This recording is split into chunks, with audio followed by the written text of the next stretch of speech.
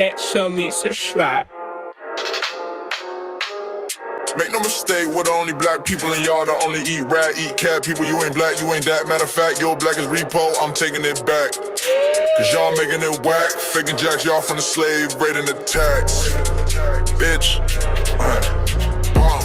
we built the foundation, our innovations were groundbreaking. You ain't wanna get down, now you around, hating, faking, with the lineage in and out, the ground shaking. Someone say, FBA, we don't run away. We stay, we slay, we pray, we say,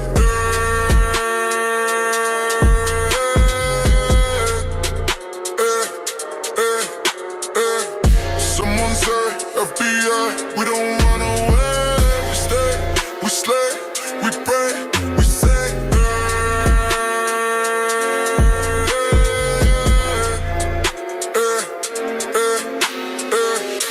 no mistake, we're the only black people and y'all the only eat rat, eat cat people. You ain't black, you ain't that. Matter of fact, your black is repo, I'm taking it back.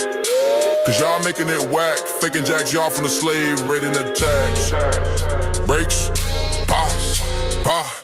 We built the foundation, our innovations were groundbreaking. Y'all ain't wanna get down, now you around, hating, faking, with the lineage eating, now the ground shaking. Someone say, FBA, we don't run away. We stay, we slay, we pray, we say,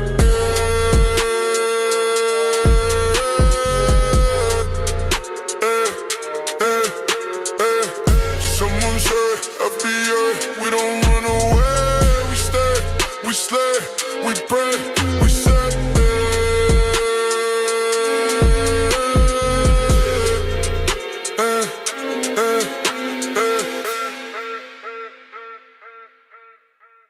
that the entire purpose of affirmative action set aside civil rights laws, laws that limit constitutional rights to freedom of contract, freedom of association, all of that was to make up for the legacy of slavery and Jim Crow. So unless these benefits are going to, roughly defined, foundational black Americans, the descendants of American slaves, you've taken away the whole purpose of this.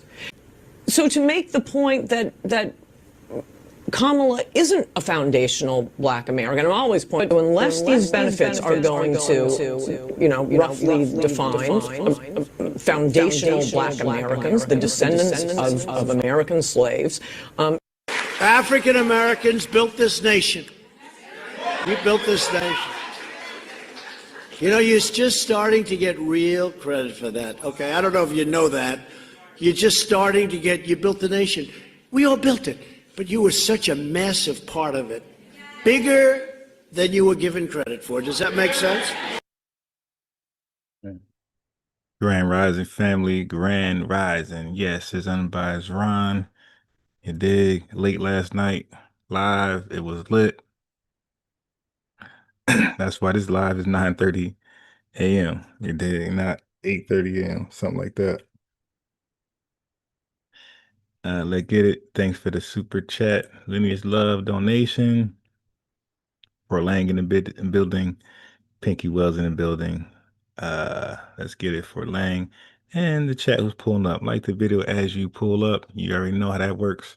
So we like the video, it gets in other lineage folks live feed and they pull up and we have a whole family reunion. We got like a new reunion. We have as long as y'all like the video, we be having a family reunion like almost every live. And I just mean like more people are joining who's part of lineage that wasn't here before.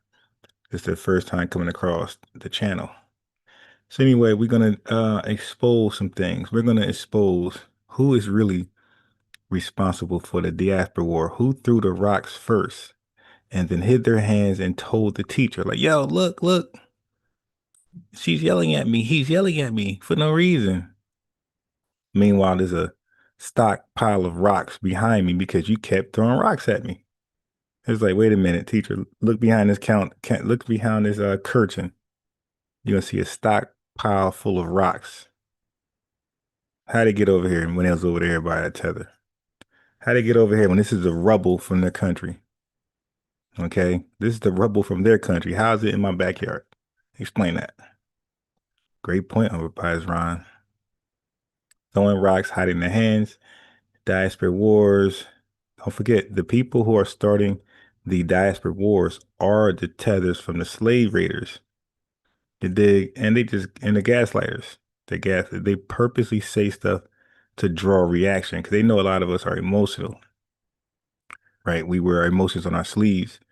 So, okay, so they say stuff to trigger us so then they can say, look, kind of like how kind of how like white people do it. They trigger us to get emotional. Then look, nigga out of control. Okay, so let's get into the first video. Let's get into the first uh gaslighter. She calls herself, well, she supposedly is Kenyan, but then she sounds Jamaican. I don't know what's going on with these folks. They be free to say where they from. You know how that goes. So if you pull up family, just like the video, as soon as possible, get it out the way. You dig?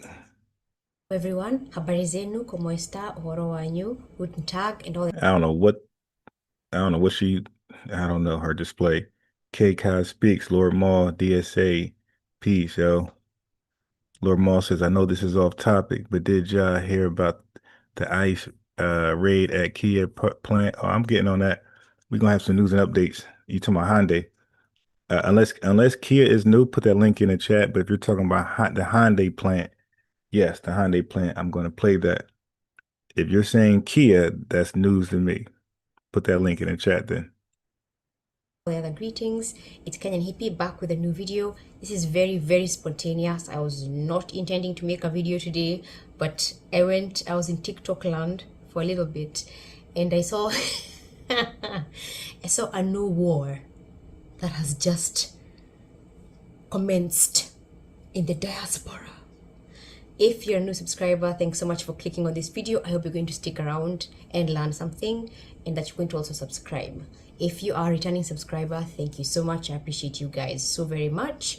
For those who don't know, there has been a brewing battle of sorts in the diaspora, and essentially it's amongst these three groups: the Scots, the Black Scots, and again, for all intents and purposes, I don't say black and white, I prefer chocolate and vanilla, but in this case, because we are all talking about the same thing, we're just gonna stick with black or chocolate. So the war that's brewing is amongst the chocolate Scots, the chocolate Brits, and the chocolate Americans.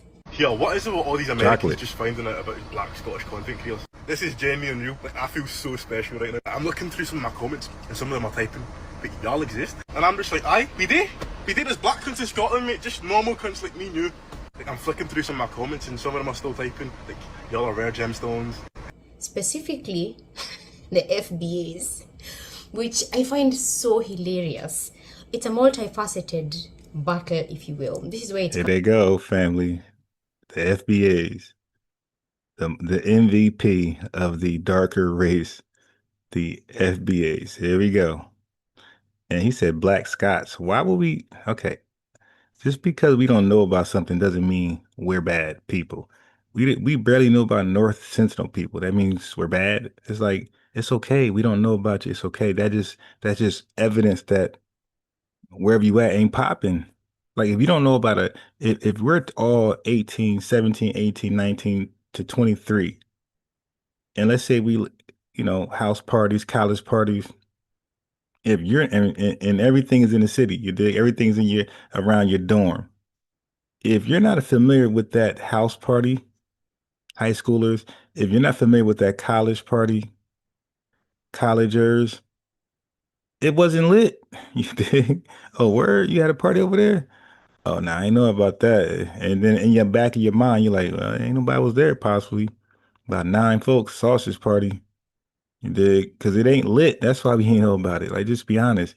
No, we don't know about Black Scottish people because y'all ain't lit. Y'all ain't doing shit across the world to know about you. We found out about Ukrainians not too long ago because they was doing good in boxing and worldwide boxing. Like, okay. And then the war. But we already knew who some of them were because they made a name for themselves in the sport of boxing. So, no, we don't know about Black Scottish. Y'all ain't lit. But that don't mean you can't get lit. But don't blame us for not knowing about your party. But here she go. Here she go. Coming from. I have talked about this a thousand times on my channel about how lacking the education system in America is, but also outside of that, it's just refusing to learn, because you can't go to school and expect to learn everything from school. You can educate yourself. In this day and age, there's no reason why anyone should not be able to name at least 10 countries in Africa, especially if you live in America or even Britain. Are you serious? Now here, look, this is that defeated mentality. Now I didn't know she was gonna say that. We can't even name 10 countries in Europe, and we're like way closer to Europe than Africa. We can't even name countries in Europe like that. Like, really? Yeah, we're American, man. Like, I don't, I'm trying to say it in a way where, well, we know what we're talking about. Why are we looking out of our window when everything is in our home? No, the average FBA probably can't name 10 countries in Africa, Europe, and 10 cities in China. No, but you guys can name the 50 states of America. I bet you that. I bet you know our most popping cities. You know our presidents. Yeah, you know all that. You know, come on now. We are lit. When you're lit, everybody comes to you. You don't go looking for people. No. So what? We don't, a lot of FBAs can't name 10 countries in Africa. So what? We're not African. So that's the thing. You think we're African. You think it's our right. We're not African, man. We're FBA. I have encountered enough chocolate Americans who have no clue where Kenya is. They might even be named Kenya because they like to appropriate African culture. And they don't know what Kenya means. They don't know it's a country. They don't know it's an African country. They don't know it's an African country in East Africa. Those kinds of things. Now, there's a basis for this background information I'm giving you. Americans, again, obviously not all of them are going to generalize, have a very closed-minded approach to things. Like, I live here, this is all I need to know. Facts. I don't care about anything outside Nope. of... Because it can't affect our reality at all. You're right. I'm speaking for myself. Me, yes. Their country, outside of their town. They don't want to travel. It's a close-mindedness I will never understand, because again, because you're in a third world country, man. You're trying to get out. We're not trying to get out because we are a superpower. We're beyond a first world country. We are superpower. We lead the world. Okay. We're the richest country in the world. All right. We're not trying to get out. We're trying to stay here. Why are we trying to go to somewhere that could be seen as inferior? Why are so many of y'all fleeing over here? So you're telling us to get out while you come over here. That bait and switch, that's over. That doesn't work anymore. Hey, yo, come to the motherland. It's so beautiful. We get there. Like, Bonquisha, where you at? Oh, I'm in America. Wait a minute. You told me. I know. I had plans. Wait a minute. You tricked me to come to this whatever. But you in my country though. You know what I mean? That's out. That's over. No, we're not trying to get out. We're not trying to leave a first world country. But you are definitely trying to leave a third world country. That bait and switch, that tactic is dead. About America, we learned about Europe. When you come back, and it goes across the board, this does not distinguish between vanilla and chocolate Americans. It's the whole group. But my encounter specifically with dark-skinned Americans has been very interesting, especially the liberal ones. When they look at me and they say, "Where is Kenya?" "Oh, you have an accent. Where are you from?" "Kenya." "Where is Kenya?" Actually, no, the exact responses I've gotten is where that is. And I look at them, I'm like, are you kidding me right now? So, now on to what's happening right now. My TikTok is full of Black Scottish people. And I'm not saying I didn't know y'all didn't exist. I just didn't know that y'all existed. What are y'all doing over there? I guess it's like the new way of having a pen pal. What y'all eat? What y'all eat over there? What's going on? What y'all doing? Apparently, chocolate Americans, a vast majority of them, are just learning that such people as dark-skinned Scottish people exist. This is news to them, apparently. I knew that because they're all over the place. Same way there are black Irish people, black Brits. They're all over the place. But They're not black Brits. They're African Brits. Remember, you guys want to be African. So there you go. I'm calling you guys about the title that you want to be. So I'm not calling none of these people black. We're the only black people. They're the only eat rat, eat cat people. No, you're African. African Brits, African Caribbeans, African. We're black. Y'all African. All right. No black Brits, African Brits. apparently this is news to them. It's a discovery. It's a huge new phenomenon, which is like, I understand. I understand how that is working because I've been through it myself. Now, with that being said, I am an immigrant, so they tell me I'm not allowed to speak on black issues. I'm like, am I not? Don't you guys call me black? If we're gonna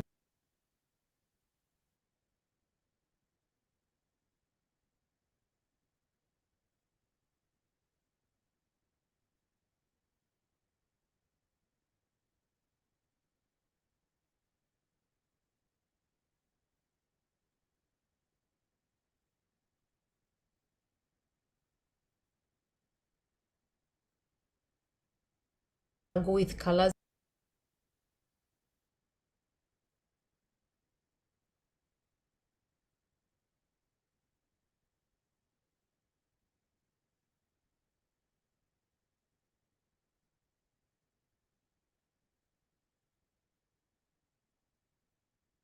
By calling them black, you're causing more confusion by calling them black.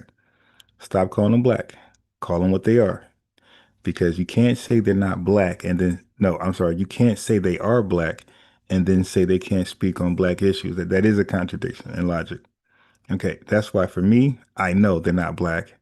So I correct them. Yeah, I know people called you black, but those who called you black were probably African, purposely stirring up confusion, just like they redefine what a tether is, you dig, and try to say it's all Africans,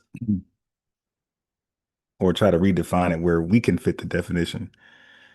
Yeah, but family, make it a cognitive effort, a conscious effort to call them African, Caribbean, West Indian, whatever else they want to be called, anything but black. Because again, look how confused she is. And this is how most of them respond. And I can't really blame them because we are calling them black. here. With that being said, I am an immigrant, so they tell me I'm not allowed to speak on black issues.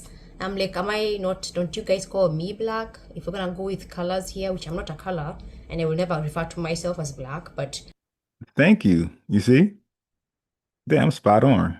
I'm not a color. You see, they see black as a color. They don't even want to understand how we see black. Hey, when you guys say black, are you just solely obviously we can't be doing that? Obviously, Beyonce isn't, well, she's not even black. Like the woman that's talking, she's not really, well, you never know the cake soap that they be doing, but you get what I'm saying. Like we in like hella shades. So black couldn't be referring to a color because then again, we got Arabs and Indians who would be technically black and we don't call them black. We got Mexicans who can be defined as black if we were relying on a color. So this is their ignorance again that they refuse. They immigrated to our country. They're benefiting for what we fought for, and they refuse to learn about us. But they'll learn everything about white supremacy. You dig? They'll learn everything about white supremacy, but they refuse to learn our culture. Why we boycotted, why we did this, why we did that, why we turned the other cheek, why we did this. When we say black, what do we really mean? Nope. Nope. They just hear it. They put their own definition on it, their own version of it, their own twist on it, and that becomes a fact in their mind. for all, I'm gonna with myself now. And she called us closed-minded, but she don't. That's the thing. Gaslighting. These Africans call us closed-minded. Meanwhile, in our country, they don't want to learn anything about us. Everything they know about us is from like they say, their parents, the movies, or from their colonizers. That's what they say about themselves on how they know about us. So all negativity. The huge new phenomenon, which is like, I honestly, I understand. I understand how that is working because I've been through it myself. Now, with that being said, I am an immigrant, so they tell me I'm not allowed to speak on black issues. I'm like, am I not? Don't you guys call me black? If we're gonna go with colors here, which I'm not a color, and I will never refer to myself as black, but for all intents and purposes, am I not dark and black in America? But I don't get a say because I'm an immigrant. Okay, so that's not subtly disrespect. Don't you guys call me black? Well, I would never call myself black. I'm not a color. Like that's like going to Hawaii and they give you that little wreath of like flowers, whatever, and you're saying no thank you. If we called you black, that means we're embracing you as one of us. You're welcomed. Okay. And you're saying no thank you. No, I'm not black, I'm not a color. So I'm telling you, they gaslight, they throw rocks, and they hide their hands because they are from that Tether slave raiding class. You dig? They from that lineage, that bloodline. Mine is here, which I'm not a color, and I will never refer to myself as black, but for all intents and purposes, am I not dark and black in America? But I don't get a say because I'm an immigrant. Anyways, so Dora the Now she thought that was a bar. She thought she dropped the mic. It's like, yo, your confusion about who you are and who you think we think you are, your confusion isn't a drop the mic on us at all. Looking like she just came out the damn Amazon yesterday. Looking like she ain't never see a human being outside of her tribe in her life. Like she crawled out the Amazon yesterday and a white man clothed her. That's how she looked. Like she just came out. This is her first interact with people, the internet, English language, just yesterday. Like, please stop. Nobody's claiming you. Stop. You look crazy. You all messed up. Some zaddy, yeah. It looked like some zaddy really experimented with her in the bed. That's what to me. It looked like she didn't found her zaddy and he didn't tried everything he could never do in white society amongst his own. And he tried it with your ass. Because you are look, because y'all worship, y'all colonizers, yo. Explorer vibe. Now they've learned they are black Scots. And they're fascinated, of course, because, you know, they, in some of these people's minds, identities are so mixed up, they liken ethnicity to nationality. So they'll say you can't be a black Scot because you're ethnically not Scottish. Yeah, but you're not ethically black, nothing. You just said people can't be a color. See, family, this is the contradiction in their logic. So they get on a live, they freestyle, they wing it. They don't think about what they're saying. So now black is an ethnicity. You just said nobody can be a color. So if nobody can be a color, then their ethnicity can't be a color. But now you're considering they're black Scots. So Scottish people can be a color? You just said people can't be a color. It's insufficient. But now you're saying Scottish people can be a color. But she thinks she's dropping bars. That's not bars, man. Fascinated, of course, because, you know, they, in some of these people's minds, identities are so mixed up, they liken ethnicity to nationality. Well, you do too. Hey, Michael Davis, I gave you a lineage wrench. I made you a mod. Peace. Welcome to the lineage. Welcome to the family reunion. Grand rising to you. All you should do now at this point is just like the video, subscribe, notification bell, and chill out with us while we rock out in the mornings and sometimes late evenings. So they'll say you can't be a black Scot because you're ethnically not Scottish. Well, you're saying that. You're saying nobody could be a color. What has ethnicity got to do with nationality? Zero. Let's debunk that. But you didn't though, because you just made a color an ethnicity. When you said nobody can be a color, you can't be a color. All right. So you didn't debunk that. You just contradicted. That's called a contradiction in logic. Y'all not as smart as y'all think y'all are. You're really not. that right now. Secondly, on that note, with the discovery, debunk that.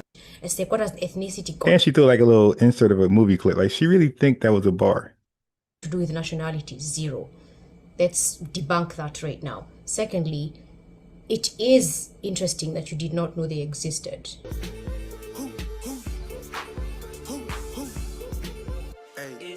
Again, by chocolate Americans, that there are chocolate Scottish people, the chocolate Brits. Wait, hold on. So you can't be a color, but you can be a flavor? Yo, these slave raiders, yo. Yo, their football team, their NFL football team is the Las Vegas Raiders, right? Their football team is the Las Vegas Raiders. You dig? So when we start having the emojis like this, it's gonna be an inside joke. Now it's public, so the public will know, no problem. But it's an inside joke still, because the average person ain't gonna know. All right. So anyway, I got a super chat. Some lineage love in the building. Yes, yes, it's Jetty Sage. You know, we be seeing the same people super chat. Let's get some new faces that be super chatting. You see that you can go as low as 99 cent. I ain't never see that before, but I love that. I love that you can send 50 cent. You dig? It don't have to be some big dollars. But it's just the love. JD Sage, $5. They talk about us FBAs for views only. Yeah, exactly. They're outside of us, their views are trash. Okay. Thank you for the super chat. The lineage love, brother. Let me do this. What I was gonna type in. What I was gonna type in. Damn it. All right, but now I see this right here. Who is aware of the Black American heritage flag? This was something that came about in 1967 during the Civil Rights Movement. That's a dope flag. Matter of fact, let me go ahead and do a little snippet. Hold on, family. I gotta snip this. Shit. I hate that, man. AI is funny. You can't, when you snip something, you can't like hover over it right away, because it'll put something there that's not supposed to be in the picture. Okay, I got it. I got it. I gotta make this part of the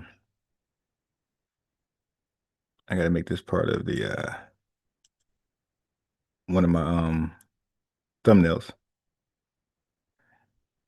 Okay, so here it is right here. This is the Black American Heritage Flag. It's right. This is a shit. What am I doing? Okay, there it is. This is the snippet I created.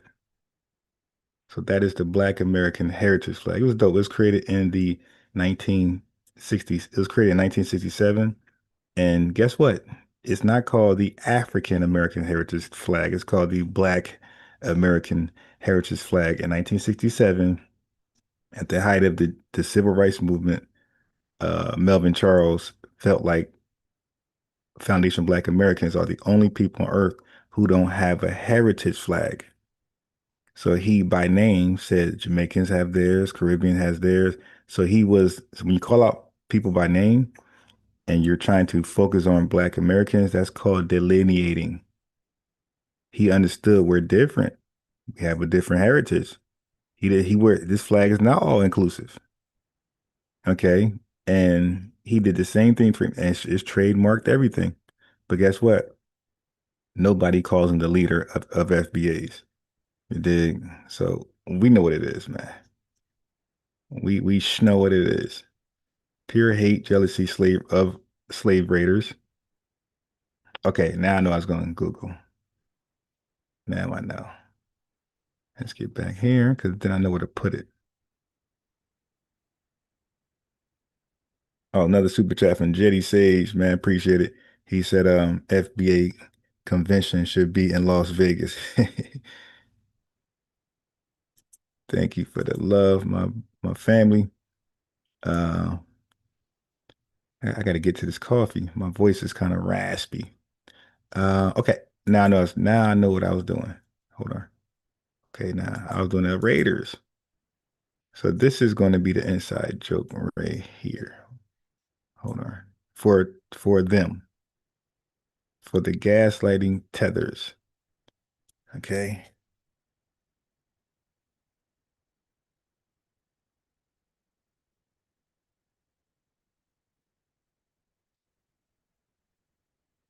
Okay, so when I show this logo right here, this Raiders, the slave raiders logo. If I say the Raiders, if I say LVR, Las Vegas Raiders, anything with the Raider on there, even raid, we already know who we're talking about. We're talking about those who come from the slave raiding race. They play for the Las Vegas Raiders. They ain't playing fair. All right, let's get back to this gaslighting tether. Decided to take part in this conversation because it is a diaspora conversation, right? Why am I waking up on TikTok to find out that Black Americans are only discovering that there are Black Scottish people? Now look, this is fake laughing. They're hurt. Who the hell laughs and jokes about nobody knowing who the hell they are their entire existence? That means y'all not putting in real work out here in these streets. Hey, yeah, so listen, this is doing nothing to us, right? And don't make me use AI to cook you, right? Peppermint Patty in the building, Noki, family, please like the video. Okay, we're really the likes is getting very far from the live viewership, and you know how that goes. That means people are not going to be able to see the video, and people, our lineage, right? The hell with tethers and white supremacists. A lot of our viewers be our lineage. So when you don't like the video, it's like anti-connection, anti-on code type shit. Liking is free. And essentially, they're taking the route of mocking the Americans for not knowing that dark-skinned Scottish people exist. And the chocolate Americans, I feel like I should draw something here so we don't get lost, because this is a lot. There are a lot of players in this game. Now, this Amazon crawler, or what I played the other day, this creepy crawler, they're scary, they're berry. She just said, foundational Black Americans call her Black, but she resents that because she's not Black, right? She's not a color. But then she go ahead and say that there's a such thing of Black Brits. And she said Black is their ethnicity and Brit or British is their nationality. And she thought that was a mic drop. But ma'am, you just said nobody can be Black, it's a color. So how are you assigning an ethnicity a color? Cool. Then she came back and said chocolate. What did I say? Chocolate Scots. So let me get this right. You personally can't be Black because Black is a color and you're not a color, but Scottish people can be chocolate. So Scottish people can't be a color, but they can be a flavor.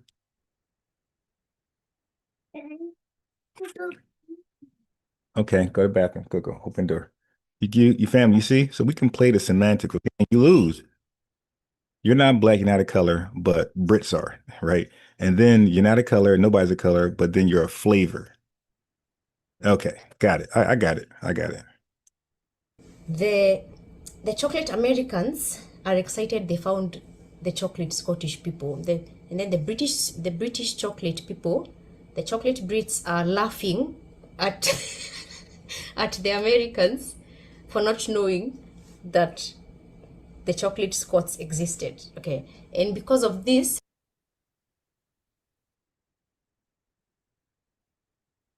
Yeah, I'm just giving Baker Boy 3 a wrench. This must be a new account.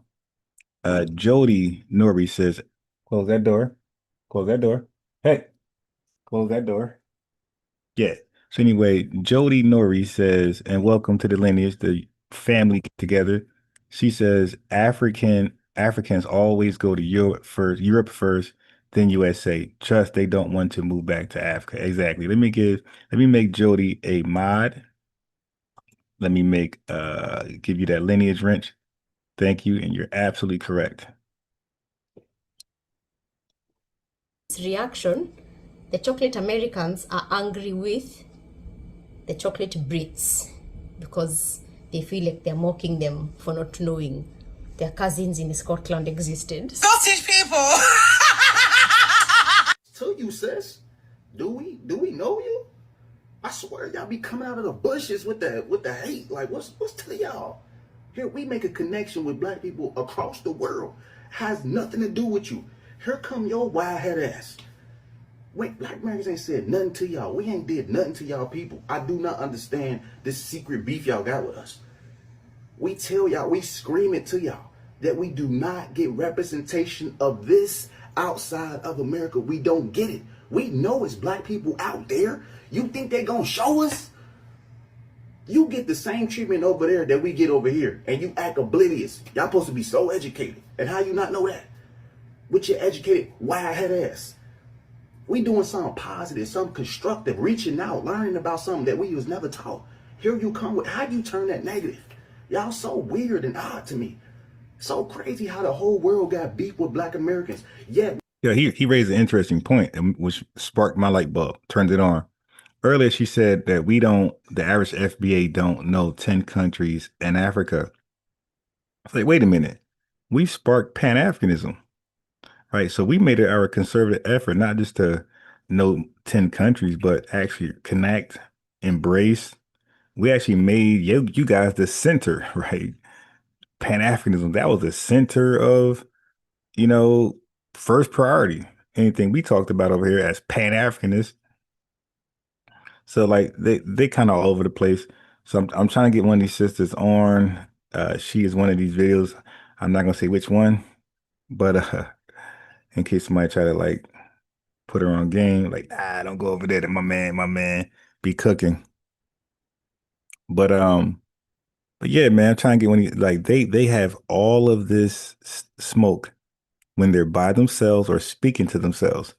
But I'm like, yo, you guys talk about FBAs every video.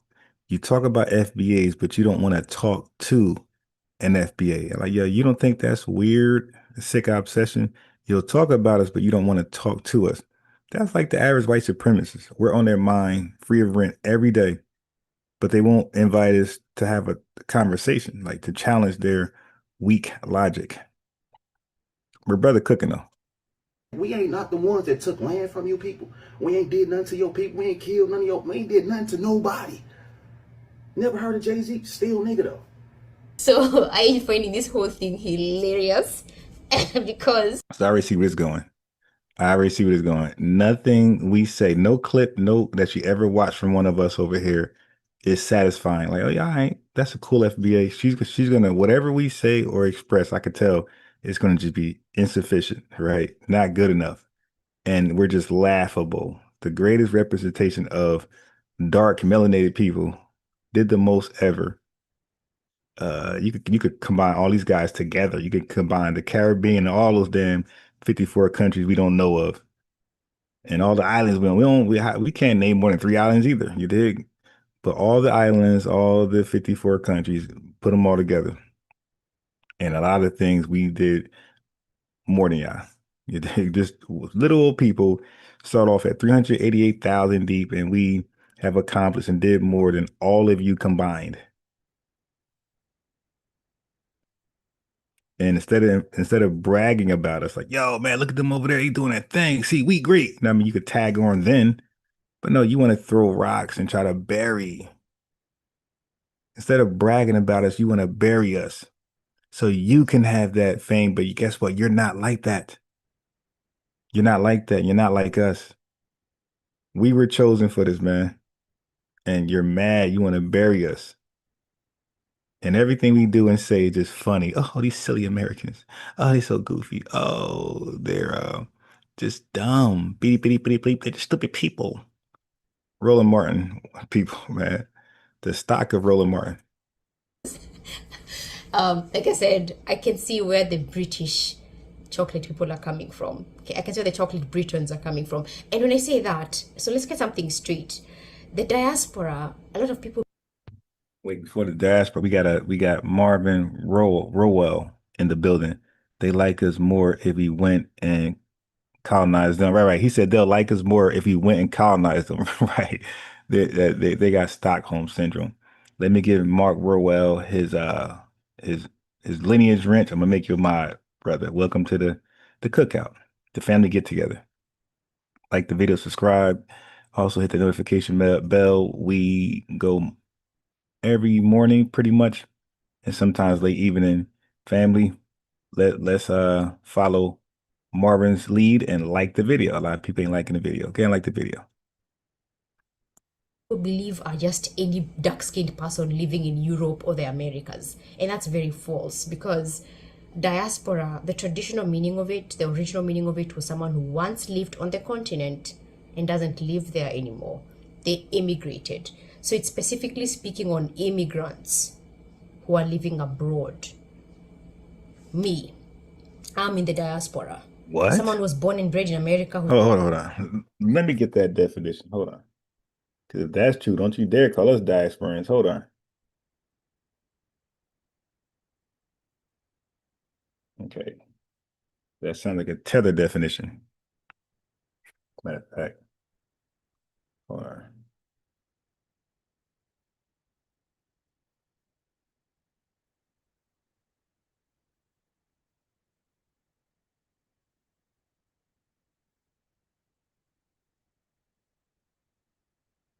It just dumb. Let me go back.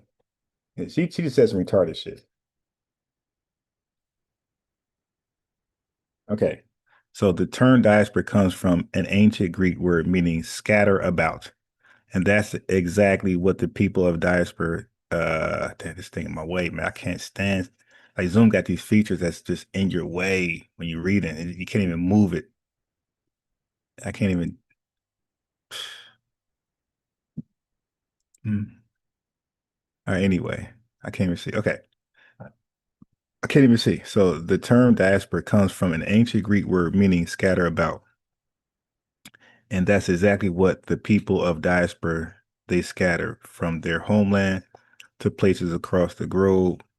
Can't even see it. Hold on. There we go.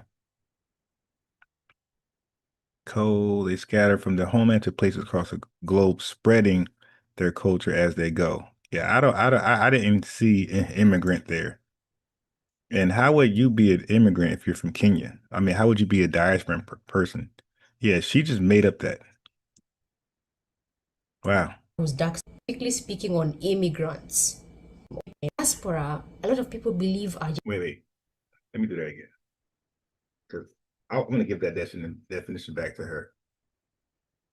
Like, she's bugging.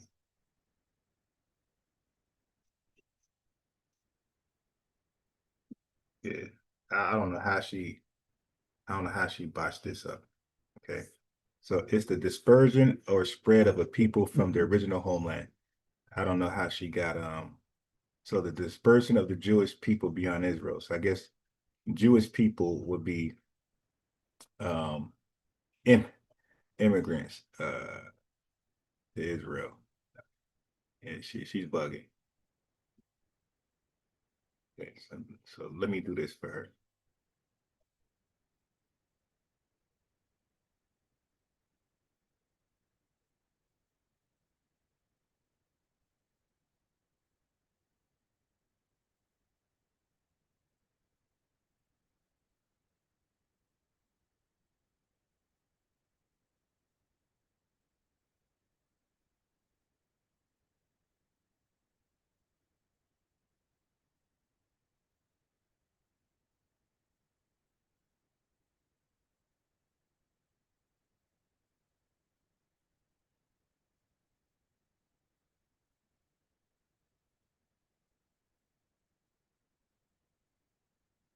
Okay, so I typed diaspora. It means the dispersion of spread of a people from their original homeland. I said, if you're from Kenya and you left voluntarily, then you're not a diasporan African. You're just an immigrant who fled their homeland.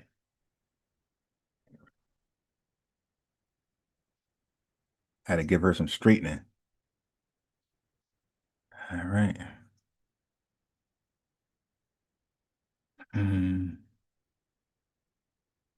Get that woman some straightening. She's just bugging. because, like I said, I can see where the British chocolate people are coming from. Okay, I can see where the chocolate Britons are coming from. And when I say that, so let's get something straight. The diaspora, a lot of people believe are just any dark-skinned person living in Europe or the Americas. And that's very false, because diaspora, the traditional meaning of it, the original meaning of it was someone who once lived on the continent and doesn't live there anymore. They immigrated. So it's specifically speaking on immigrants who are living abroad. Me, I'm in the diaspora. Yo, this chick is wild, yo. This is a dumb Kenyan woman. And I see why she's trying to get out of that country. That shit is corrupting her, right? That's a dumb woman. Someone was born and bred in America who's dark-skinned is not the diaspora, but that's what they call themselves now. I guess it's all an inclusivity game. I don't know. What do I know? But now, because of this thing coming up, right, this whole, what do we want to call it, clash, fight, battle, whatever, the diaspora is dividing itself, which again makes me laugh, because the whole point of this whole diaspora thing is to unite Black people. This is why I keep saying we are not a monolith. We are not a collective. When I say we, I mean dark-skinned. Wait a minute. So you call yourself Black again? You just say you're not Black. Hold on. The diaspora thing is to unite Black people. This is why I keep saying we are not a monolith. We are not a collective. When I say we, I mean dark-skinned people. Even Kenyans living in America, Kenyans who are now Americans, Kenyan Americans, we are not a monolith. We don't think as a group. We are not a unit. We're individuals with different ideologies and different values. We might have similar values. It doesn't mean we walk together. Wait, you just said different, not as similar. Okay. It doesn't mean we are a monolith or that we are a hive. And that goes for the diaspora, whether or not you want to include those people who are born in those countries or who are native to the land. Yo, she is wild. I am noticing some kind of a very interesting disparity here, which I was not expecting. Uh-oh.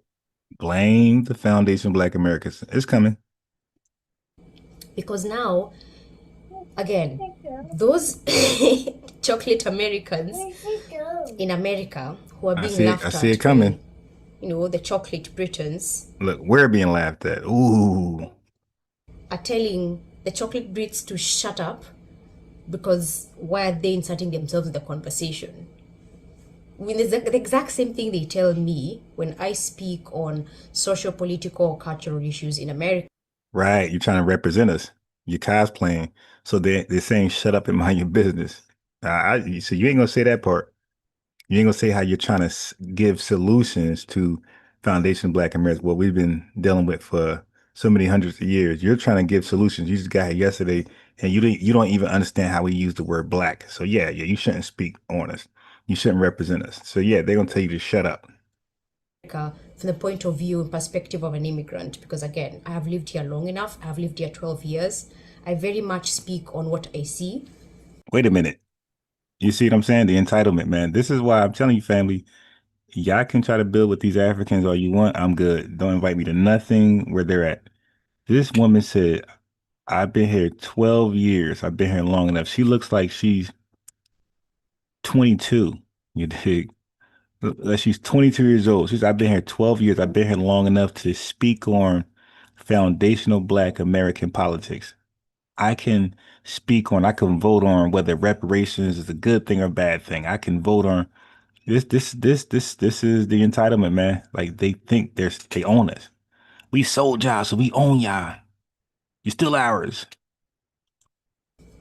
The exact same thing they tell me when I speak on social, political, or cultural issues in America from the point of view and perspective of an immigrant. Because again, I have lived here long enough. I have lived here 12 years. I very much speak on what I see, especially when it comes to policing and the ghetto culture and all these myths like the systemic racism. She said policing and ghetto culture. So you know what she was saying? Hey man, you should have ran from the police. Hey, police are scared too. Blue lives matter. That's what she's saying. 'Cause I guarantee you, the way she looked, those tattoos, and she look all Stockholm syndromed up. It looks like she has a zaddy. I guarantee. We look through this right here. Her little thing, her little IG. We're gonna find a zaddy. Let's see. Let's see. They usually have their IG. Let's see. Because I guarantee you she's talking about Blue Lives Matter.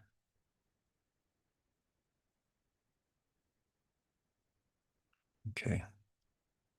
Woke Kenyans show me their truth. Oh my God. Show that zaddy. We want to see that zaddy. Yeah, you look real darker right here. You look real lighter here. Yeah, I'm telling you, that cake, so you look real darker right there. And where's that zaddy?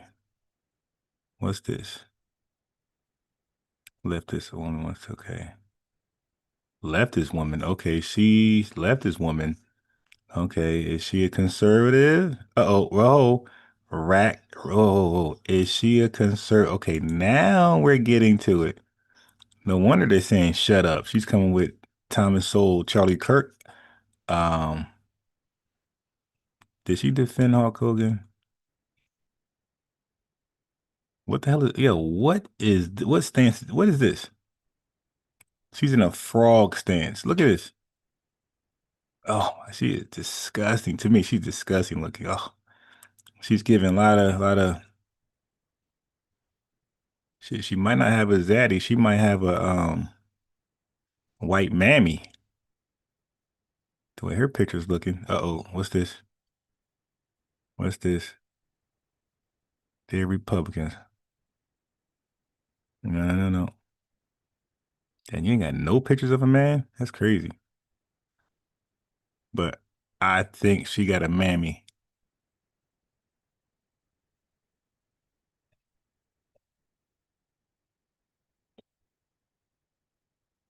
Yeah, this chick is bored.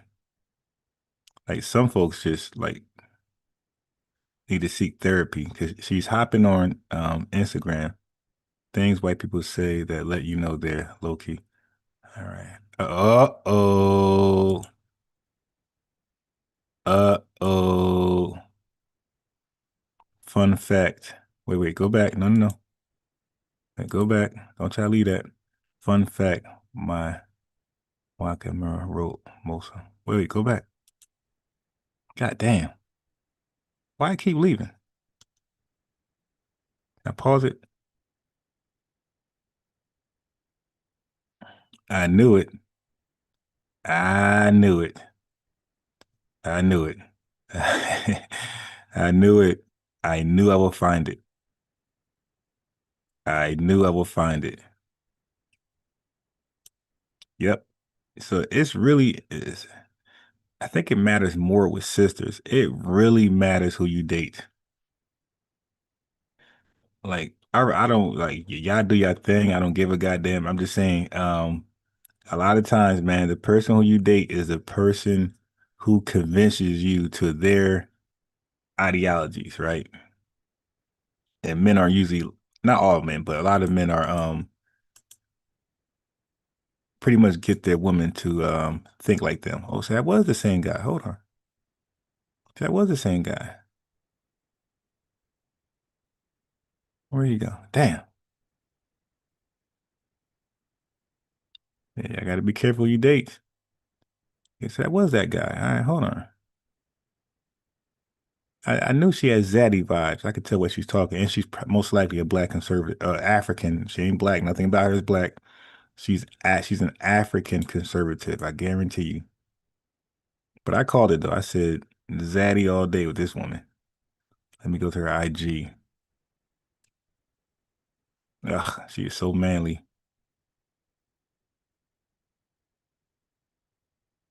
Ugh. Yeah, I knew a uh-oh. Wait, is she a mammy too? Because I did say both. I said she's zaddy and mammy. And I said, I believe he freaked her out so much, man. All of his dirty desires he couldn't do on no white woman. He found him a tether who worshiped white zaddy. My man did everything to her. Happy Father's Day to all dads doing their thing, guiding and sacrificing for their children. Yeah, that's that same guy. That's that same guy. Happy Father's Day to all the great men doing their best for their families, even though with angel being in heaven, blah, blah, blah, whatever. You're still a dad. I love you guys so much. Let me see if I can find him in the comment section. No, I can't find the comment section. Okay, no. Because you eat your cereal. Because you got to eat your cereal. Okay. Why not? Okay, all right. Well, nothing else. Okay, so Bonnie and Clyde. Oh, wait. What was that? Oh, yeah, that's him. That's him. Look. Oh, yeah. Oh, yeah. Bonnie and Clyde. I want to see his stuff. He probably don't have one picture with them together. He ain't stupid. Okay, so what's this? Oh my God, yeah, she's very. How you look so light skinned in one picture, and very, very her words chocolate in the next. Oh fuck, my bad. I didn't click. I hate when that happens, man.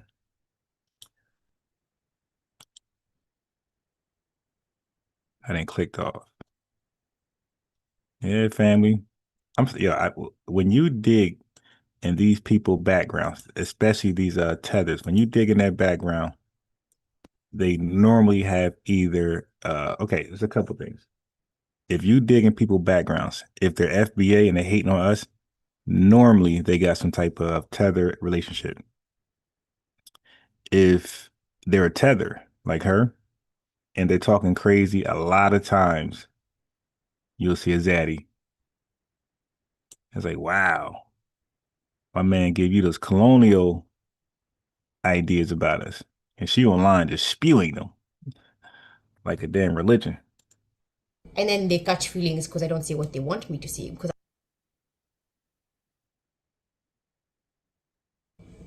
when the exact same thing they tell me when I speak on social, political, cultural issues in America from the point of view and perspective of an immigrant. Because again, I have lived here long enough. I have lived here 12 years.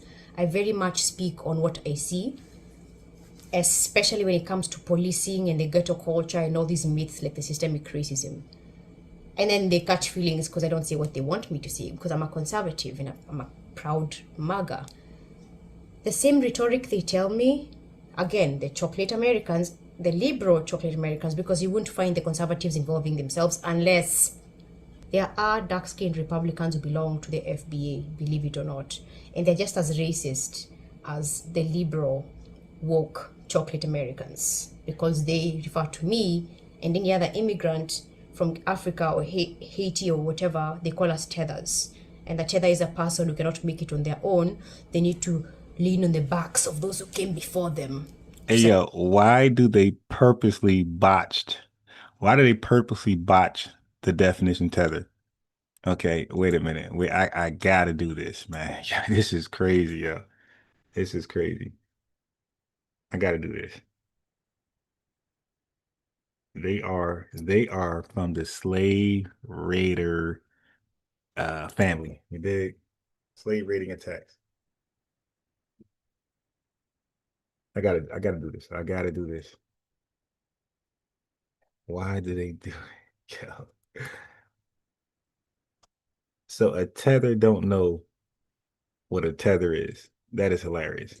They use the word, but don't know what it is. All right, so I want to show you guys something. How many times Tariq Nasheed had to define tether to a tether? Like they purposely act like they don't know what it means. Okay, so I think that's it. Okay, yeah, those are the major ones. Check this out, family. Yeah, tell your mom to get them Ozempic shots to get that back down, and then we can talk. All right. Yes, indeed. Watch this. Yeah, y'all not gonna sit. We done too. Not all we've done. I'm chilling, bro. Rousey. Now you're thinking. I'm from Nigeria. Yeah, yeah.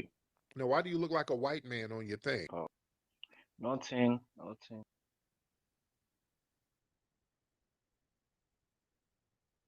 Man, well, what's that about? Look up. I don't know what he's talking about. Let's get Chaka Now, bin. give me a second. Let me find it. This is very important for the live stream. It's very, very important. So Tariq Nasheed is the one. Yes. No. Go sit down. No. Eat your cereal. No. Okay. Go watch your cartoons. Then.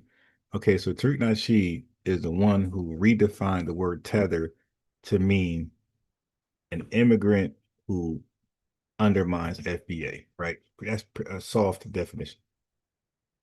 Okay. And then he used the word tether in that context every time. And then a lot of us start to use tether in that context every time. So when people who we would define as tether would use it in that context and they would ask us what a tether is, and we'll tell them. And then on top of telling them, they'll hear us use it in that context all the time. That's like somebody coming into America, speaking our language, and hear us say coon all the time. They will understand, okay, this don't mean all FBAs. There's a certain portion of them that behave like this, so they call them that. No different than calling somebody a criminal. Don't you got to do something criminal to be called a criminal? Don't you got to do something great to be called great? Okay, so you got to do something to be called a tether. All right, so hold on. So I'm gonna get to it.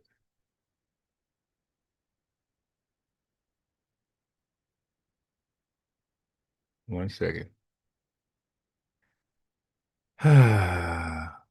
Okay, there we go. I think this is it right here. It play dumb. So that's the problem. Y'all can't come in here trying to play the roast game with us, and we're masters at that shit. Yeah, we're gonna light you up. I mean, what do you think Nipsey would say about the word tether, though? Do you think he would like rock with that, or Don't know.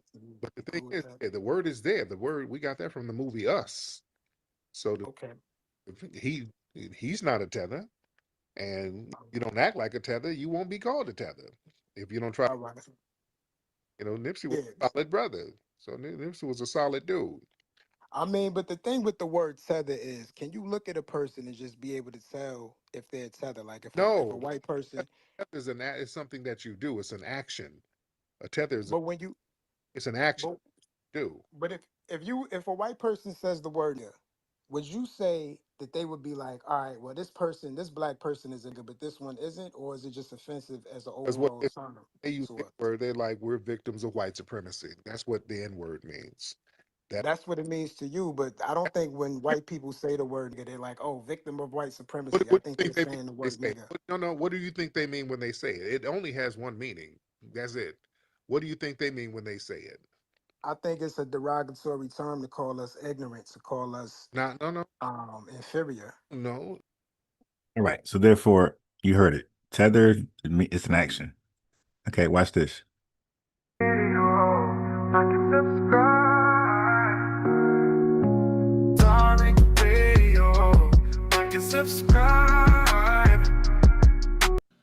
But really, it was a lot of hatred towards Black Americans, and that's something that I kept saying. But where's your family from? Deep. Man, see, the foundation of Black America somebody because of an ethnic difference? No, we don't do that.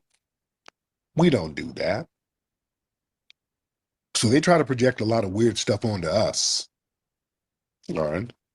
Who's this? Coach? And give me a second. Let me find it. But you see all the videos that's called "What's a Tether" or definition of a tether. So he had to explain over and over and over what a tether is because you know why? I'll tell you why you got to do it. Because people like revenue, they purposely redefine tether to mean all folks of the diaspora or all people of Africa because they want to gaslight. They want to gaslight people to tether. Why you call it that? And so that's why it ended up being what it is. Okay, where we got to keep defining because they are purposely gaslighting tethers. to respond a certain way. All right, hold on. Let me just find it. Let me get right there. So I got the arrow pointing at the date, so you can see how. So the first time I showed the video was July 2nd, 2025. So I'm pointing to the date to see how often he got to explain what a tether is. Again, through context, you know what it is, and then he defines it, and then they still act like they still misrepresent it on purpose to gaslight all Africans and all diasporan Africans that we're pooping on all of them. Okay.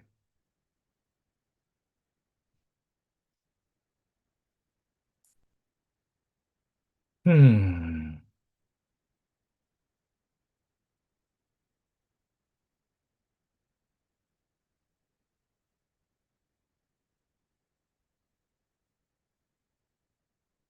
Well, give me a second to find it.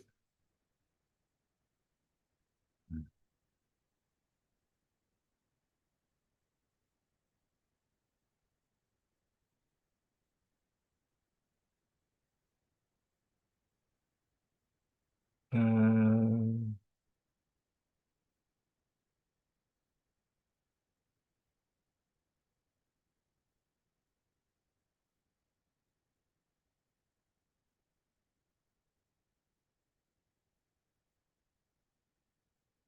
so what's the definition of a tether? We got to keep, and I did videos of this.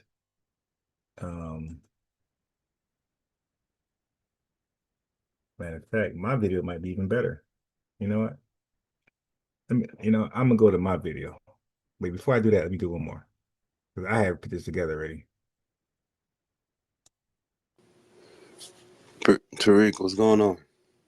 Look at the date. What's up, Badman? How are you? Well, how are you doing? I'm 2020, chilling a whole like year a ago. villain. What's on your mind? Yeah, so I've been following you for a bit, and A whole I'm year I'm ago. curious, bro. Like this whole FBA thing. What is it all about? Okay, well, when you ask that question, that means you are not FBA. So where's your family from, first of all? So honestly, I literally just found out about FBAs about on that level because you. So yeah, I'm not the head of anything. I'm tether. But you just being a non. A tether is a name that we put on things that's action based. That's a person who's trying to undermine us in some way. Somebody who's trying to undermine, denigrate, or sabotage us. That's tether. But you just being a non-FBA, you're not a tether because of that. But go ahead. All right, yeah, I'm glad you cleared All right. So one more time, what a tether that up. is. One more Yeah, or time. sabotage us. One more time. No, you're not a tether because I respect it, but then again, Okay. So he gave the definition this way, and he stuck to it, and I stuck to it. This is the definition. So African immigrants can't change the definition. African Caribbeans can't. FBAs can't. Pan-Africans can't. This is the definition, family. One more time, so we can all get on one accord. Listen to the definition of a tether. it's sort of like you're segregating other. You call us tethers. no, I don't. No, stop. No. No, you're not a tether because you're an immigrant. No. Because you're an immigrant. The tether is somebody who's doing something. A tether is a name that we put on things that's action based. That's a person who's trying to undermine us in some way. Somebody who's trying to undermine, denigrate, or sabotage us. That's tether. But you just being a non-FBA, you're not a tether because of that. But go ahead. All right, yeah, There you go. The definition. Now, how is it possible? So that means she heard the definition from one of us at some point. Okay. And there's no way she don't know who Tariq Nasheed is. No way. Everybody's trying to make him the leader. So she definitely went back and heard the quote unquote leader speak for himself. So she knows what a tether is. They purposely misrepresented to make all Africans and all diasporan Africans tethered so they can all war against us. They're trying so hard to galvanize as many African booty scratchers as possible to war with us. Succeed. There are dark-skinned Republicans who belong to the FBA, believe it or not, and they're just as racist. Family, I love you. I love that you're in the building. I love we are chilling out Sunday morning. But what I don't love is those likes. Those likes are so far from the live viewership. That's all, family. Let's get those up, please. As the liberal, woke chocolate Americans, because they refer to me and any other immigrant from Africa or Haiti or whatever, they call us tethers. And the tether is a person who cannot make it on their own. They need to lean on the backs of those who came before them to succeed. It's very much an insult. So the chocolate Americans, the liberal dark-skinned Americans, are essentially snarling back to the dark-skinned Britons for involving themselves in American business. There's not a single black Scottish saying this. There are a lot of black Scottish people saying the same thing I'm saying. I'm being for real. There are a lot of black Scottish people saying the same thing I'm saying. And I'm going to play a video after I say this. Listen, if you're an immigrant, if you're a migrant, if you're a person that's a refugee and had to go to Scotland 2 generations ago, I get it. It's a lot of y'all that immigrated to that land. But there was black people before y'all even came there. All I'm saying is, for the first and second generation immigrants that's there that live in Scotland and stuff like that, I don't want to hear from y'all. I want to hear from the foundational black Scotlands. And it's okay if y'all created your own thing in Scotland as an immigrant. But the people that I'm talking about are not immigrants. Y'all are the immigrants. Just like when y'all come to America and want to speak on American business, y'all are immigrants. Which is not really American business, I would think is the diaspora. This is a diaspora conversation, so why are they not being allowed to say anything? Number 2, the other group being gatekept from this conversation is the group of first and second generation immigrants living in Scotland. Why are they being excluded? They are Scottish. Need to stop speaking on us Aborigines who were deported off of our lands in the British Isles. Stop speaking for our people. You fake wannabe British Islanders and you fake wannabe Germans from that mud hut continent that only 30% has any architecture and drinkable water on. And you have the audacity to roll up to my lands in Germany, all those places my ancestors are from, of copper-toned skin, the royal bloodlines. And you have the audacity to say that we, going back to the ancient times of AD, of the original royals of the lands, of the Jacobites, of every piece of history, and you have the audacity to say that we migrated from those lands that didn't even exist yet. Show me a map of Africa in 1500, man. And to the person who tagged me to this, I have since removed that person. They know who they are. I will not have them on my page tagging me into nonsense. This is the only time I answer an African any point of this video. Alright? Don't ever talk about our people in Ireland, of the original people, or of Scotland, or of Germany, or of Switzerland. Yes, we have copper people that are still there to this day. Or Scotland, we got a brother up there also. Many of them still there today. Ireland as well. Right? Even Eastern Europe. So don't you dare tell us we came from Africa. That's a load of bollocks, man. You're Yo, why does he sound like a leprechaun, though? a liar. You are a bull-faced liar. And I have my family bloodline and I have the freaking phenotype to prove I come from there. I grew up in the United States. That's the only difference. Minus that, guess what? Them bloodlines stay strong. You can't take that away. Let's get those likes up, family. Let's get those likes up. They back there chilling. They're not growing. The viewership is growing, but the likes is like, nah, we gonna stay over here. Golden Brown, FBA Convo. Help us get those likes up. You little immigrants love coming to our countries over there. And then you love cosplaying as the original people. And it drives me absolutely insane. I'm tired of you cosplayers. It's time for us to take back what we truly are.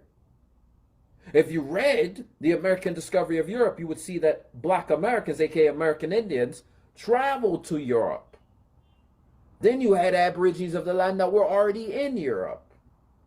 And those so-called Moors, that story you like to use, they came from the Americas. The American Discovery of Europe, Volume 1. You can go read that book and stop being stupid and ignorant. How about that? And then you can read America's the Old World, Volume 2. Then you can read America's the Old World, The Original Africa. Oh, that's going to smack you right upside your head. It shows how you guys are fabricated melanin.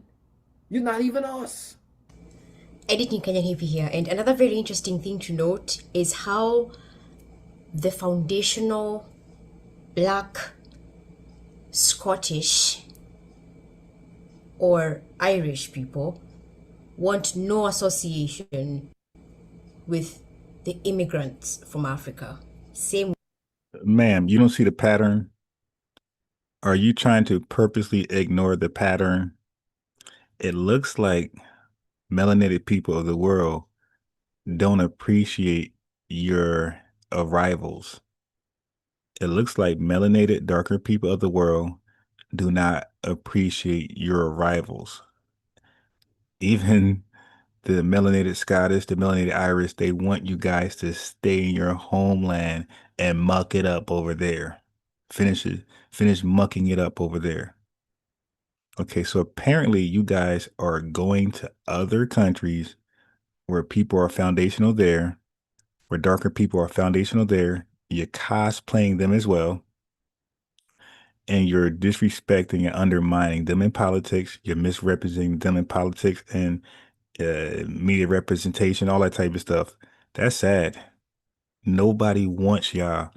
You bring your tribalism, you bring your third world outlook everywhere you go, and you bring your zaddy worship everywhere you go. That's crazy. You got melanated Scottish people, melanated Irish people saying you're cosplaying them as well. That's crazy, yo. Yeah, man. Hey, we might have some type of alliance with some folks. The foundational dark Scottish, the foundational dark Irish folks. You know what? Maybe I get them on a panel. That's interesting. Way, FBA in America, FBA technically, FBA is Foundation of Black Americans. That's what they call themselves. The Foundation of Black Americans want nothing to do with immigrants. They actually loathe us. So tell me where the Black unity there is again. Okay, no Black unity, but we don't. Again, they just lie. We hate immigrants. No, we don't hate nobody. We hate liars. Definitely hate liars. But when I point this out, I'm the enemy. I'm the one in the wrong. I'm the crazy one. Yet they call me a tether. Are you seeing a pattern here? This is exactly Yeah, this chick is weird. why I say you cannot please the woke mob. Because first of all, okay, let's backtrack a bit. I'm sure you guys have had this conversation about, oh, if you're white, you can't speak on these issues. If you're mixed, you can't speak on these issues. So the amount of melanin in your skin determines the amount of an opinion you should have. Is that what that's about? No, what we're saying is mind your business in your homeland. Go give your opinion in Kenya. See what happens to you. Go give your political opinion in Kenya and see what happens to you. You'll be fleeing over here as an asylum seeker or a refugee.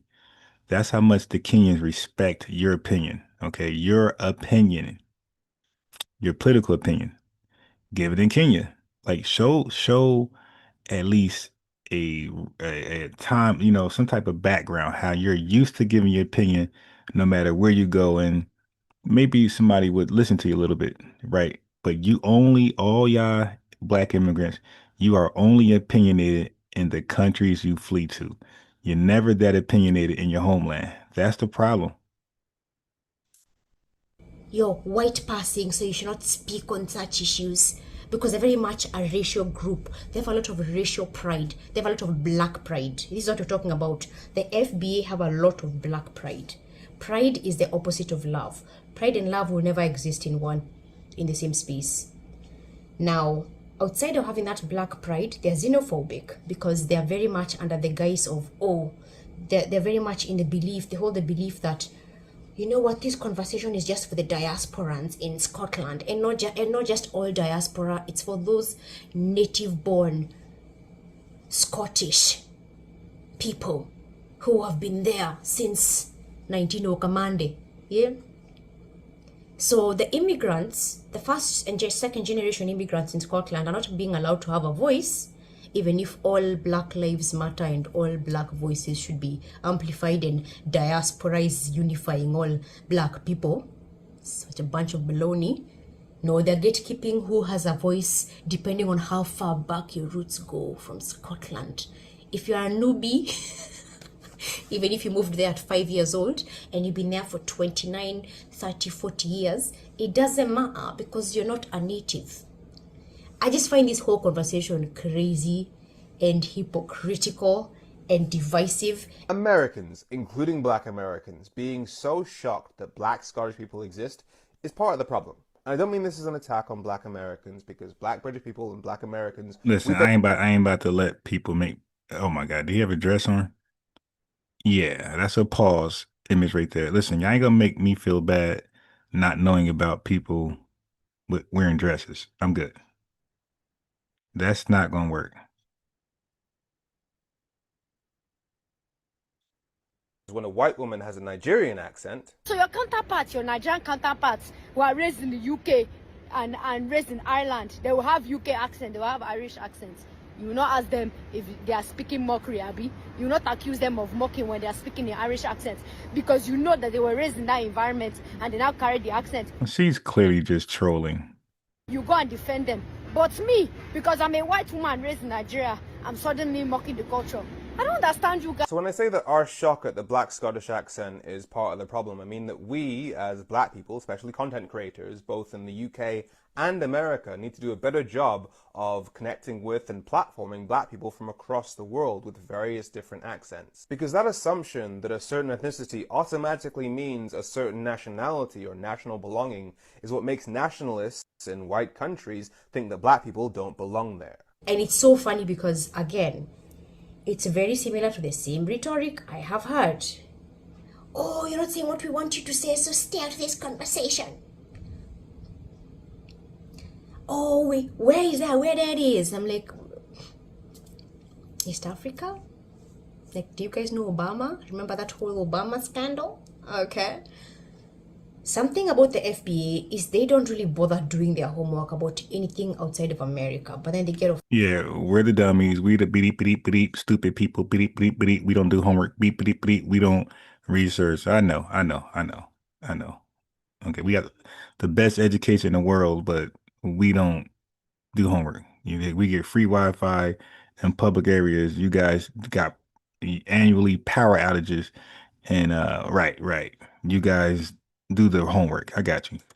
Offended when you point out the obvious, that why don't you guys know about this? Why is this such a shocker to you that Scotland has dark-skinned people? Hey, yo, they are so bored that they make up something to fight about. They're so bored. Oh, you don't know about dark-skinned Scottish people? Hell no. Why? Oh, look. Oh my God, look. Okay. It was a whole bunch of them over there. Oh, I didn't know that. That's interesting. You didn't know? You stupid bitty.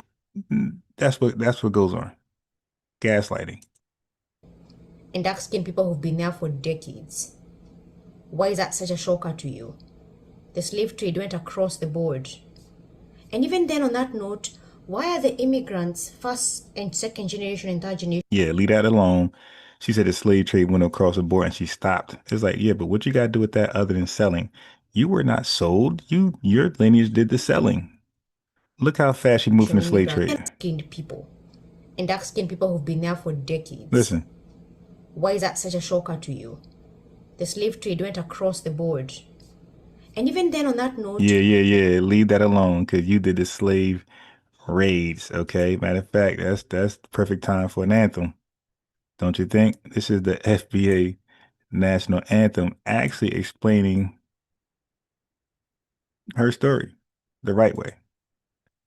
In a real way. Hold on, let me delete that drawing. Yeah, thank you. This is a perfect segue to the lineage national anthem. There you go.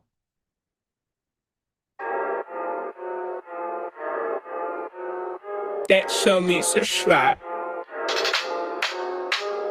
Make no mistake, we're the only black people and y'all the only eat rat, eat cat people. You ain't black, you ain't that. Matter of fact, your black is repo, I'm taking it back. Cause y'all making it whack, faking jacks, y'all from the slave, raiding the tax. Bitch. We built the foundation, our innovations were groundbreaking. Y'all ain't wanna get down, now you're around, hating, faking, with the lineage in and out, the ground shaking.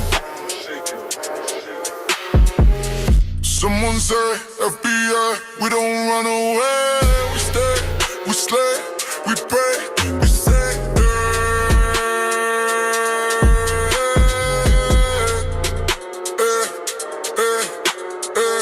Someone say, FBI, we don't run away.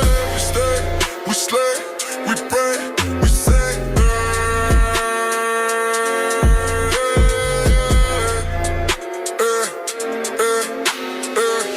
Make no mistake, we're the only black people and y'all the only eat rat, eat cat people. You ain't black, you ain't that. Matter of fact, your black is repo, I'm taking it back.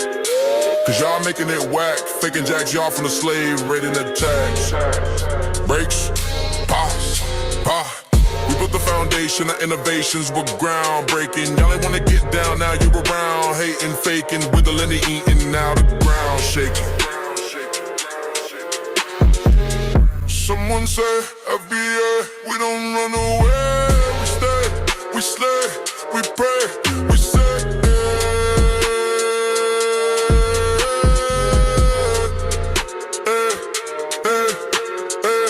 Someone say, FBA, we don't run away. We stay, we slay, we pray, we say,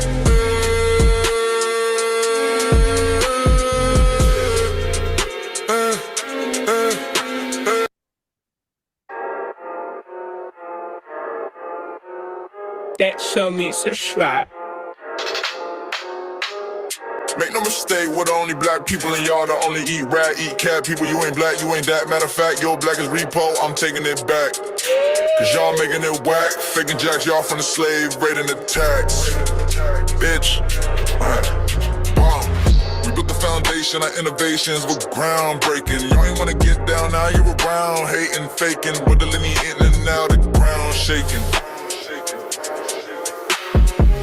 Someone say, FBI, we don't run away.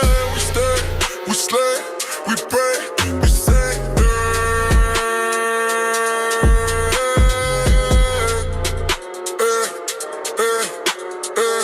Someone say, FBI, we don't run away. We stay, we slay, we pray, we say,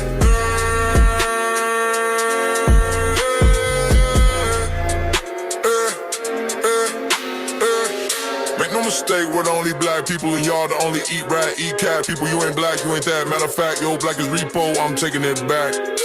Cause y'all making it whack, faking jacks, y'all from the slave, raiding the tax. Breaks, pause, pause. We built the foundation, our innovations were groundbreaking. Y'all ain't wanna get down, now you around, hating, faking, with the lineage eating, now the ground shaking. Someone say, FBA, we don't run away. We stay, we slay, we pray, we say,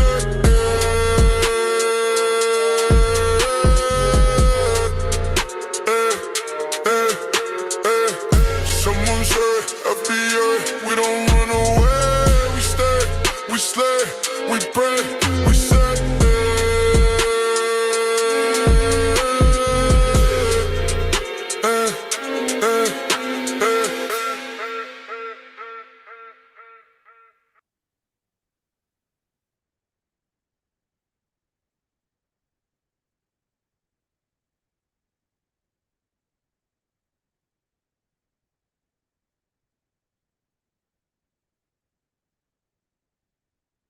Why are the immigrants, first and second generation and third generation immigrants in Scotland, why do they not get a voice? They are Scottish after all, aren't they? If this conversation is about black Scottish people, should it not include immigrants? What's up? What's going on there? I'm very curious. It's been making me giggle for the last hour. Honestly, I think it's ridiculous. And again, it hammers home the point that this whole black people are a monolith thing is not true. This is all a false sense of unity they keep pushing on these apps. Because when you look deep into it, there's no unity going on there. There are tiny little subgroups that are fighting one another within this so-called magical diaspora. So yeah, so I'm gonna definitely give an assessment. I'm gonna cook this fake unity thing. It's so ridiculous. The collectivism, oh, you're black, so you must think this way. And if you don't agree with us, we're going to expel you. You can have a voice, but only if you agree with what we're saying. It's ridiculous. And you can see for yourself what's going on right now, giving these examples and what's going on at the moment. My point is that every single time I see these things happening, I feel vindicated. Because, again, I've been preaching on this for a very long time. Black people are not a monolith. Skin folk ain't kinfolk. You cannot gatekeep someone's thought or opinion because it doesn't mirror your own, and expecting them to think like you is very narcissistic. And just the entire thing about people uniting is fake. They mean if you agree with them, dare you have a different voice. But also, if you want to talk about the diaspora and involving everyone who's black in the conversation, then the black Brits should be able to get a say, right? You would think so, right? Let people share their stories, no matter where they're from. Let the people in Scotland who look like me share their stories, whether they are first, second, third, and fourth or fifth generation immigrants. Yeah, I'm actually not gonna sugarcoat it for anything. I do love being Scottish and black. You know, I came here when I was 5 years old from Nigeria. Whether they were there from slavery or they immigrated there, they should not be kept away from this conversation, should they? Let me know your thoughts. I think this is very interesting. And just so you guys know, no, if you leave a hateful comment, you will not see it in the comment section. My amazing husband is moderating that for me. And only positive comments will be allowed. Yes, I very much invite civil discourse. But those who don't know what civil discourse means probably should not be commenting under my videos because you will not see the light of day. Now, with that being said, please keep it kind in the comment section. Let me know your thoughts on this. This is very funny to me.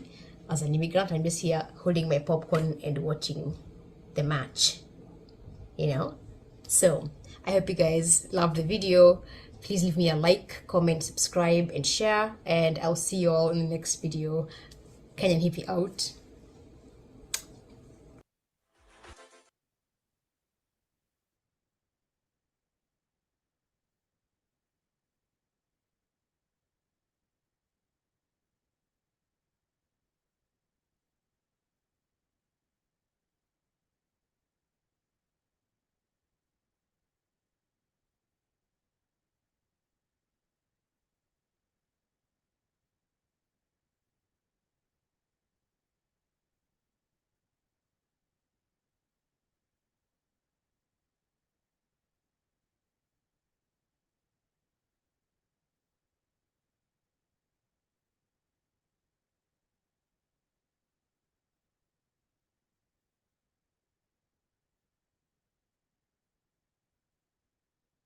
Those same tensions historically, they still resonate in the minds and hearts of people in African countries as well as Afro peoples dispersed in the Western Hemisphere and elsewhere.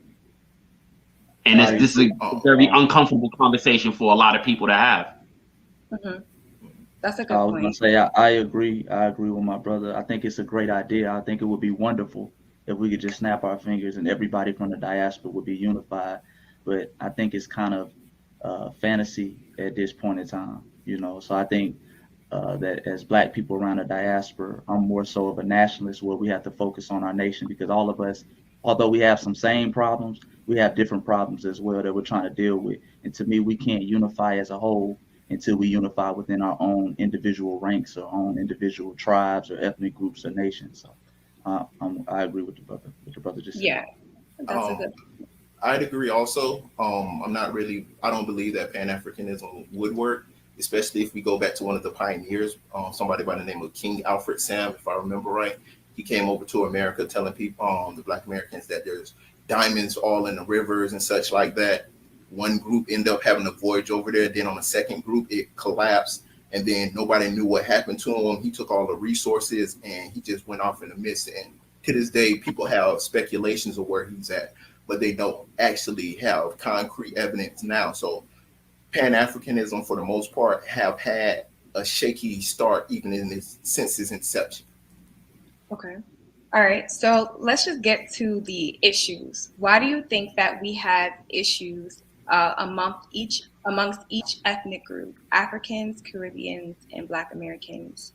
What is the core issue in your perspective? Why do we have so many Twitter wars? Why do we have so many disrespect? And what do you think is the core issue from the time you first encountered the diaspora to now? I would say the main thing is our differences, and a lot has to do with anger. A lot of people are angry with how things panned out back in the day. A lot of people, when you're different from someone, or you feel superior to someone, or when you're different from someone and you're angry, you tend to feel superior to them, and then it just causes a lot of like who feels superior? Just in general, just the idea of when someone is different from you, and you feel like you don't have anything in common, then that's where the fighting starts, as opposed to embracing the differences and still like, okay, like we might be different. I'm gonna embrace your difference. I might learn something from you. You might learn something from me. But I think people are just so caught up in the anger of what happened in history. Okay, but people would say that like we look alike, right? I'm just saying what people would say. I don't necessarily agree. People would say that we look alike, and some people, like ignorant people, don't know the cultural difference, right? So, what would be the reason that someone would feel superior or inferior, or would feel better? I'm just taking what you just said. What exactly in your childhood experience or your experience because you're African with Black Americans or Caribbeans did you feel what you said?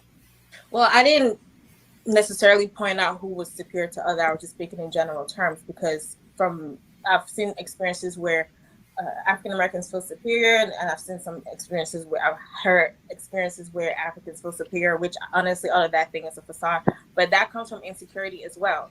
I would just speak from when I say insecurity is just and I don't want to sound offensive, but when like African American, my experience, when African Americans have had a very tough time in America, and they've, if you look at back in history, it's like there were always blockers when it comes to either getting this opportunity, getting this opportunity, racism, pretty much what I'm trying to say. And then you have people in Africa coming to the country, and and I guess I would say, I don't want to say having their way, but just like living life, or it tends to rub African Americans the wrong way, because they feel like they don't feel that gratitude, they don't feel that connection with them. So it's like, who are you to come here and tell us X, Y, and Z? And so that's where the insecurity comes from, and it's no one's fault. It's just, again, lack of understanding and lack of sitting down and just accepting each other for what we are, kind of thing. I don't know if I explained it well. Yeah. Maybe I was picking my words. I didn't want to offend. It's fine. I don't think you in this conversation. I feel like we don't need to pick our words.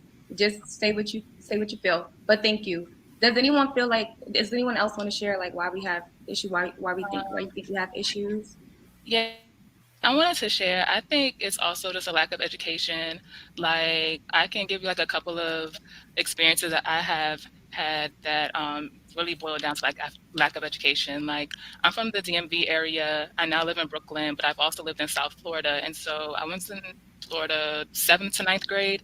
And in the DMV area, we don't really have a lot of Haitians. Like, the Haitian community is not big, but as y'all know, in South Florida, it is. So when I moved down there, already the things that I was hearing from everyone was like, Haitians are dirty, they eat dog, all these different stereotypes. Now, someone who has never been around a Haitian community, I'm hearing all of this, and that's my first impression of what Haitians are.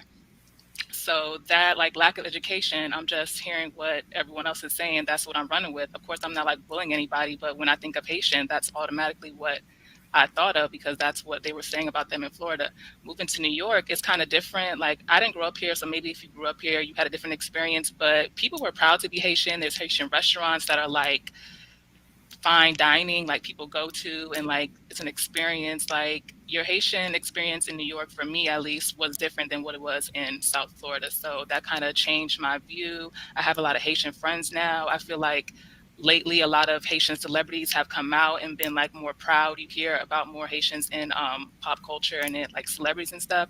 So I feel like that's one situation where it's lack of education. Or another situation is like a lot of people just found out that Lala Anthony is Puerto Rican. Like she speaks fluent Spanish, like she's Afro-Latina. And a lot of people are just realizing that. And she did an interview where like, yeah, people don't associate me with being Hispanic, like they don't understand. Or I'm sorry, I watch Love and Hip Hop. Like I'm into that. And I remember there was this one situation where Amara La Negra was saying like people always were thinking she was in blackface. They didn't believe that she was Dominican and that she spoke Spanish. Like they had a whole argument on the reunion where the other cast member didn't even understand the concept of being Afro-Latina. Like he was calling her like a liar, or like he was just. That's a good question. Not to cut you off. Are Afro-Latinos part of the diaspora? I feel like absolutely they are. Like Black people were dropped off all over, and Puerto Rico, Dominican Republic, all those Spanish-speaking countries are just another stop that they were dropped off at. Like, okay. I feel like they're even if you examine the concept Afro-American, unfortunately, a lot of people they just relegate the term Afro-American just to mean Afro peoples in the U.S. But if you really want to be technical, that term can apply to anyone of Afro descent from Canada to Chile, because the entire Western Hemisphere is the Americas.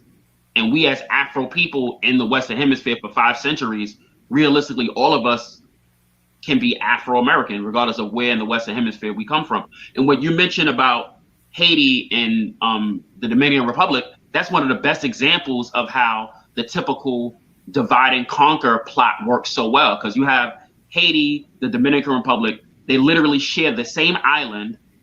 They were colonized by the same imperial empires. Their cultures are very, very similar.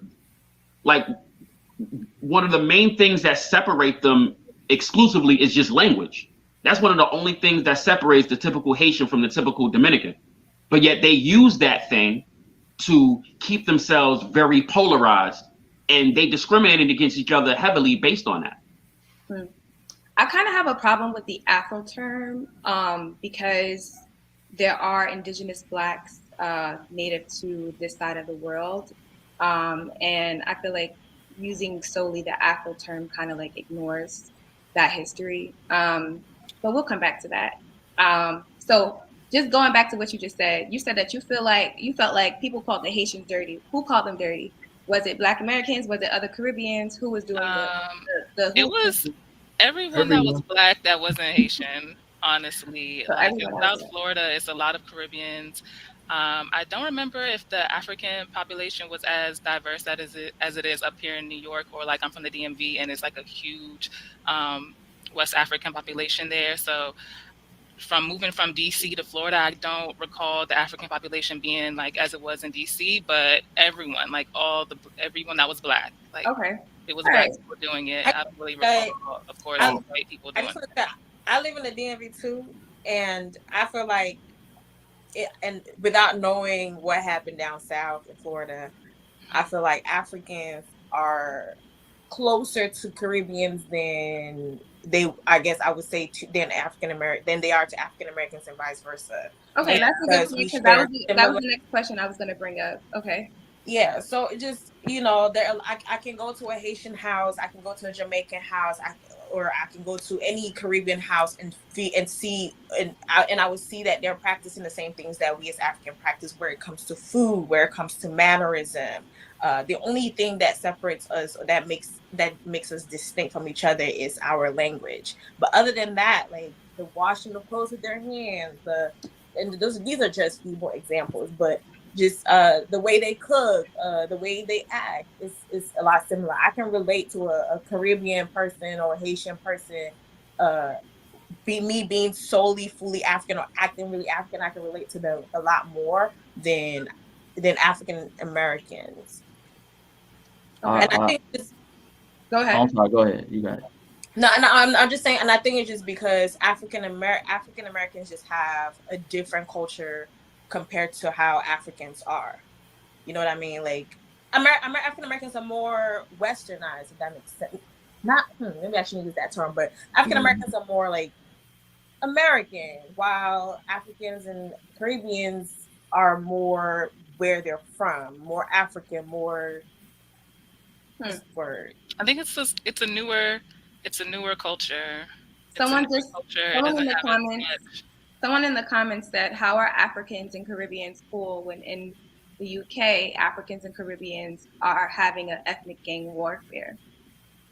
So Well, that really sucks. I mean, but that's a good point, because in the US, you just said that you feel closer, but in the UK, you would think that they would feel closer to each other too, having similar cultures, but they have like a gang culture over there. I think it's because they're the only two Black group in the UK. You know, it's like over here we have 3, over there they got 2, so it's like one is always trying to like one up on each other. But then again, when it comes to like the surface level things, they still do kind of get together, because I see a lot of collabs with UK rappers who are Africans and Caribbeans like mixing together. But then again, I feel like it's just that like me and you are the same, and we're the only ones in the European, so we're just gonna like fight against each other because it's just me and you. I don't know how to explain it, but that's just my theory. Okay, cool. Chase, you were about to say something. Go ahead. And then I was somebody.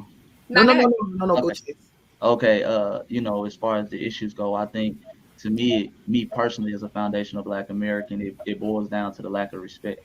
I don't feel like we receive as Black Americans, or foundational Black Americans, peoples whose ancestors goes back to slavery, the proper respect we deserve for, you know, essentially paving the way for a lot of our immigrant brothers and sisters from the islands, from Africa, to come here and to benefit off what we've done.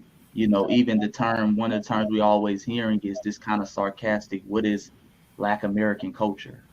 Or it's westernized culture. I think our culture has become so large and we've been so open with it. It's just American culture at this point. But people forget, when you trace back that origin, whether it's hip hop, whether it's jazz. You know, we've been reading today, a brother by the name of Robert Bogle created the early day catering services. But when people think of catering now, it's just so mainstream that, you know, nobody gives us credit for it.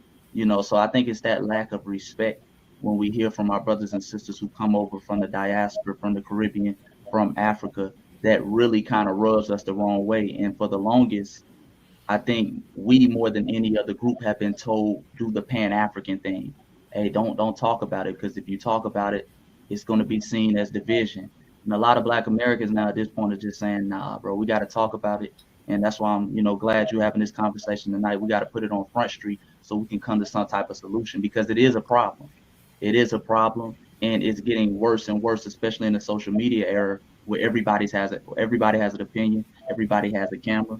And, you know, I think that's what it boils down to, the lack of respect for me as a foundational Black American, for what my ancestors did. And even if you don't mind, even expound on that point, when it comes to respect, we even see what like little terms and things that they have.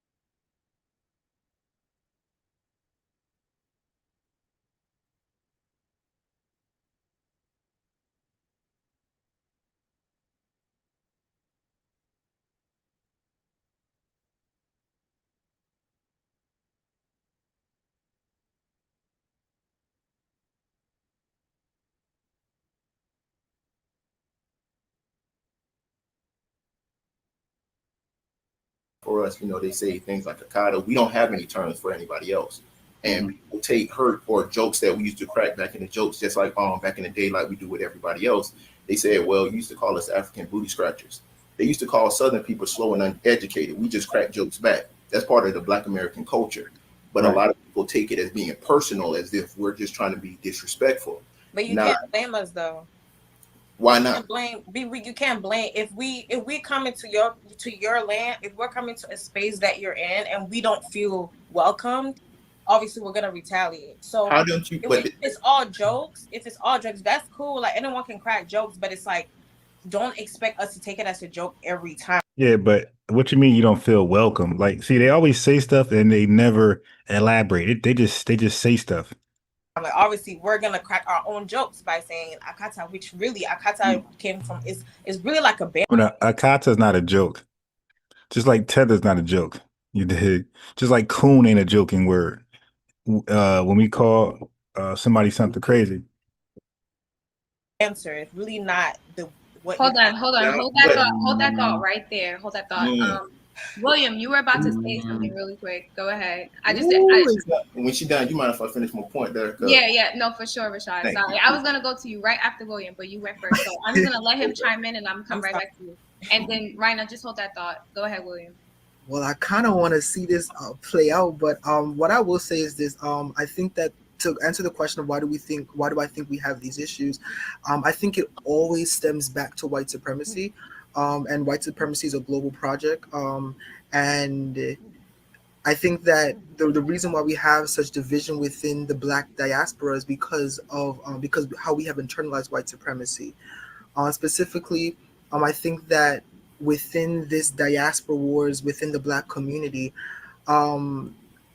it has been, I kind of put the blame on each person. So I do agree with what Chase was saying when he said that a lot of people, a lot of Black migrants in America do not have respect for foundational Black Americans. I definitely do agree with that. I've done a few studies where when Caribbean people, because I am Caribbean, I could speak on it, and I've done heavy research on it as well. But a lot of times when Caribbean people do come to America, they downplay the effects of race, and they kind of tell Black Americans that they're lazy, or that they what's something else they say? They said that a lot of Black Americans are lazy, or that they speak about race too much, and that they just work hard so that you can benefit from the American pie, or that you can have social mobility just like anyone else. So it's essentially telling Black Americans that race does not matter in the ways that they make it seem that it does. But the funny thing is that when you actually do the research, the longer that West Indian people or Caribbean people stay in America, and they're treated the same way by white people, then after they learn why Black Americans are speaking about race in the ways that they. So what I was saying was Akata is not a joking word, just like coon ain't, just like when we call some of us would call white people the devil. Those ain't joking words. You have joking words, and they have the right. They have the right to have a joking word for us, just like we got some things for them. It's not wrong about that. But what you cannot do is make an offensive term a joking word. And Akata, from so many different accounts, is an offensive term. You can't make that a joking word. All right. You can have a joking word, but make it a joking from its origins. Right. Just like that. That's just it. They are, and why they act, and why their activism looks the way that it is, looks the way that it does. But then there's so many things that go into that, because Black people in the Caribbean, they're not facing white supremacy in the same ways that Black Americans are. Because Black people in the Caribbean and Black people who are born on the continent of Africa, they're living in spaces where the majority is Black, right? So the type of white supremacy that they're facing is more so a historical colonial white supremacy that they internalize. So like you see like a lot of colorism in West Indian. Yeah, I don't know if that's my mouse. I'm gonna unplug my mouse, but somehow like I'm playing a video. I'm in the background, like watching this and whatever, and I come back and the video's on pause. Like so like this weird computer be like stopping the video. It happens a lot. Like what the hell is this about? So this is a part 2. So part one of this one, I believe it was the sister with the hair that was cooking. So this is supposedly a part two, but this is like her stuff. She's half Jamaican, half FBA. So this is her stuff. She likes to talk about this stuff. So I guess she know her own family on the Jamaican side. She must know how they have this biased opinion on our outlook on FBA. So she likes to bring it together to the forefront and have an open dialogue about it. Caribbean communities. You would see a lot of colorism in African communities. So the white supremacy that Black people face outside of America is a lot different than the white supremacy that Black Americans face, because Black Americans are facing a white supremacy that's coming from a white majority. So it's a lot more violent. It's a lot more Systemic.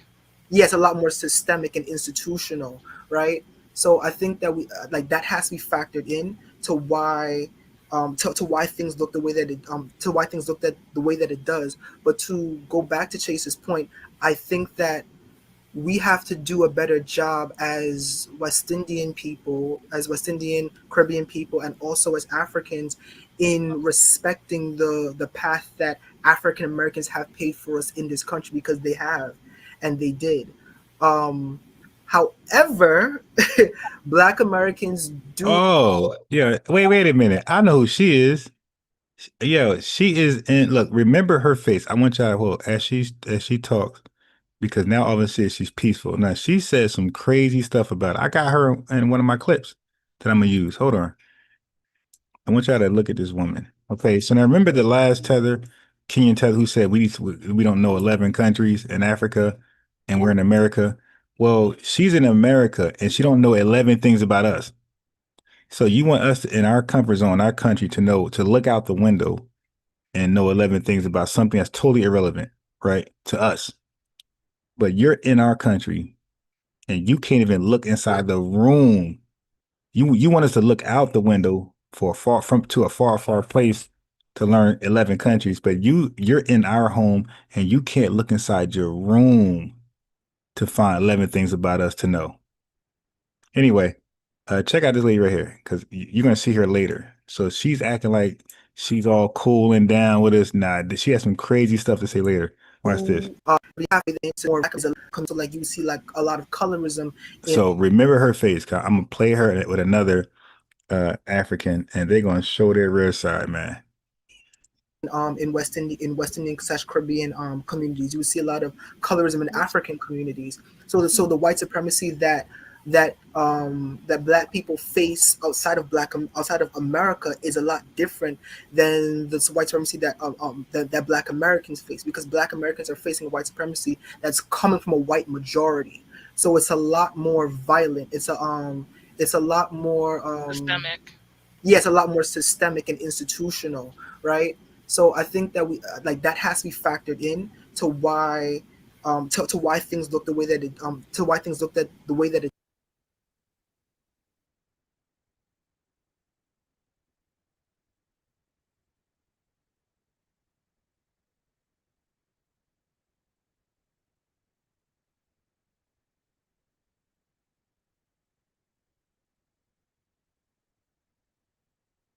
it does. But to go back to Chase's point, I think that we have to Also, do. my fault. So I don't know. Okay, the way that person sounds, I don't know if that's a her or him, but it looks just like the her who I'm gonna play later. Sounds like her, look like her, but this is weird. 'Cause I don't know if that's a her or a him, but I'm gonna just assume that's her, and not disrespect her in the wrong way. I'm gonna say that's a her, and that's what I'm gonna play later.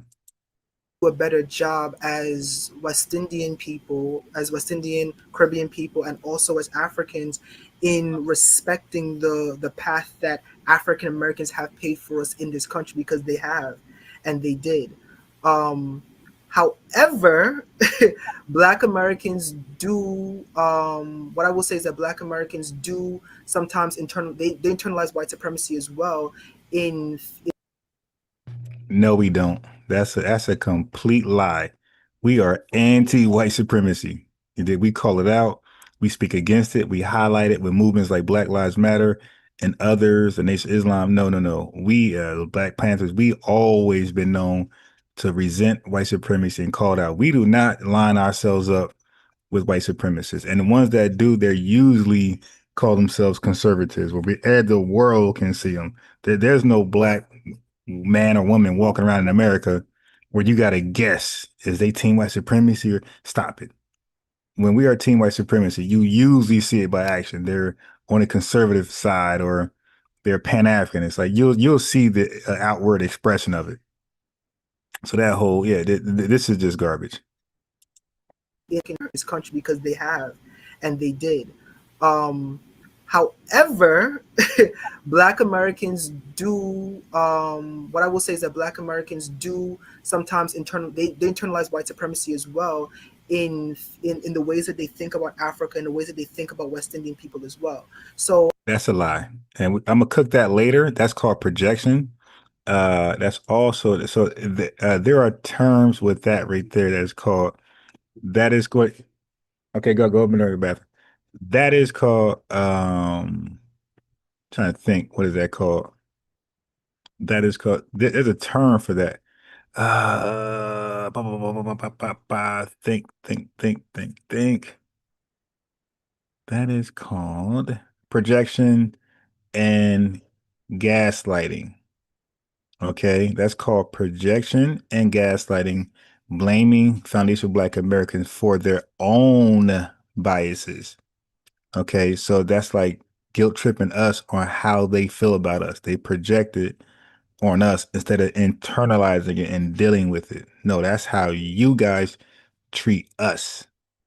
You guys are colonized. You have a colonizer mindset and you bring that to America and you react to us that way. Prime example, you can't be saying that and then admit that your family had taught you to stay away from us. So they can't have it both ways. They can't say, hey, they were prepped way before they came to this country, programmed to feel a certain way about us. And then when they get here, and then when they express that and we respond to it negatively, of course, now all of a sudden it's back, it's 50-50. Oh, well, you call me African booty. Yeah, but you came over here saying you're not allowed to play with me because I'm a foundation Black American and we're lazy. You dig? We're dumb. We're uneducated. Yeah, but if you say that, I got to throw a name back at you. You dig? I got to respond in the worst way.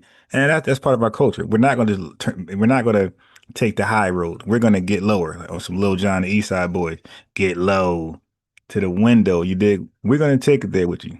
And then y'all get hurt, y'all get butt hurt. And then all of a sudden it's 50-50. No, our reaction is not 50-50. You guys came with that. You admit you came with that. And we are responding to it because we ain't gonna let what did Kool Moe Dee say? And I ain't never ever run from a white man. He said I ain't never run from the Ku Klux Klan, something like that. And I shouldn't have to run from a black man. Self-destruction. Yeah, well, we don't take it from white supremacists. We definitely gonna take it from no Tether supremacists. You dig? So y'all got the reference. I botched the lyrics, but you got the reference. So I'll touch on Africans first. So a lot of times, Wait, hold that thought. Before you go into that, hold that thought. I'm gonna end you at Black Americans internalize white supremacy and the way that they think about Caribbeans and Africans. Right? That's what you said. Yes. Okay, hold that thought. Rashad, finish what you were saying about Akata and the terms, and we don't have terms for them. Okay, when we crack jokes, we'll crack jokes on you, and then the next day we'll be like, "Hey, you trying to go hoop? Hey, you trying to go do that?"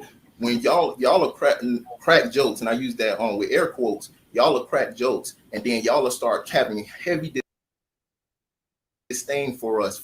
And I ain't saying all, but you'll have a group that have heavy disdain for us, that have anger towards us, and then they'll start trying to pass laws, or they'll start having these different talking points. Matter of fact, y'all will actually take our stereotypes and make jokes about it. We're not doing the whole negative stereotype of the baby, the child with the grown out stomach. We're not doing that and trying to make white folks laugh. For instance, the first the first one they say is the first black celebrity in America was Stepin Fetchit. Stephen Fetcher is Bahamian Jamaican, if I remember right, and he was doing what his rendition of how Black Americans talk and how we act. You start looking at it from the Vine era. You had people like King Batch, Water Malone, Purple Drink. These are people who aren't Black Americans who are doing the negative stereotypes of Black Americans to get white folks to laugh. We don't do that. What we do, we'll crack jokes with you. We'll crack jokes on you, but then we'll show you love. We'll be like, hey, you want to come eat with us? Some of y'all will hold that internalized hate because we crack jokes on you, because we know Black Americans crack jokes better than anyone. And y'all will take that internalized hate, and then y'all will go on these different networks and start saying, well, as a child, they called me an African booty scratcher. Well, like I said, I got called all the different names. People made fun of how my lips was. People made fun of how my nose was. I learned how to crack jokes back. Some of y'all don't learn that, and then some of y'all internalize that hate. I think it's a cultural thing. I think I that's also a cultural thing. No. See, because we got to address the elephant in the room. No, they're not traumatized by the word African booty scratch. Don't forget, they're coming over here already traumatized. Listen, family, they can't have it both ways. They're already traumatized by their parents. They say they come over here and their parents already prepped them to stay away from us because we're uneducated, we're gangsters, and we're lazy. And then they'll say that those stereotypes are confirmed by the movies they watch.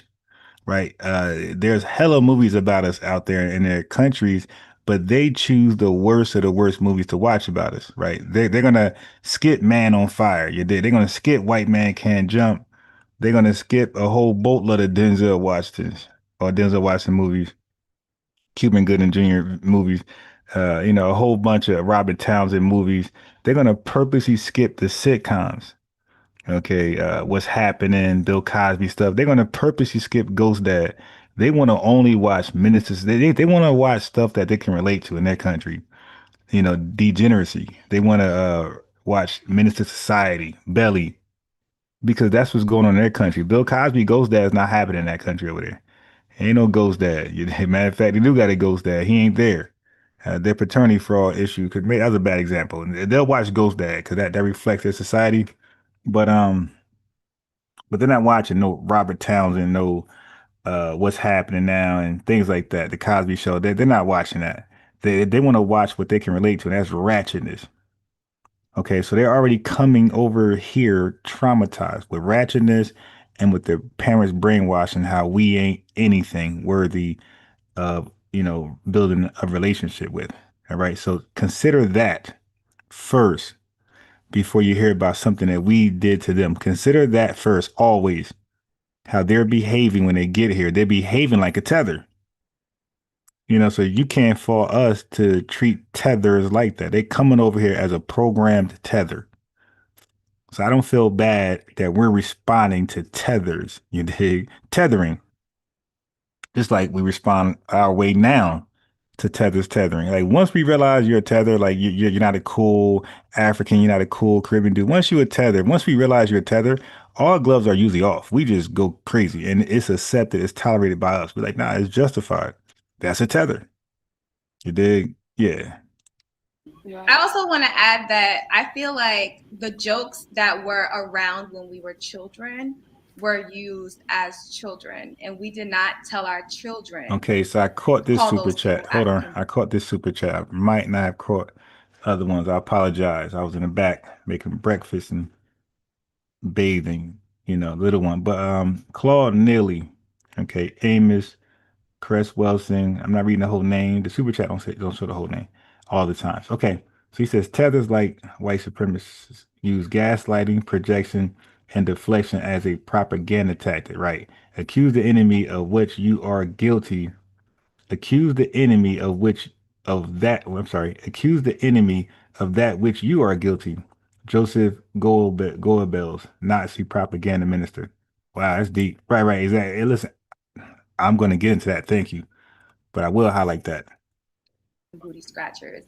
I think the difference between the jokes between the African people and Black American people is that you pass that. No. There are no jokes on the African side, like they say, the African Caribbeans, the Africans, they both say joking is not even in their culture. we talk about cultures, right? Well, they say joking like that is not even in there. So they're never joking. They're like always telling you how they really feel. And they're packaging it up like a joke.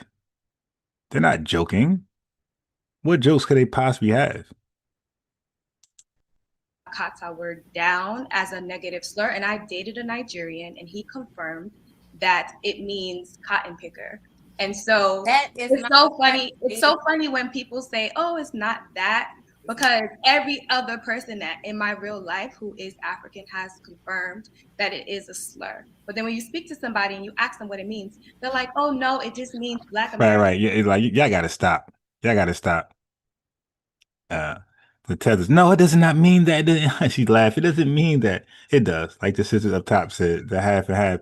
She said, which I know, like so many Africans say, no, it doesn't mean that. But then so many on the other side says it does. So it's like, okay, like y'all gotta get that together over there. Don't use it until y'all okay, how about this?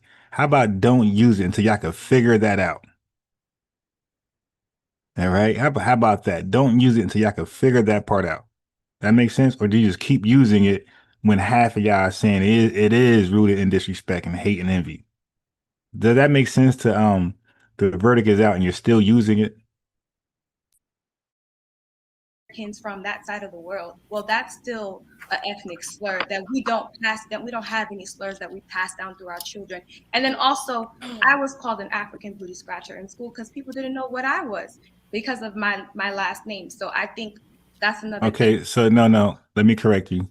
People don't call you African booty scratcher because they know what you are. Again, these are 7-year-olds, there's 8-year-olds and 9-year-olds. They just see another black person in their mind. Okay, so the most I concede to is that you're being called that because you're dark skinned. A 7, 8-year-old, 9-year-old ain't looking to see if you're African. Cause like when I asked FBA's my age, I'm 47. I didn't see too many Africans at all in all of my all of my schooling. So I'm just gonna save that joke for 3 years until I finally run into one. Like that doesn't make any sense. When people said it to each other, it's probably because they were dark skinned. I'm thinking that. But it wasn't because you were not FBA, because how the hell would a 7, 8-year-old know? Because so many Caribbean folks look like us. And if you were actually African, you at my age, you weren't even around. You dig? I asked Chad Smith, he said 3, 4. I only seen one. All of my schooling, maybe 1 or 2. He said about 5, 7. I said maybe 3, the most for me. And I'm being generous. I really want to say 1, but yeah. So what are we gonna do? Hold that joke for 10 years until look, an African. Finally, yes, I finally get to say it. Come over here, African booty scratcher. Like stop. Like that word was being passed around in FBA circles along with the big jokes, the skinny jokes, everything else. Okay, the mama jokes. Stop it. Thing that I want to add. And then I'm going to let you respond, Raina, but I haven't heard from Patrice. I want to know, Yes. do you think we have any issues? And if you think so, where are they coming from, being that you are a 7th-gen Black American? I would like to agree with William. So I think it has to do a lot with white supremacy and just the way that we all really internalize racism. Like, it's not just that, because, for instance, I come from a very Okay, so when they say white supremacy, in their mindset, which I'm gonna cook in a second, in their mindset, foundational Black Americans, we are defeated. We're so defeated that a white supremacist say something about people globally, we just adopt it. Yeah, it's true. It's true. And we are the only people who actually highlight white supremacy. We're the only people who actually face white supremacy. Like these guys don't face white supremacy. Okay. They have a colonizing mindset and their colonizer left their country 100 to 200 years ago. You dig? They haven't seen a white person in about 100 to 200 years. And they're telling us about white supremacy. Okay. That's projection. Again, and like you said, like the quote you just said earlier, Dr. Amos Claude Neely Fuller, you dig? Yeah, pass on the guilt to somebody else when you're the actually guilty party. pro-Black family. Like, everything. I didn't know that there was even a real problem with like Black cultures, like different ethnic groups. I didn't know that there was a problem with us. I thought we all liked each other. I thought we were cool. Okay, yeah, you are living in a state of delusion. You're cool. Listen, their cool is like a white supremacist cool. Their cool is take this abuse and we're cool. If you don't take this abuse, if you speak out, if you boycott, if you call us out, you're a troublemaker, you're divisive, you're no good. Their cool is like a white supremacist cool. Take this abuse and we cool. You don't take it, you're the problem. You're divisive.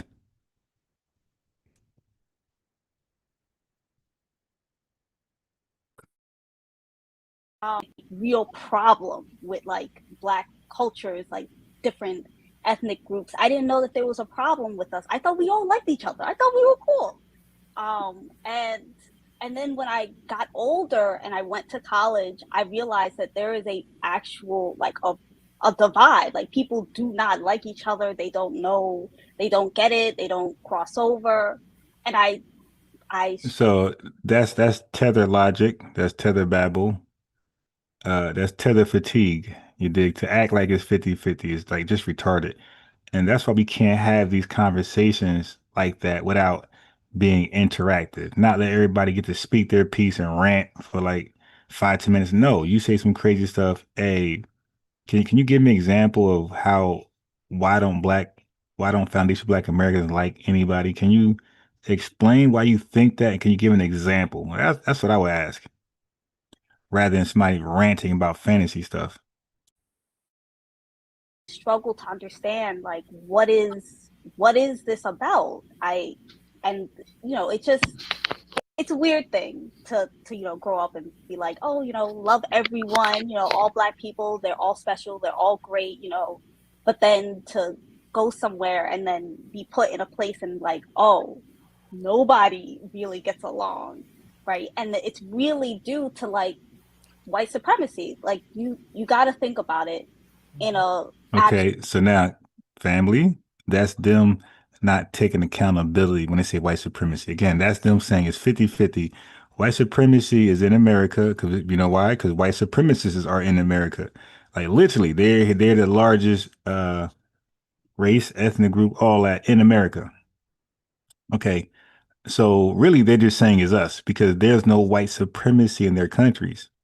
So when they say, hey, it's really white supremacy, that's a way to say, hey, FBAs, it's really you guys, because white supremacy is only in your country. They're not in our countries. They're just a bunch of Black folks, a bunch of I'm sorry, not Black folks, a bunch of Africans in their countries.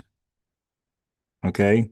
So that's a low key way to say it's really y'all and y'all issue that y'all have because the white supremacists they keep feeding you guys this beef. You dig?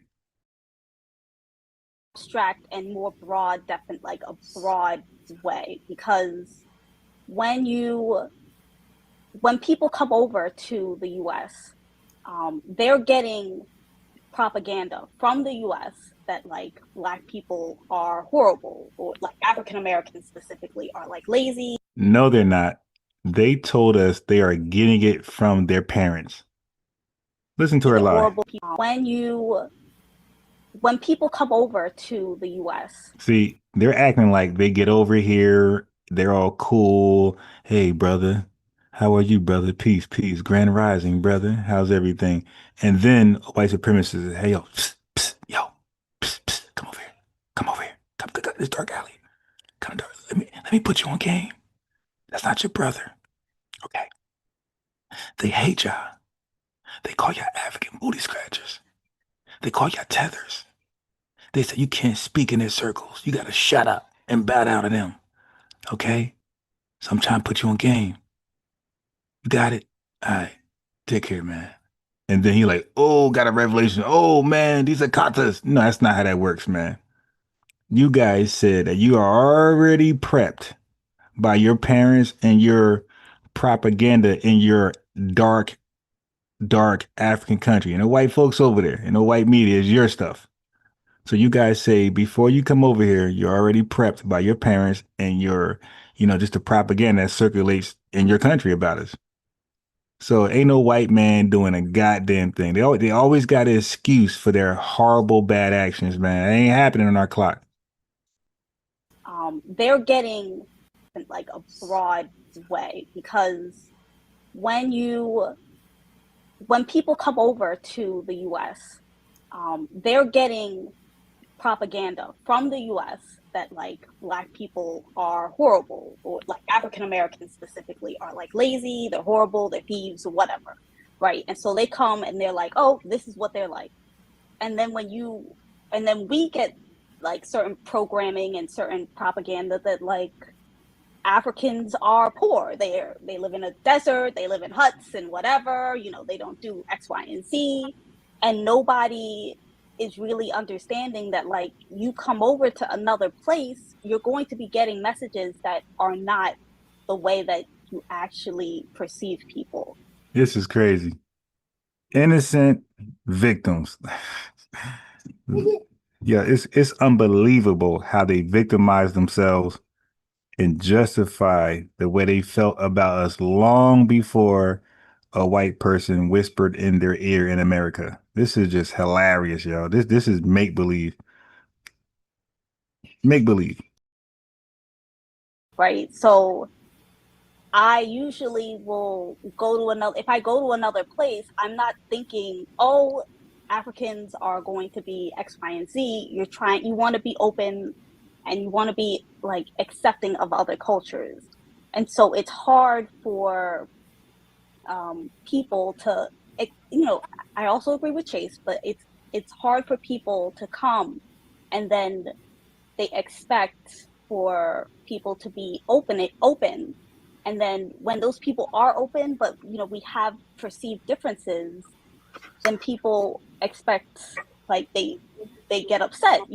There's no respect on either side. Nobody does X, Y, and Z. That's a lie. That all the respect is over here. We are the ones who created Pan-Africanism, where we included all darker people of the world. That's called respect. When did you guys do that? You guys are from the slave raiders. Your football team is the Las Vegas Raiders. Okay, you represent the slave raiding attacks. You were never inclusive like that. That's always our history. Everybody, dark. We should get along, get along, get along. That's never you guys' argument. You know why we know that for a fact? Because you don't even include the next tribe next to you. You don't even include the tribe next to you. Okay. So stop it. So you're gonna ignore all these different tribes that's right next to you. You don't want to build with none of them. You don't want to build no Pan-African nothing with them. You're gonna skip past them, come over here 1,000 miles away, and it's the FBAs who you want to be down with. Stop. All lies. All lies. It's really, I don't know. It's weird. Okay. So I'm gonna go back to Ryan. I'm gonna let you respond. I'm gonna go to the next question. So which group is the most xenophobic? So we were talking about slurs and terms, and you are disputing. You are saying a kata does not mean cotton picker. It is not an ethnic slur. That is what you're saying. I'm saying it's not. It doesn't mean a cotton picker. It's just a word to describe a cat that is away from home. And the reason, and it's not specifically used for just African Americans, because a lot of my cousins were born and raised in America. Their parents, my uncles, call them makata because they don't know the African culture like that to the core. Oh, but it's still negative though. You dig? That's the point. Whatever you say it means, is it negative? Like she trying, oh, well, the definition varies in our culture, but is it always used in a negative sense? All right, then that's all. That's all we need to know. I mean, you're in your home, so that's the point. So that ain't white supremacy. That's the point. You African booty scratcher. There's no white supremacists in your ear. Come over here. Yo, listen. I got a letter. I got a package. Here's the package. Read this. This is everything you should know about FBAs. Call me. Like nobody's doing that. You guys came up with a kata in your huts. You guys came up with a kata as you were making mud pies, filleting rats. You guys were thinking about how you hate us so much. You don't even know anything, have never met us, nothing, and you're coming up with a word. That's crazy. That's the point. You're thinking about us and you're not even near us. And you may never be near us. You may never get a visa. You dig? Your asylum status may never be accepted. And you still have a word for us. Then you get over here and it's all love. Like, nah. We like keep that same energy. Compared to somebody from Africa. So it's just a word to describe someone who is part of a group, but has kind of like it's away. So a cat that has ran away from home or gone away from home. And so because African Americans are, I guess, epitome of that, based on history, Africans just use that to describe, oh, they're like us, but they're not quite like us because they were taken away from home. So that is how the term came about to be. Is it an ethnic slur? Yeah, from the Yoruba language, I believe, in Nigeria, and then Africans, the whole of Africa, just kind of like adopted the word and use it to describe African Americans or anyone who is away from home. And can I say something real quickly? Sure. I was just gonna say, you know, I dated a Nigerian as well in college, and she said it means wild one or something like that. But the problem is, like we always say, as foundational Black Americans, it's always used in a negative light. It's never, look at that Okada who just became a doctor. Look at that Okada who just invented that. It's always those Okadas are drug dealers. Those Okadas are lazy.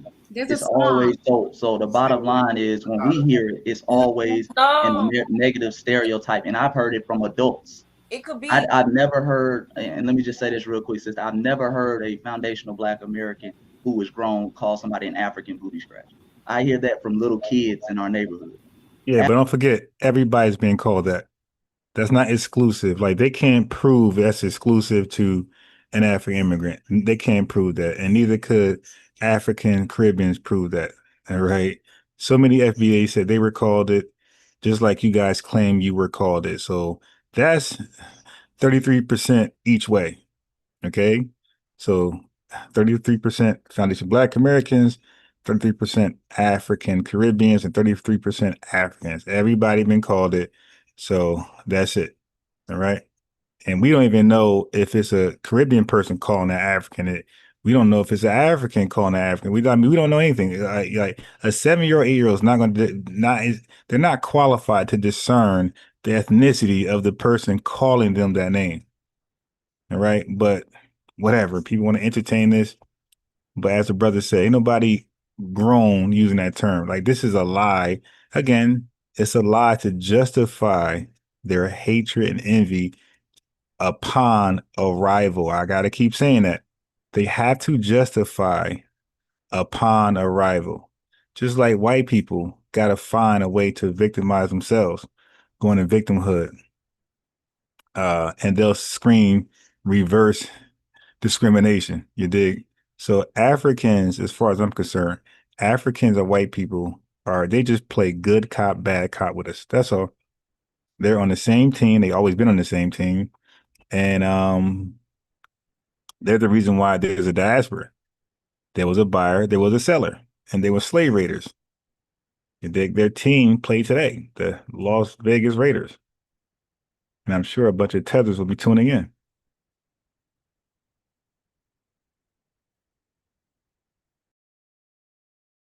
After you graduate from elementary school, that's a little kid's joke. I hear adults saying Akata regularly. I hear people from the Caribbean saying Yankee regularly. That's part of y'all culture. So I remember that brother's face. Okay, all right. See that I got it. That's what I would say in response to that. But I respect what the sister's saying. And y'all got a song out there called "Stay Away from the Makadas." That I was just saying that there's a whole song. Right. Killers. So Stay away from. it's like what? Whoa! How did we progress to a song? Like, what did we do? It could be context like, hey, you like conversating with your mom, like. Hey, yeah, that disgusting tether at the bottom right square. Yeah, I'm telling you, man. She's definitely going to try to get in a position to represent us politically and say no to reparations. That is her all the way.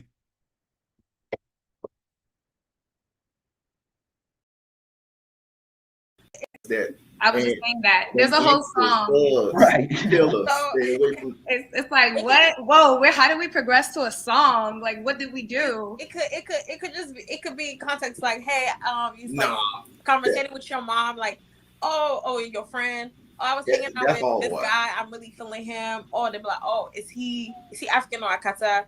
Like, you know, it's just like, is he? That just it's never used in the back in the back. Well, also, not only in that way. It generally just means it seems to be used in a negative way. That sounds like some hogwash. And then I also want to say that I don't hear y'all use it for Caribbean ever.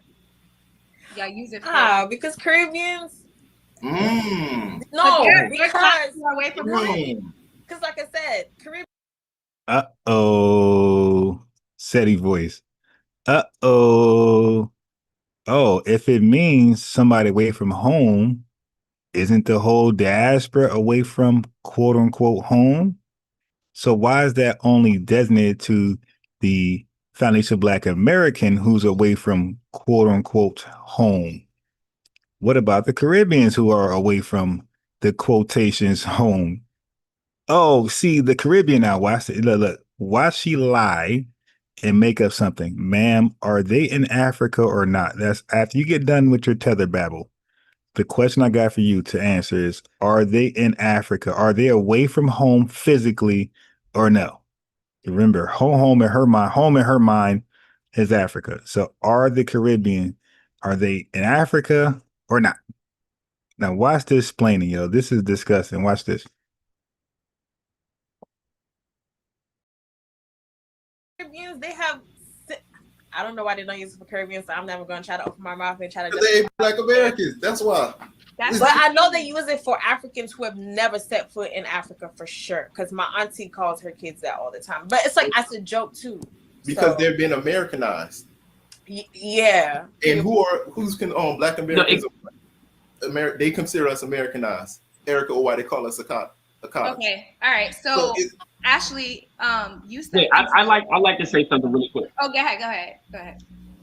Yeah, it goes back to what she mentioned about there's more of a connection between people in African countries than in the Caribbean. So it would make sense why they wouldn't use that word Akata for Caribbean people. But one of the reasons how and why there's such a correlation between people from the Caribbean and people from African countries is because European powers use the same colonization tactics on people from the Caribbean and people in African countries. So you guys are the historical inheritors of the remnants of that type of colonization, and you carry it with you. So when you engage with people like us who are Afro-American in the United States, that kickback is still present. And even like the term itself, let's just assume that the term Akata isn't a negative term at all. For you to apply it to Afro-American people as, someone who's far from home, there's a reason why people were far from home. They were human trafficked, and people from African kingdoms and African nations helped to capture other African people in human trafficking. I didn't say all, but it did happen. But can I ask you a question? Why do African Americans always pinpoint that Africans are the ones who sold them to slavery, as opposed to seeing it as, first of all, why do you believe? Hey, you see that, families? I'm telling you, I be on this stuff. That's why I ask them. I ask them, hey, who sold us to the European family? They just can't be honest. I think it was aliens. I think it was those Egyptians. They will not save themselves at all. So now listen to this babble. They don't want to hear the fact. Now they'll hear other facts. You're away from home. You're a Kata. That's a fact. You got to hear it. Okay, well, but when it comes to who sold us, that's a fact that they run from wholesale. Listen to this garbage. The white, but my African nations helped to capture other African people in human trafficking. I didn't say all, but it did happen. But can I ask you a question? Why do Uh-oh. African Americans always pinpoint that Africans are the ones who sold them to slavery, as You did. opposed to seeing it as, first of all, Okay, why can we do you do both? believe the white man's history so much? I went to boarding school in Cameroon, and I learned that one of the tactics that they used to get Africans in the in the ships, they stole them literally. They would what's the word? They would come to the chief and say, "Hey, Family, do you hear this? This denial? This is common amongst Africans. This is common amongst Pan-Africanists. I got a bunch of my channel. This is common. They really believe and teach that white people did not buy. So basically the trade in the transatlantic slave trade, the trade part does not exist. When they say sold and bought, that never happened. Like they really teach each other that this never happened. Matter of fact, we're going to come back to this. 1 second. we just need to come Capture other African people not in in all human cases." trafficking. Okay. So I'm going to come back to that. All right. I want to bring us here. All right. I'm going to bring us here real fast and you'll see why. Then I'm going to go back to that. Give me a second. Hold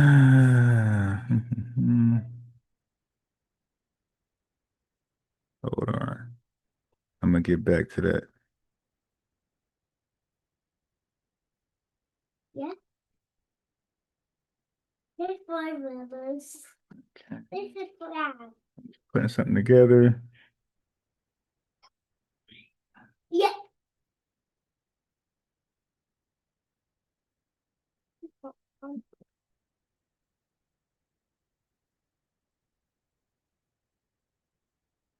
Okay. All right, cool. Here we are. Listen, family, where we at in the chat? Let me see what's going on. I don't want to miss any. We got SLLE44, tether denial syndrome. Facts. Matter of fact, let's do it. Where my glasses? Let's do a roll call. Because y'all been in here strong on football Sunday, but let's see how many people stay during football Sunday. I don't blame you. But anyway, roll call. Ray, peace.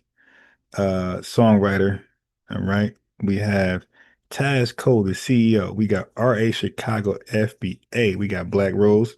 We got Love Youism. We got Salida Marie. We got Carlos Magus, SLLE44, Tashi D Diamond. We got Panther Jones in the building. We have Lord Maul 3 in the building. You dig? We got Buck Horse DC riding. We got Jama 757. We got Black Rose. We have Voodoo FBA Goddess. We got Iron Mark 2 Gordon. We got Renaissance Woman in the building. We got Augustus Drake and BR CRU royalty hashtag FBA Grand Negus. We got Marvin Rowell in the building. We got Empress La Tess in the building.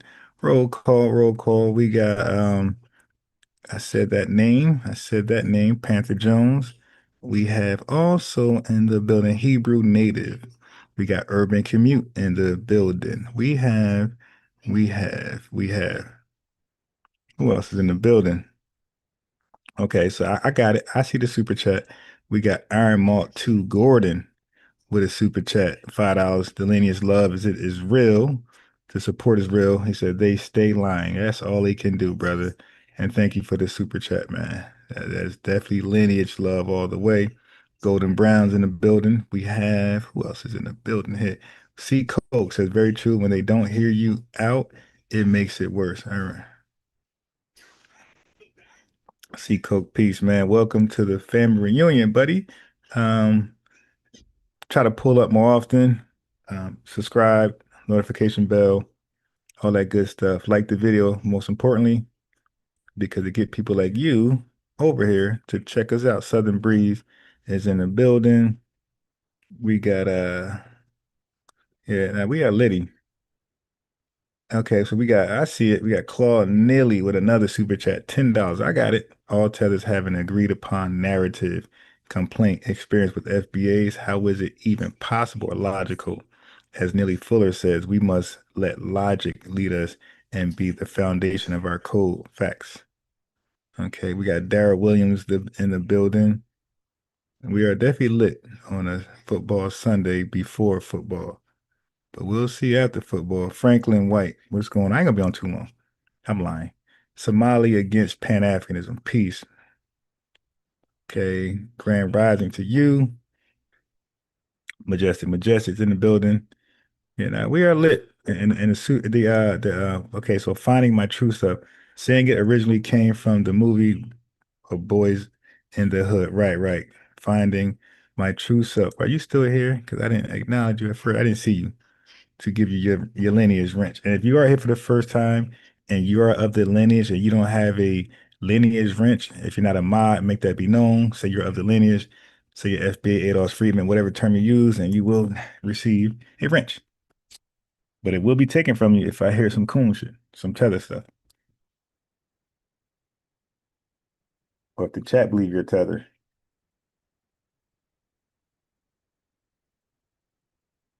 Okay, so let me make finding my true self a moderator with the lineage wrench, which I already did.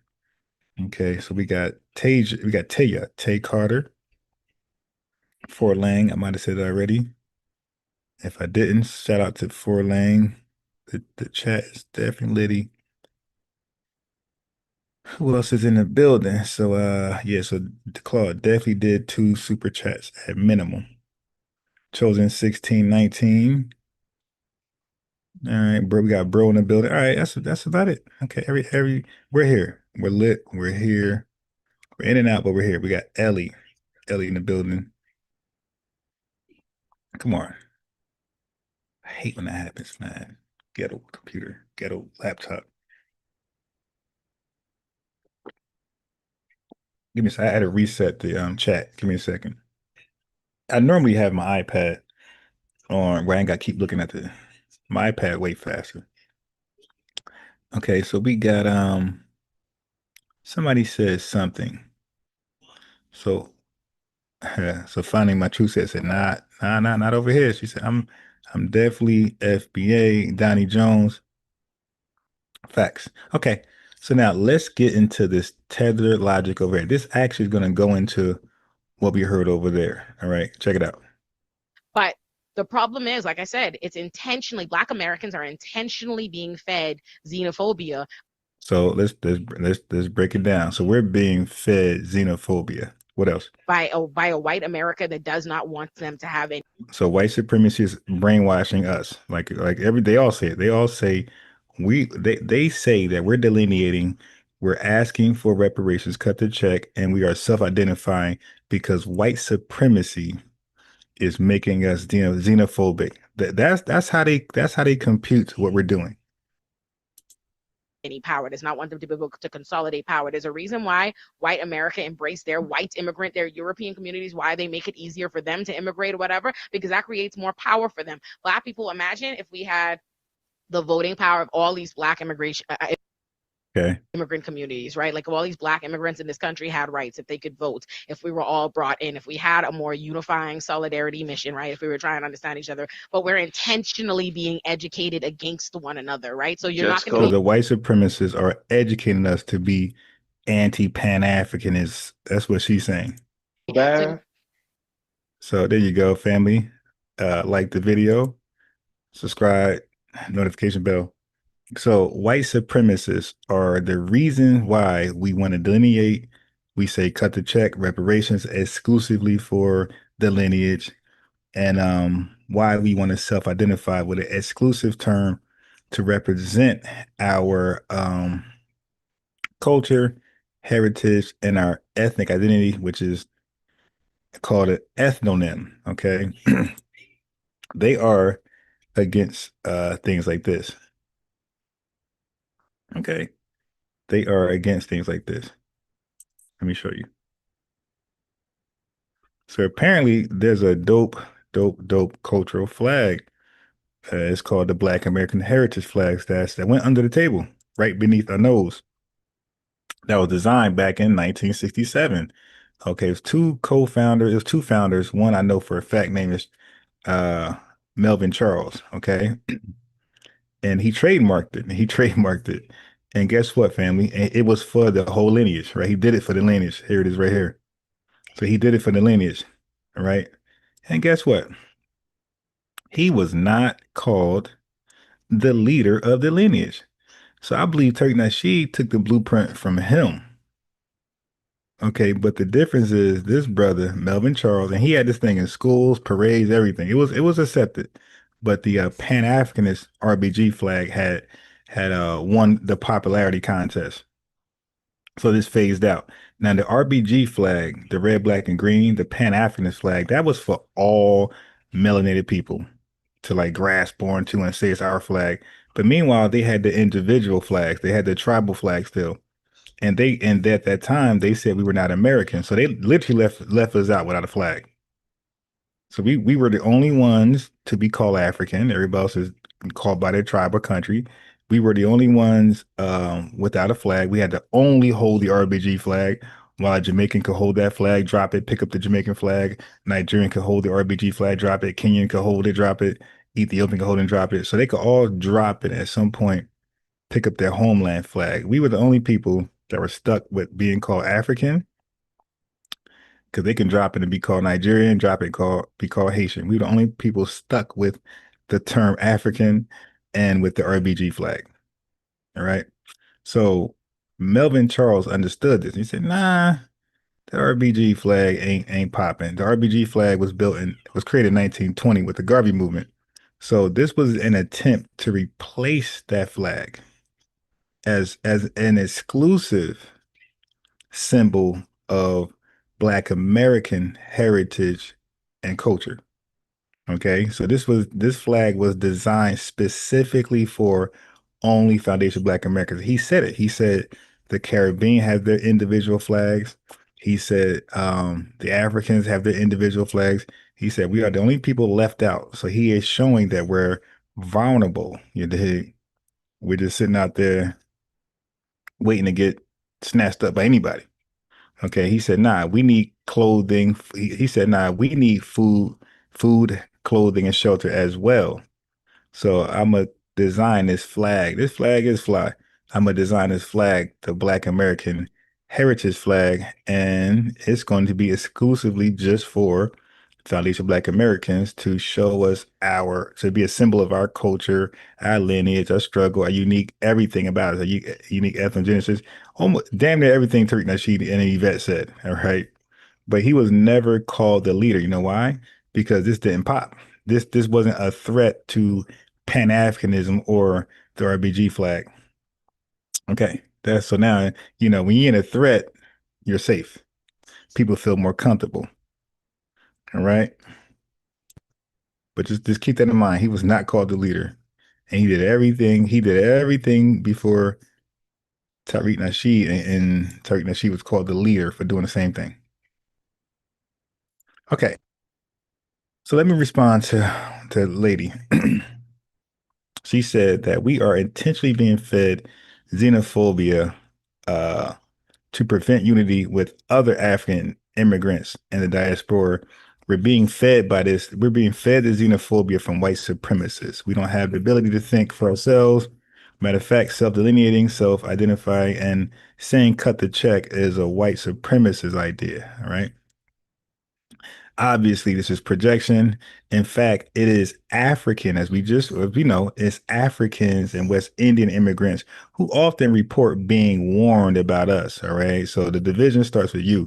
The xenophobia starts with you. You guys admit that your own families, your educational systems, your religious leaders, and you also say the colonial, post-colonial propaganda from your country tells all of you things like don't hang around with foundational Black Americans, that we are lazy, okay, we're gangsters, and we don't value education. That's what you guys say about us. So it's far more accurate to say that African and West Indian immigrants are fed anti-Black American bias before arriving. You're the only ones being fed. not we being bred to hate you guys. You guys are being bred to hate us. Also, you want to ignore that we fought for inclusion. Like, how the hell we are being fed something and we the ones who fought for inclusion? Okay, so Foundation Black Americans spent centuries fighting for rights that all immigrants benefit from today. Okay, so our civil rights movement, which translated to the Civil Rights Act of 1964, which translated to the Immigration and Nationality Act of 1965, which allowed African immigration in the first place. So we're not being spoon-fed nothing, okay, but love from each other. Affirmative action, Voting Rights Act, desegregation, all led by Foundation Black Americans. So we don't have that track record of force feeding hatred into our script, to our bullet points. No, no, no. No immigrant group, not Irish, Italian, Jews, West Indians, or Nigerians, fought to integrate American schools or stop lynchings or desegregate buses. Those were Foundation Black American-led sacrifices. So now who's really being fed what? We know that white Americans are being fed this. They say immigrants are better than native blacks. They work harder, but this is used to divide and reinforce model minority myths amongst conservative circles. We know this. We know that Africans sold us, regardless if you want to admit that or not. We know that Africans look down on us, and in some cases they hate us because they have these funny names for us, and then they justify them. But the hate, the look down, that is actual real live experiences with us when we interact with you guys. But look what you guys are force fed. You admit this comes from your mother's mouth. You are force fed, not the white supremacists. This comes from your mother's mouth. That Foundation Black Americans are lazy, violent, welfare recipients. Stay away from them. Stay away from the Akata, like the song says. Stay away from the Akata. Okay. Again, this comes from your family, media, religious figures. This is what you guys say about yourselves. So anti-Black American sentiment is embedded deeply in both white supremacy and the colonized mindsets of many immigrants. Wait, what did I call them? What did I call them yesterday? I gotta go to that live. So this is what the brother said in the chat. So it flips the victim and the aggressor. So they blame us for a wedge that is usually imposed on them by white America and reinforced by immigrants. That's how that works. They call for unity while ignoring accountability. That's never going to work. You guys call for unity while ignoring accountability. There's no real call for immigrants to check their own anti-Black American prejudice, right? So there's no YouTube channels where they're like, yo, like they got these diaspora war panels. Where are your panels calling each other out? Like, yo, y'all wild and y'all hateful. Okay, so this mimics the same logic used against our civil rights leaders from white supremacists. They told our great civil rights leaders that they were being divisive for wanting civil rights. They said, hey, you're unifying with America. You're separating yourself from America. But those same critics rarely offer real solidarity. So the false equivalence that Foundation Black Americans weren't indoctrinated against immigrants. Immigrants were taught to avoid us. We were not indoctrinated against immigrants. Our relatives never said, hey, when you go visit Africa, stay away from Africans, you dig, or certain tribes. That was never the case when we visit Africa. Or even when y'all come over here, our parents don't say, hey, man, don't go near the tether, you dig? So we have inverted responsibility where they place the burden of unity solely on Foundation Black Americans. We only have to unite. Everybody else can just chill out and welcome us as we come into their spaces. And then they're dealing with historical amnesia. They ignore who actually fought and died for the rights of all now to enjoy it in this great country, America. You dig? So they got weaponized idealism as well. They pretend political unity is easy while erasing hard truths. Oh, we all just get along and unite and vote. which is powerful. And then what somebody said earlier, they said projection of guilt in a super chat. Projection of guilt. They accuse Foundation Black Americans of prejudice to avoid reckoning with immigrant elitism. Okay, they're dealing with immigrant elitism, but try to shift it to us. These guys are xenophobic. You guys are dealing with xenophobia. Sure. She said she's no longer tolerating disrespect from which groups? You're no longer tolerating disrespect from which groups? It's ironic that you start with the Africans when, for me, they've been the least problematic. Okay? That's just, for me, Africans would have been last on my list to boycott. So, you also mentioned them not being our people simply because of the way they act. I know plenty of FBAs and plenty of Black Americans that I wish would just stop killing our own people. Stop killing our brothers, stop killing our sisters, domestic violence, stop selling drugs. We have a lot of bad people in our community as well.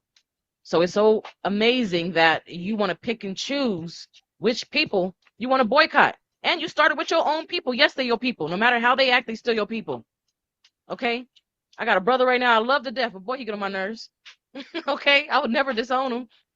Okay, just stop with that mess. It's a mess. Okay, the hypocrisy. She said herself, she had people in the comments talking about why not boycott the Asians, why not boycott the Caucasians or the white supremacy or the system. And they are exactly right. There is priorities. Maybe you need to get a pen and paper and write them down. Okay, but I can guarantee you, if you were to make that list out of people we should be boycotting, the Africans would be last. If we took out a list and assess how people deal with us and prioritize who we boycott based on that list, you said the Africans will be last. You guarantee that. You want to bet? I'll say they're first. Okay, so first of all, when women, I believe she's FBA, but when women, FBA women talk like that, or men, they usually are into interracial relationships, right? And the problem with that is that the person they're dating are not just a cool Jamaican that's a rider or cool white guy who was probably he probably joined the BLM marches. Nah. They end up dating the worst of the kind, the tether, the white supremacist, this person. Okay. And they be in their ear all day long, wearing them down about how terrible Foundation Black Americans are. So now let's talk about the boycott. So she's talking about the African salon. Why are people up in arms when we feel like we're being mistreated and we want to boycott something? Like, so that's no longer our right. You guys say we don't have culture. Well, part of our culture is a boycott when we feel like we're being mistreated. So just a reminder, boycotting is a core Black American tradition. Foundation Black Americans literally invented the modern boycott as a tool for justice.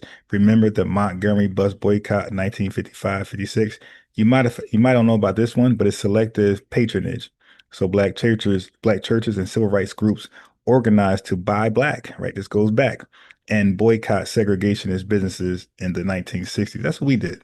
Contemporary examples, like I said, you got the BLM, Black Lives Matter boycotts of companies that support police brutality. We had cancer culture protests, and we had economic strikes. So boycotting is not a sign of hatred, Tethers. It's a political and moral strategy. It's rooted in self-preservation, protest, and power, not personal vendettas. You want to know anything about that because you guys don't fight. Okay. So and they'll say this, hey, why not boycott Asians or whites or white supremacy instead? Well, and then she said Africans would be the last on the list, right? Sure. But all that does is shows African immigrant tether and coon entitlement and lack of culture humility. Okay, so African immigrants, whether you like it or not, they are not exempt from critique. Even when Foundation Black Americans feel disrespected by them, they're not exempt from critique. Okay, so what they do is they demand loyalty while ignoring our lived experience of rudeness, disrespect, and cultural exploitation in African businesses. They don't get to tell us who should we boycott or who we shouldn't boycott.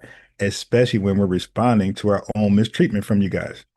Solidarity is earned. Okay, y'all throwing that word around. It's earned. It's not demanded. Okay, you don't get to skip past accountability and then expect blind FBA support. That's not happening. So, and then the argument that hey, we should boycott Asians or white supremacy, not Africans, not the motherland, not the real African. That's a false equivalence. It assumes that all injustices are equal in impact. It is visibility and immediacy. It assumes that foundational Black Americans haven't already been boycotting other groups like the Asians and white supremacists. And it assumes that foundational Black Americans cannot hold multiple boycotts at once. We could boycott all of y'all at once. It ain't got to be no damn order. So if an African salon mistreats us, they should get a pass just because they're African and of the motherland. That's not how it works, man. Proximity does not excuse exploitation. Many African immigrants often arrive here without deep knowledge of Jim Crow, the civil rights movement, or how bus boycotts, any boycotts were used as survival tools in Black America. They arrive here without fully grasping the foundation of Black America, that foundation of Black Americans built entire survival communities by boycotting racist systems and redirecting the dollar. So you don't know how powerful that this boycott, how we use it for a weapon. We weaponize boycotts. Okay, so when you guys see Foundation Black Americans and you see that we're going to boycott African salons because of rude service, price gouging, and poor hygiene, you guys interpret it as a personal attack or tribalism because that's you projecting. You don't look at it as economic self-determination. Okay, so you guys often lack historical context, and instead of learning it, you guys react emotionally. You jump out the window, you crash out. You always think that foundational Black Americans are supposed to be tolerant to disrespect from you guys and salon workers. You think we need to be always patient with African businesses using poor customer service models, and you think that we should never say anything critical because after all, we're all African. That's not going to work. Okay, because here's the thing: you guys rarely speak out of your tether class in your communities, all right, who talk bad about us. You guys get very loud and defensive, even if one Black American Foundation post on TikTok suggests a boycott. But you guys don't get loud on that same social media platform to call out your tether class. You did. You got to use that platform to do both because it creates a double standard. Foundation Black Americans are guilted into silence, while Africans are free to generalize and critique loudly. Okay, so boycotting African businesses is not xenophobic, ma'am. It's an internal sovereign choice made by a distinct ethnic group, i.e., FBA ADOS, about where we should spend our dollars, what treatment we expect, what customer service experience we deserve. Okay, that boycott does not mean we hate Africans like you guys want to believe. It means if we feel disrespected, we will withhold our money. That's our right. So Africans don't get to opt into capitalism and then opt out of critique. You can't open a business in America and then be shocked when customers demand accountability. That works in your country. It doesn't work over here. So you said Africans should be last on the list and white supremacy first. That's not how it works. Okay. It's not about Africans being first on a boycott list or last. It's about respect, ma'am. So when we feel disrespected, we use our tools of that our ancestors left us. Okay, so you can't demand unity while excusing disrespect. You can't demand loyalty while ignoring history, and you can't demand protection while refusing correction. All right. That was a mouthful. Pause, but it was needed to be said. Somebody had to say it. Is that brainwashing? Yep. Using the media, like you said, like I love that line. America is a PR project. Wait. I'll get back to that. Hold on. I'll get back to that. Let's get back to this person over here. Let's get back over here. So look how they don't want to face accountability. They want to act like the slave trade never happened. Like there was never African slave raiding and selling. Matter of fact, I gotta go to the damn anthem on this one, family. I got to. This is a reminder who the slave trade people were, man. I gotta go here, family. Turn your speakers up.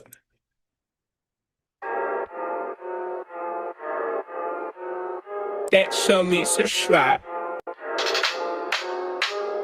Make no mistake, we're the only black people in y'all that only eat rat, eat cat. People, you ain't black, you ain't that. Matter of fact, your black is repo, I'm taking it back. Cause y'all making it whack, faking jacks, y'all from the slave, raiding the tax.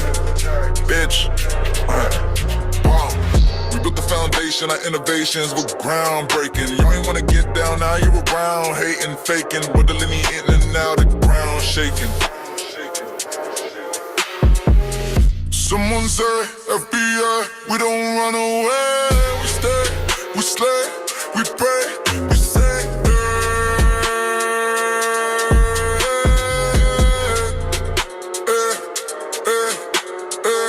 Someone say, FBI, we don't run away.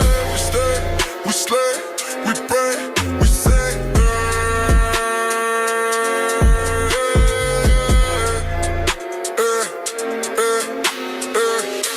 Mistake, we're the only black people and y'all the only eat rat, eat cat. People, you ain't black, you ain't that. Matter of fact, your black is repo, I'm taking it back.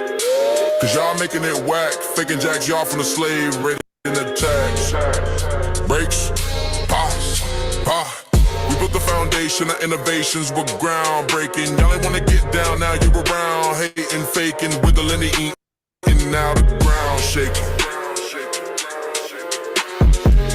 Someone say, FBA, we don't run away. We stay, we slay, we pray, we say,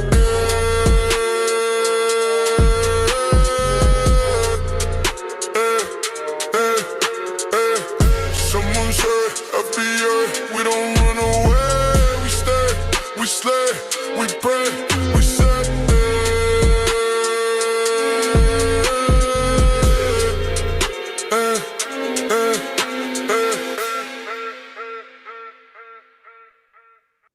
Yeah, family, that mouthful of great information that I had to give out deserved the national FBA anthem, the national lineage anthem. Let's get back to this crazy stuff.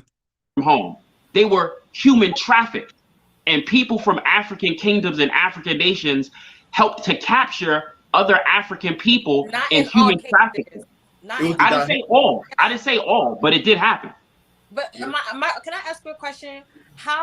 Why do African Americans always pinpoint that Africans are the ones who sold them to slavery, as opposed to seeing it as, first of all, why do you believe the white man's history so much? I went to boarding school in Cameroon, and I learned that one of the tactics that they used to get Africans in the slaves in the ships, they stole them literally. This is all cap. They would what's the word? They would come to the chief and lying. say, "Hey, we just need what's a couple the word? of men The word to is work called for lying. this X amount of time," and those men would never come back. I mean, there were so many different sneaky ways that they got people away. Do you think Africans were proud to? Okay, so I would have sold everybody. I would like to say something as well. Wait, hold on. Yeah, you want to talk about gaslighting? Goddamn. The women of Dahomey, they were doing it. I think it was 75% of slaves that came through the transatlantic slave trade came straight through there. Matter of fact, they had, if I remember right, they had a tree. They used to have their slaves walk around called the tree of forgetfulness, because they didn't want, when them slaves died over there, their spirits to come back and haunt them. They were brutal with their tactics, cutting jaws off, killing. What are your sources? Where is this? Google. Hey, yo, she said, family, she is that, and yo, she's not the only one. They believe we're lying. She said, where's your sources? Man, that's common world history. You think the world lied about the slave trade? Like Ghana made a public apology for being involved in the slave trade. Family, she's not trolling. Okay, she's not like being funny. She's dead ass. She was, they believe that Africans never sold us. They really believe that. And they want to tell us about how educated they are. and they got to teach us our history. She really believes that. That's the sad part. Zora Neale Hurston. Zora Neale Hurston is one of the greatest. I have never heard that in my Okay, life. okay. Zora Neale Hurston is one of the greatest foundational Black American authors. Family, she said she never heard that. Now she's lying about that. She never heard that Africans sold us to white people. She lying about that. She heard it. She just read a Pan-Africanist book, and it said it never happened. That's what happened. She heard about it. She just felt like the white man was lying. This Pan-Africanist book said it didn't happen, so the Pan-Africanist book is true. In our history, she went down and interviewed a brother by the name of Kojo Lewis in Africatown. Africatown is in Alabama. She got this story from him. She asked him, how did you get here? He said, the women of the homie ran through my village, took me, and next thing I know, I was on a ship. Right. So that's a Black American. That's all Black. That's a whole Black story. Zora Neale Hurston. You can look up that story, and they still have their town in the Mobile, Alabama, right now called Africatown. I think they just did a Netflix special on it. Yes. The only reason that's one of the sources. My bad. It's called. You can go to Netflix and watch Descendants, and it's about the Kuju descendants and the people that were kidnapped. Also, Radoshi. She was another woman kidnapped from what is now today Benin, that country, or Benin. And right, and my grandmother's lineage comes from Alabama, not specifically from Africatown in Alabama, but like somewhere that's not too far, Livingston. So you can find that information there. But just to answer your question, I think well, from my history that I've done, there is some type of disconnect between I can see why you would say there's disconnect between Black Americans and Africans versus Caribbeans and Africans, because based on my history, when we were transported from Africa, right, it was a point where we were being kidnapped, just like the Kuju story, but it wasn't at the rate as Caribbeans. So basically, Africans came into the Caribbean at a later time than we did, if that makes sense. So like we were coming to the United States, what is now the United States, in the 1600s, 1700s, 1800s, and then it kind of trickled down and we all became Black Americans. But in the Caribbean, people were still being imported, and they have, it is said that they have a connection to Africa because they were able to keep their language and things of that sort. Over here, we were being breaded. We were like 4 generations away from Africa at that point. So I can see why there's a disconnect. But in hindsight, I would think that there would be a higher connection between Black Americans and Caribbeans because we both experienced chattel slavery in the same violent way. But I think because okay, again, she has a dual allegiance. So we really don't like y'all speaking out too much. Like a mulatto.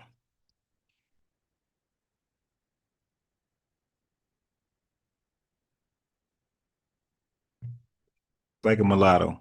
Or you might be FBA, but we really don't want y'all speaking out on behalf of us too much, because you start to say shit like that. You have a dual allegiance. I can't stress that more. Some of you guys start to have a heart for the wrong your other lineage did. You dig to us. So we all the same. See, that's that right there. What you just said is the reason why we kind of don't want the dual allegiance FBA to speak for us.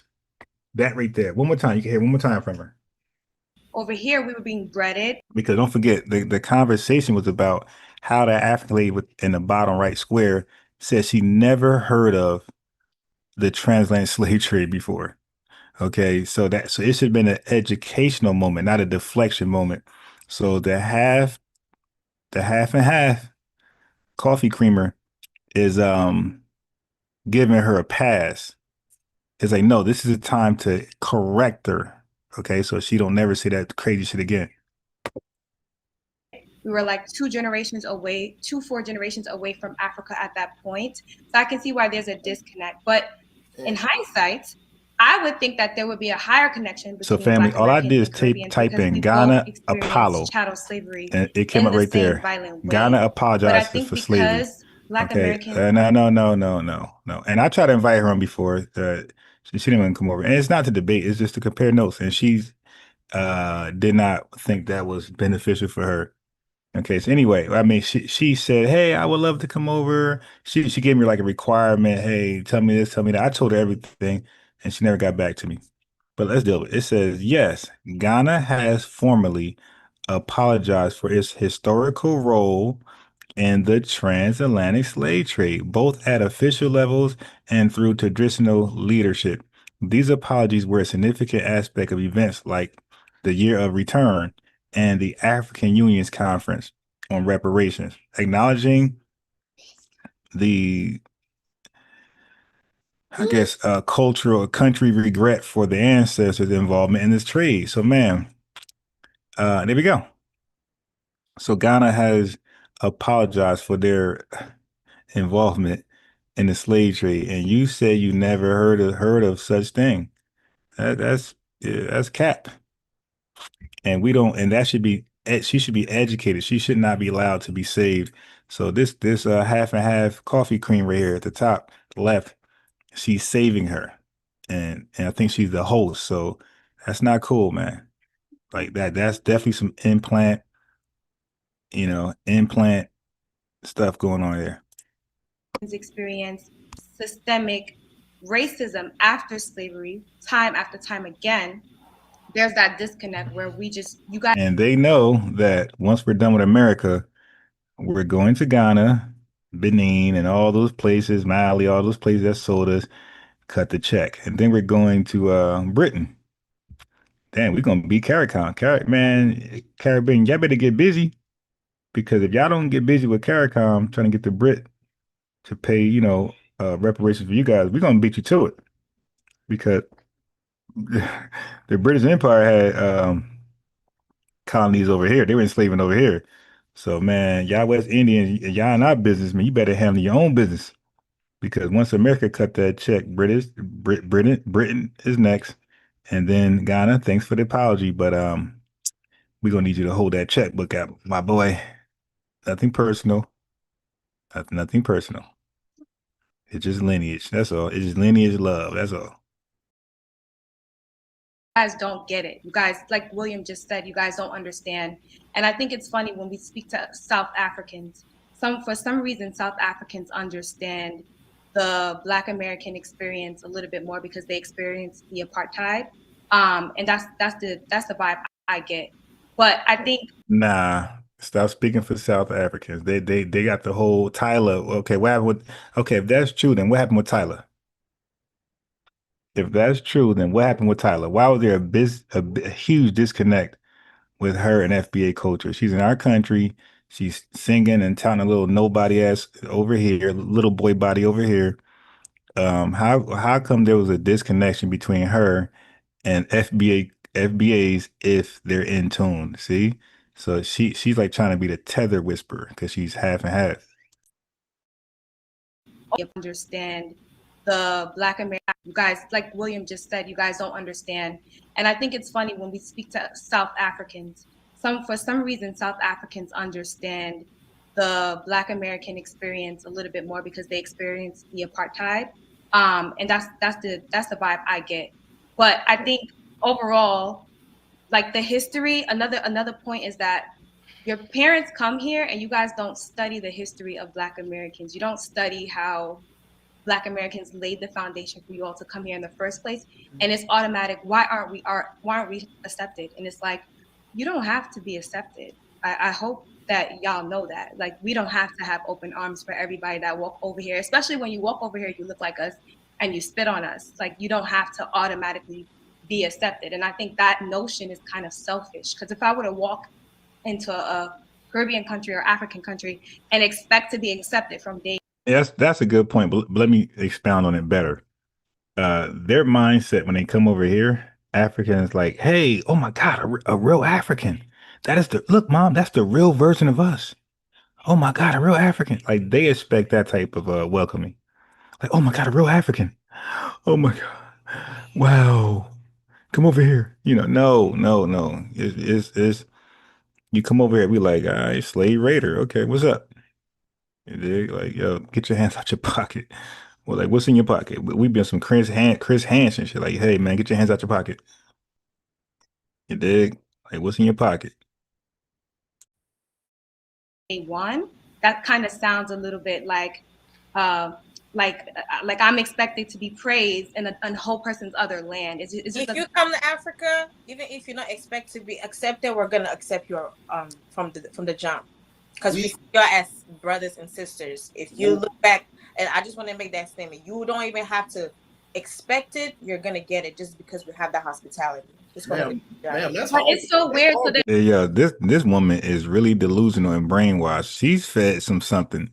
You dig? She drunk the Kool-Aid. She said, brothers and sisters, stop. You know goddamn well we're over there touring. You're looking in our pockets, not our eyes. As you talk to us, you're looking at our pockets. Like, yo, pay me for this conversation. That's your mentality. You ain't no love. Because if it was love, then you'll do it over here. See, the reason why they feel like that, again, it's the pocket's power. They want that American dollar. But when they come over here, they feel like they already got the American dollar or they have access to it. So all that brother stuff, that don't happen over here. Like, where is that energy? Where is that? It's all love, brother energy when we're touring in Africa, visiting, as opposed when they come over here. The brother is out the door. Think about that.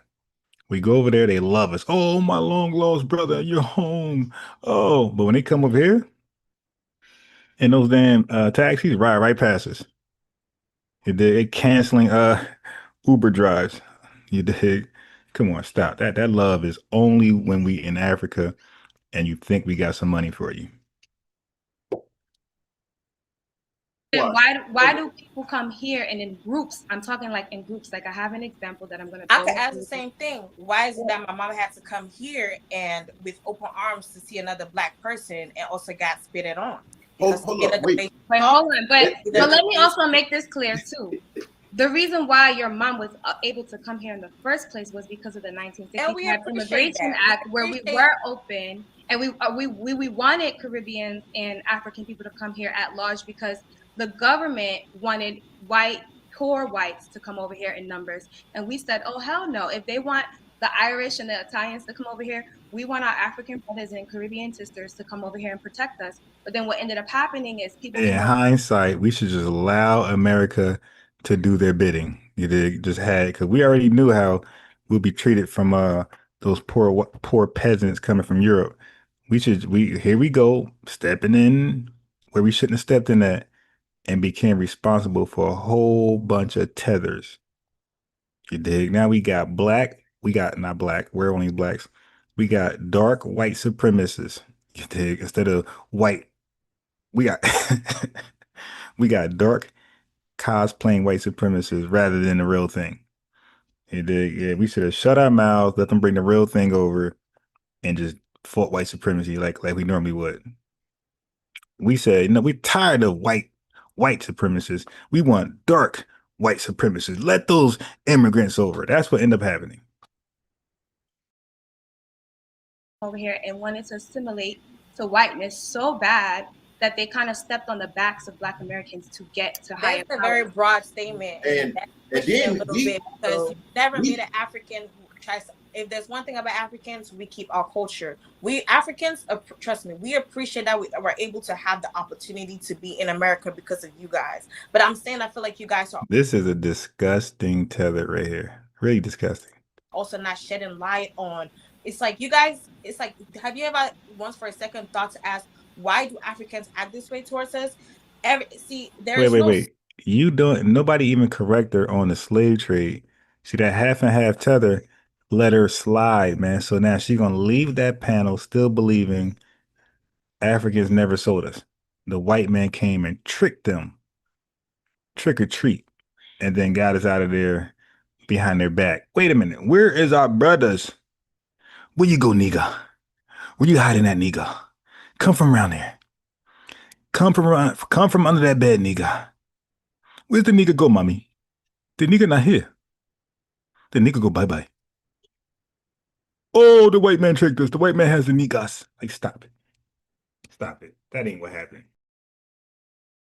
Smoke without a fire burning. So if someone is acting a certain way, that's because they're probably reacting to something. And I'm speaking from my mom's own stories that she told me when she came here. So why are you making fun of somebody because of the way they talk? It's just little things like that. It's like when it happens one time, it's like, okay, fine. Twice, but it's like a continuous thing. At that point, Family, that's called a straw man. She's lying. Ain't nobody making fun of nobody the way anybody talks. She's lying. Stop it. She's trying to get around from talking about that slave trade that never happened. She's bugging. it's like you're already creating a barrier between each other, and then But that's guess what? But guess what? Africans make fun of Africans and Caribbeans make fun of Southern people and Southern people accents all the time.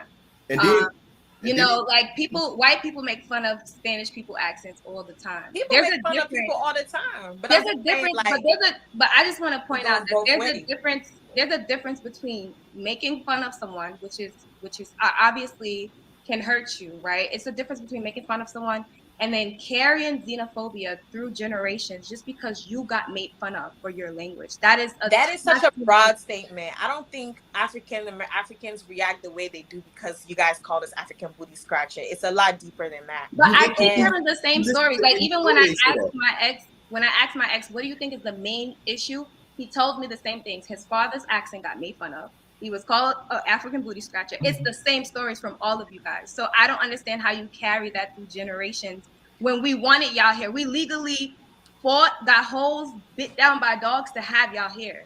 Okay, and so what is the reason why Africans do the same thing to us? Isn't it also because we call you guys, we make fun of you guys too? Again, we make fun of each other. Isn't open. I think the way and I get it, you're trying to support your stand on it, but at the same time, I also feel like you should also acknowledge the fact that it's not one-sided. It's never a smoke without a fire. I think everything that we're talking about is like basically.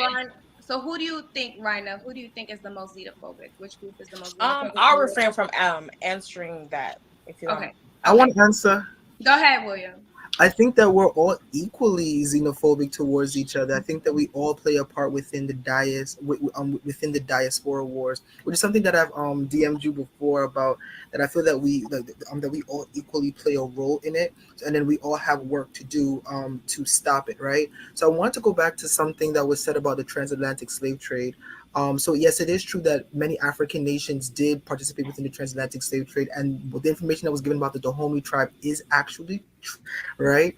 However, I think we have to. So I think we can have two conversations at once, right? We can hold African nations accountable for. We can hold certain African nations accountable for their role within the transatlantic slave trade, but we also have to have the conversation where we speak about the African nations that fought against the transatlantic slave trade and the African nations that fought against colonization, right? That's a part of history that we. I don't even know what he's talking about. The African nations that fought against the Atlantic slave trade, transatlantic slave trade, because if you really fought, I mean, Africa is like, don't y'all say it's 54 countries? I mean, damn, if you fought, it doesn't happen. If you guys really fight, then it doesn't happen, bruh. Like, the white folks came with a check, open checkbook, like, yo, how much? So no, yeah. These fights you're talking about, these are the people. Okay, when he's talking about they fought, these are the people who are being taken from Africans. Okay, those are the people who fought. So when they came to pillage this tribe, to take them, to sell them, that tribe fought. So he's talking about that, but there was no outside tribe like, hey man, what y'all doing? Get your hands out of their pocket, man. You wrong. That didn't happen. The only people who fought were the people being taken, raided from these Africans. That's it. Ain't no next neighbor like, hey man, that's wrong. Like, stop lying.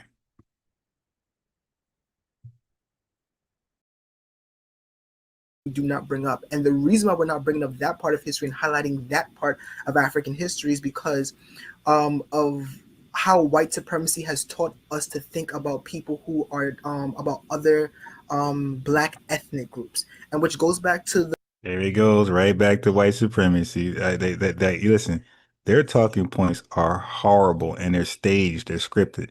Like the woman, like the half and half said earlier, Oh, everybody's called a booty scratcher. Everybody's language is being made fun of. And now it's the foundation of Black Americans are being spoon-fed white supremacy. Okay. They all say the same thing. I'm surprised the cop analogy didn't come out just yet. I'm sure it will. The woman above me, I don't know her name. Patrice. Patrice. And what Patrice was saying. Patrice with a C. Portrice. C with a C, not a P, but a C. Patrice. Patrice. No, the C is in the front. Portrice. The C is in the front. Oh, Portrice. Okay. So going back to what she said, I think that a lot of the times we have to kind of like, okay, so there's three main Black ethnic groups, right? You have Black Americans, you have Caribbean people, and then you have continental Africans, right? Now, if you take a step back and look, you would see that the divisions that we have amongst these ethnic groups, it truly is because of white supremacy, right? And if each group does, oh my God, the white supremacy excuse. Oh, it's the white supremacists who are causing us to fight each other. Wink, wink. And once we buy into that lie, it's like, wait a minute. White supremacists only live really in America. You dig? Or in their European countries. They don't live amongst us. So they're really not in our head. You dig? We don't live with these white supremacists. They do, the Foundation of Black Americans. So if they believe that lie, then they're the blame because they're in their ear most than anybody. It's like, nah, buddy, no white supremacy. That's called bush meat supremacy, my boy. That's called bush meat supremacy. You got white supremacy, you got bush meat supremacy. and if each group tries to decolonize their mind, right, then it would be so much easier for us to come together. So, but however, that does not mean so, and that sounds very Pan-African, and it is, but it does not mean that the gripes that Black Americans have with Caribbean people or with African people is that it's not true. It is true what they're saying, right? And they have laid the foundation for us to be here, and we have to honor them for that. However, we have to also. But what I will say is this: to kind of state what African Americans have done. So I wouldn't really take the whole African booty scratcher term to I wouldn't make that the focal point of my argument. But what I will say that some African Americans have done, and not at the fault of them but at the fault of supremacy, is that they have taken up. Wait, before you said it, it ain't our fault. It's our daddy fault. It's the white supremacists. It's not our fault. It's because we're too stupid. We're being puppet mastered by the zaddy white supremacists. Certain ideologies. Will say that some African Americans have done, and not at the fault of them, but at the fault of supremacy, is that they have taken up certain ideologies about Africa that you've seen within European colonization, right? So kind of dehistoricizing Africa, saying that Africa doesn't have any kind of civilizations, believing that Africa is this poor continent where children are running around with. That is absolutely the truth. Okay. See, brother, this ain't the 1950s. A lot of us been over to Africa now. See, and you got to stop with the lies. A lot of us went over there, man. Especially the Pan-Africanists went over and they seen Africa for what it is, man. It's true. So are you telling me Lagos, that's not a floating slum in Nigeria? Are you telling me Lagos is not a floating slum where Nigerians drink from the water they bathe in? They bathe and drink the water they cooking. They cook, bathe, and drink the water they pooping. Are you telling me that's fake? That's AI? That's camera tricks? Like, bro, stop. Spears, hunting, this great abundance of animals that Africa has, believing that sometimes you have African Americans that also believe. So tell us you don't eat bush meat. Or is that where you going next? All right, cool. So you don't eat bush meat. So the bush meat thing is a lie. Okay. Watch this, family. The bush meat thing is propaganda. That's the white man, brainwashing. That's the white man force feeding us. The white man force fed us that they be thrown down in the kitchen with some bush meat. I understand the frustration. Hold on. Well, let's check that fact. Let's check that fact.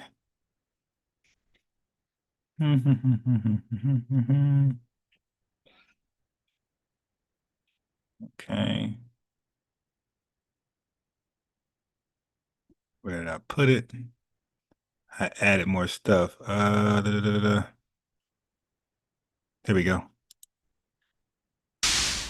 What is illegal and unusual? These discoveries at Detroit Metro Airport. Yeah, bush meat. That's meat from rats, bats, baboons, and more. I know we got your attention. The feds aren't monkeying around with this. Fox 2's Jessica Dupnack is live at the airport. Jessica, do explain.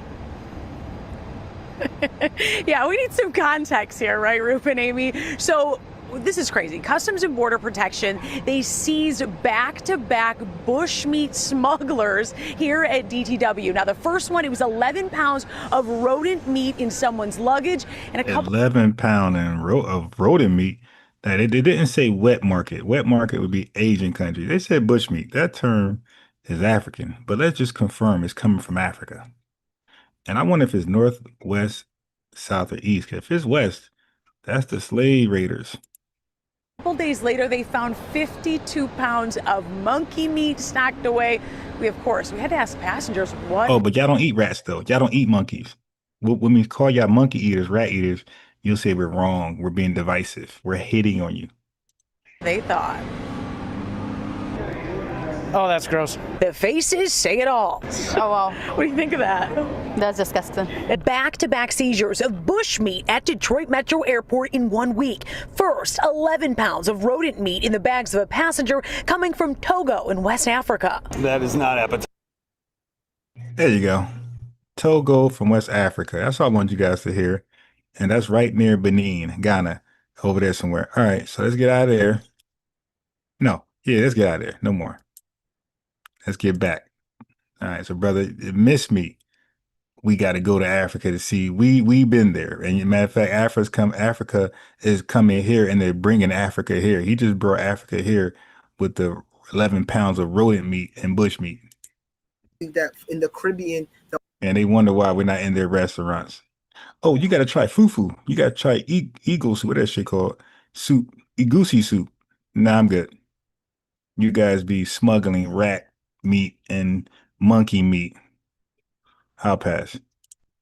that all we're doing is picking coconuts and climbing up trees. William. That's Nobody a hard thinks one. that. That's a hard Nobody one. thinks that, William. Huh? Nobody thinks that, William. You do. I'm telling you. Some of them do be thinking like it's just beach life. It's just beach and that's it. Like there's a lot of people in the Caribbean that don't live near a beach. There's no beach in sight. Like And that we have no type of lights in the Caribbean and okay, listen, I'll say this. When I was in second grade, all I saw was like videos of flies around bellies and stuff of Africa. And that's what my teachers would try to tell me, right? But I went to a kindergarten with nothing but the diaspora. And so I learned about Africa through my parents at a very young age. And so are you saying those flies were camera tricks? That was AI? Like, come on, massa. Can we stop? Yo, we know about Africa. We know about what happened in Rwanda with the cholera virus. Like, come on, like we know. Stop it. No, that's all false. People were fooled. Food was everywhere. Like, okay. That's you though, but like, but it was me, and it was a big community of people who have. And so the only thing I just want to dispute really quick before I forget is that I do not believe that Black Americans look at Africans as some type of poor whatever, because we grew up very Pan-African. Our people made documentaries about your kingdoms, your powers, your queens, Queen Zinga, those people. We have Hidden Colors, 3 documentaries about Africa being this huge, powerful place, and we big y'all up. My mom still wear African hoops. This lady has never went to Africa. She is because y'all. That's so we big y'all up. No, we showing love. Big y'all up. I think that was a reaction to what was going on in America, though. I think accepted by white people and Family, that's why I say stop. We can't do anything with them. Like, let them just have their little African enclaves. Little Senegal in Harlem. Let them have all that, man. Y'all good. You ain't got to worry about a boycott because I ain't even coming near your businesses. You dig? Okay, we not even boycott, not even on my mind. I'm not even thinking twice of buying something that come from Africa. Like, y'all good. Y'all got it. Y'all got it. And so they ran to, that was that whole, it wasn't like, maybe some people it was, what you're saying it was, but I remember a lot of it being a reaction to what was going on in America. Chase literally just told you that we had stories like Kuju, who's from Africa, so we knew about those connections through people like that. I don't know. And I mean, also we picked started y'all up. by saying that all you saw was like flies around Africans. So I'm saying that my teachers would try to tell me that that's how it looked, but I knew better by second grade because. But you see, you knew better. But you see, you knew better because of your family structure and the other Black people that were around you. You have many people like your teacher, right? That when they taught Black people those things, when they kind of colonized Black people's minds like that, it stayed that way for a very long time. You have so many Black people that thought about Africa in those ways because of propaganda and miseducation. And after when they see, and then when they see the Black Panther movies, like, wait. Africa could, and then it's like the Wakandanization of Africa, like, oh wait, now Africa could have these things, and it's like, no, Africa always had great civilizations. So you do, so like within this diaspora. Now that's the best time to ask for a source. Okay, Africa had these great civilizations. Yeah, now we need a source. Diaspora wars, that's why I said that the blame is equally amongst each other. We all have work to do, and Black Americans. Sorry, I'm gonna cut you off again real quick because I know that we're hitting almost the hour. But go ahead, Chase. Oh, I was just gonna say real quick. Foundational Black Americans have always picked up the diaspora. There is not one historically Black college. Hold on. There's not one historically Black college that doesn't teach Africana studies. You have so many foundational Black Americans becoming doctorates, getting their master's. Gonna learn? Oh, you can. Hey, she is very disrespectful. Of course. What else are you going to learn? She is very disrespectful.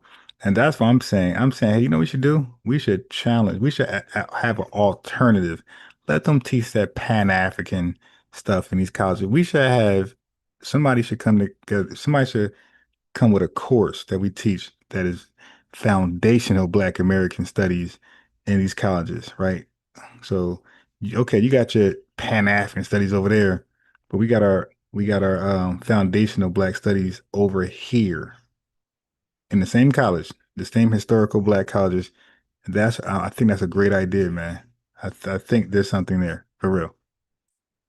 We can answer that for sure. And yeah, but look how disrespectful she is. She won't let anybody talk. She cuts in right away. She's able to go rant, lie, and as soon as her brother go to rebut some things or add clarification, some information, she immediately cuts people off immediately. What else you're gonna learn? There's nothing to learn but African stuff.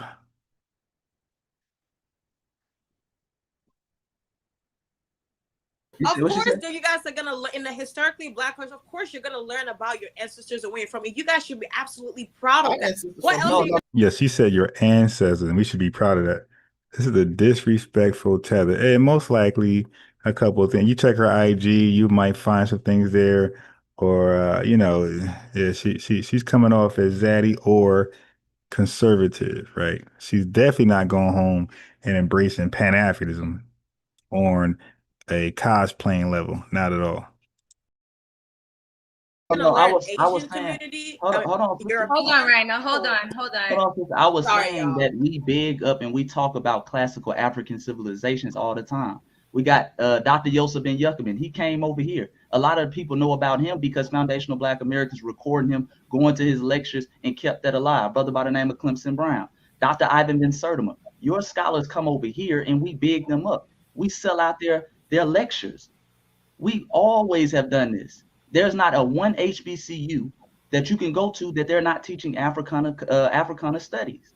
So like this whole thing that we were talking down on Africa, I disagree with that. I But feel then, like, I feel like what you just said is a little bit. I feel like it's not inclusive.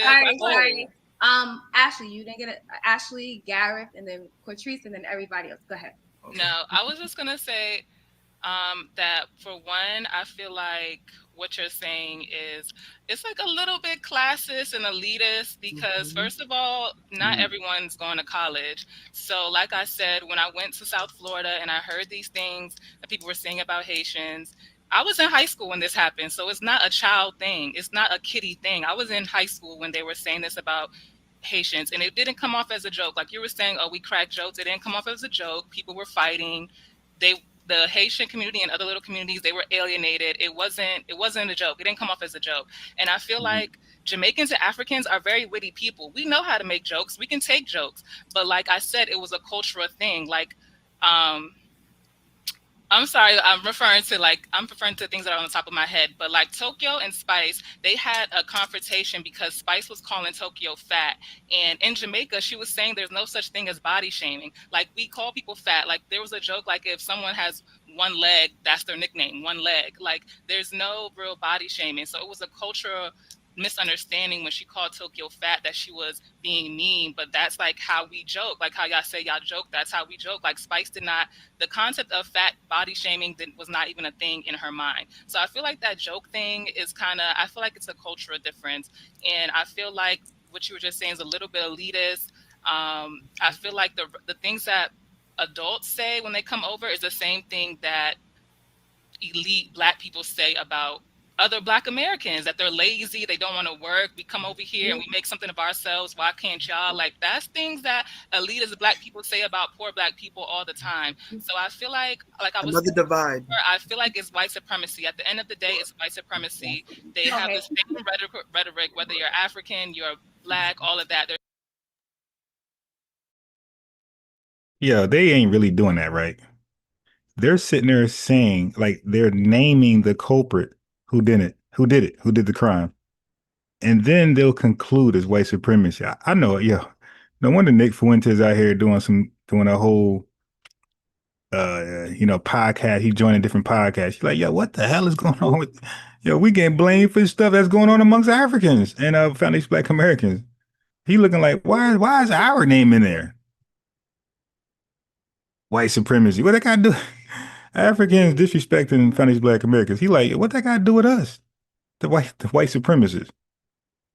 He like, leave us out of it. Y'all Africans, that's all y'all. Again, good cop, bad cop. They're saying the same thing about Black Americans. Okay. I just say this 30 seconds. Brother Bill Cosby did a whole documentary that was basically on an elementary school level called Lost, Stolen, and Strayed, bigging up the African continent. This is back in the 60s. Brothers like Tariq Nasheed don't even have a high school diploma. Did the Hidden Color series, bigging up the diaspora. Is there any African nation or Caribbean nation that in your colleges, in your schools, have a whole study dedicated to Black Americans? No, because African Americans are in America. Of course, Africans in America are going to learn about where they come from. The same way as Germans here are not going to make. Okay, let me cook her. Of course, foundational Black Americans are going to learn where they come from. Well, of course, you Africans got to learn where you're coming to.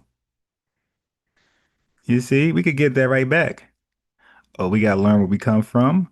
Well, you guys got to learn about the people you're coming to, that you're fleeing to. Okay, so yeah, that makes great sense. You need to have something in your homeland that's teaching you about foundational Black Americans, because this is your dream. Your dream is to live amongst us. So yes, that makes sense. You need to come over here and learn from those who you are coming to. But we don't come from Africa, but you're definitely coming to America. No pun intended, Eddie. They'll make a documentary about Germany, but you ain't gonna see no German making documentaries about Germans in America, if that makes sense. Now, I'm not saying all of this that is makes true, absolutely no sense. That's a dumb analogy. And another thing too, I've noticed that a lot of you African Americans like to say y'all, and I think That's our slang, by the way. That's Wait, no. When I say y'all, I mean like indicating that like you are Africans, we're African Americans, we big up you guys, and you guys don't big us up. It's like, okay. So y'all don't I lost distinguish my yourselves? but Y'all don't distinguish yourselves when y'all come over here? Y'all don't say, it's just okay. What y'all else? don't have y'all is Caribbean you guys, carnivals? you and- guys are not Matter of fact- acknowledging the fact that y'all are wrong. All I'm hearing is That's true. it's all you guys. We don't get respect. We don't. We are able to acknowledge the fact that yes, we do have a lot of work to do. But it's like all y'all's argument is always, nah, All right. y'all not giving us respect. Right now. Tell me in 30 seconds what we're wrong about. I think there should be a point where you also have to acknowledge where African is. For me to better understand you guys, also acknowledge where you guys. Wait, she said, "Tell us in 30 seconds what we're wrong about," and she's giving a different. Well, you tell us this, then but she's allowed to just spew. We're wrong in as far as okay, yes, we were wrong in doing this, we're wrong in doing that. But I feel like all I was hearing is we don't get respect from anybody. We always big up Africans, and Africans never big us up. Like just at where I'm over here, like yes, we do have some work to do. We do need to unite. We do have differences, like, but I'm not getting that from you guys. It's like what I'm getting is we're all so perfect, and you guys are the one. You guys are the problem. That's my personal opinion. Okay, cool. Garrett, who do you think is the most xenophobic, or what are your thoughts on this? In terms of the most xenophobic, I can't say who's the most. I agree with someone that already mentioned that we're all. Yeah, the questions are like geared to the tethers. I had to rant. Okay. They call it brown. Yes, itself with disgust. You're not going to respect a person who looks like you. You're going to view them with disgust also. So there's a lot of self-hate in the room, and each of us have to look. We have to look how much do we respect ourselves? How much do we actually love ourselves on an individual level, on a societal level, ethnic level, cultural level, and then to look outward to see how much we actually respect people who are like us but still different because of cultural and societal and historical circumstances. Yeah, I think that's an amazing point. Xenophobic from within. Wow, that's a different point. And Cortrice or Rashad, any thoughts on this question before I move on? Yeah, I just for one, I don't know what the sister name is at the bottom left. What's your name? Ashley. Ashley. Yeah, when you said something about you coming over and y'all doing this and y'all doing so well. Just say sister with the cake soap. We gotta cut. That's really cap because of the simple fact a lot of y'all not balling out of control like y'all are putting up. Y'all faking the funk with that. A lot of y'all come over and work the same jobs we do. The only difference is y'all are basing it off of a small population that comes over here and say, well, look how good we do.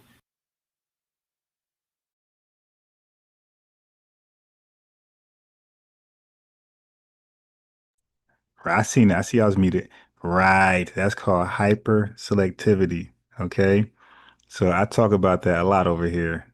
Their elitist is like our regular. That's like our middle class. That's their elitist. And they're very tiny.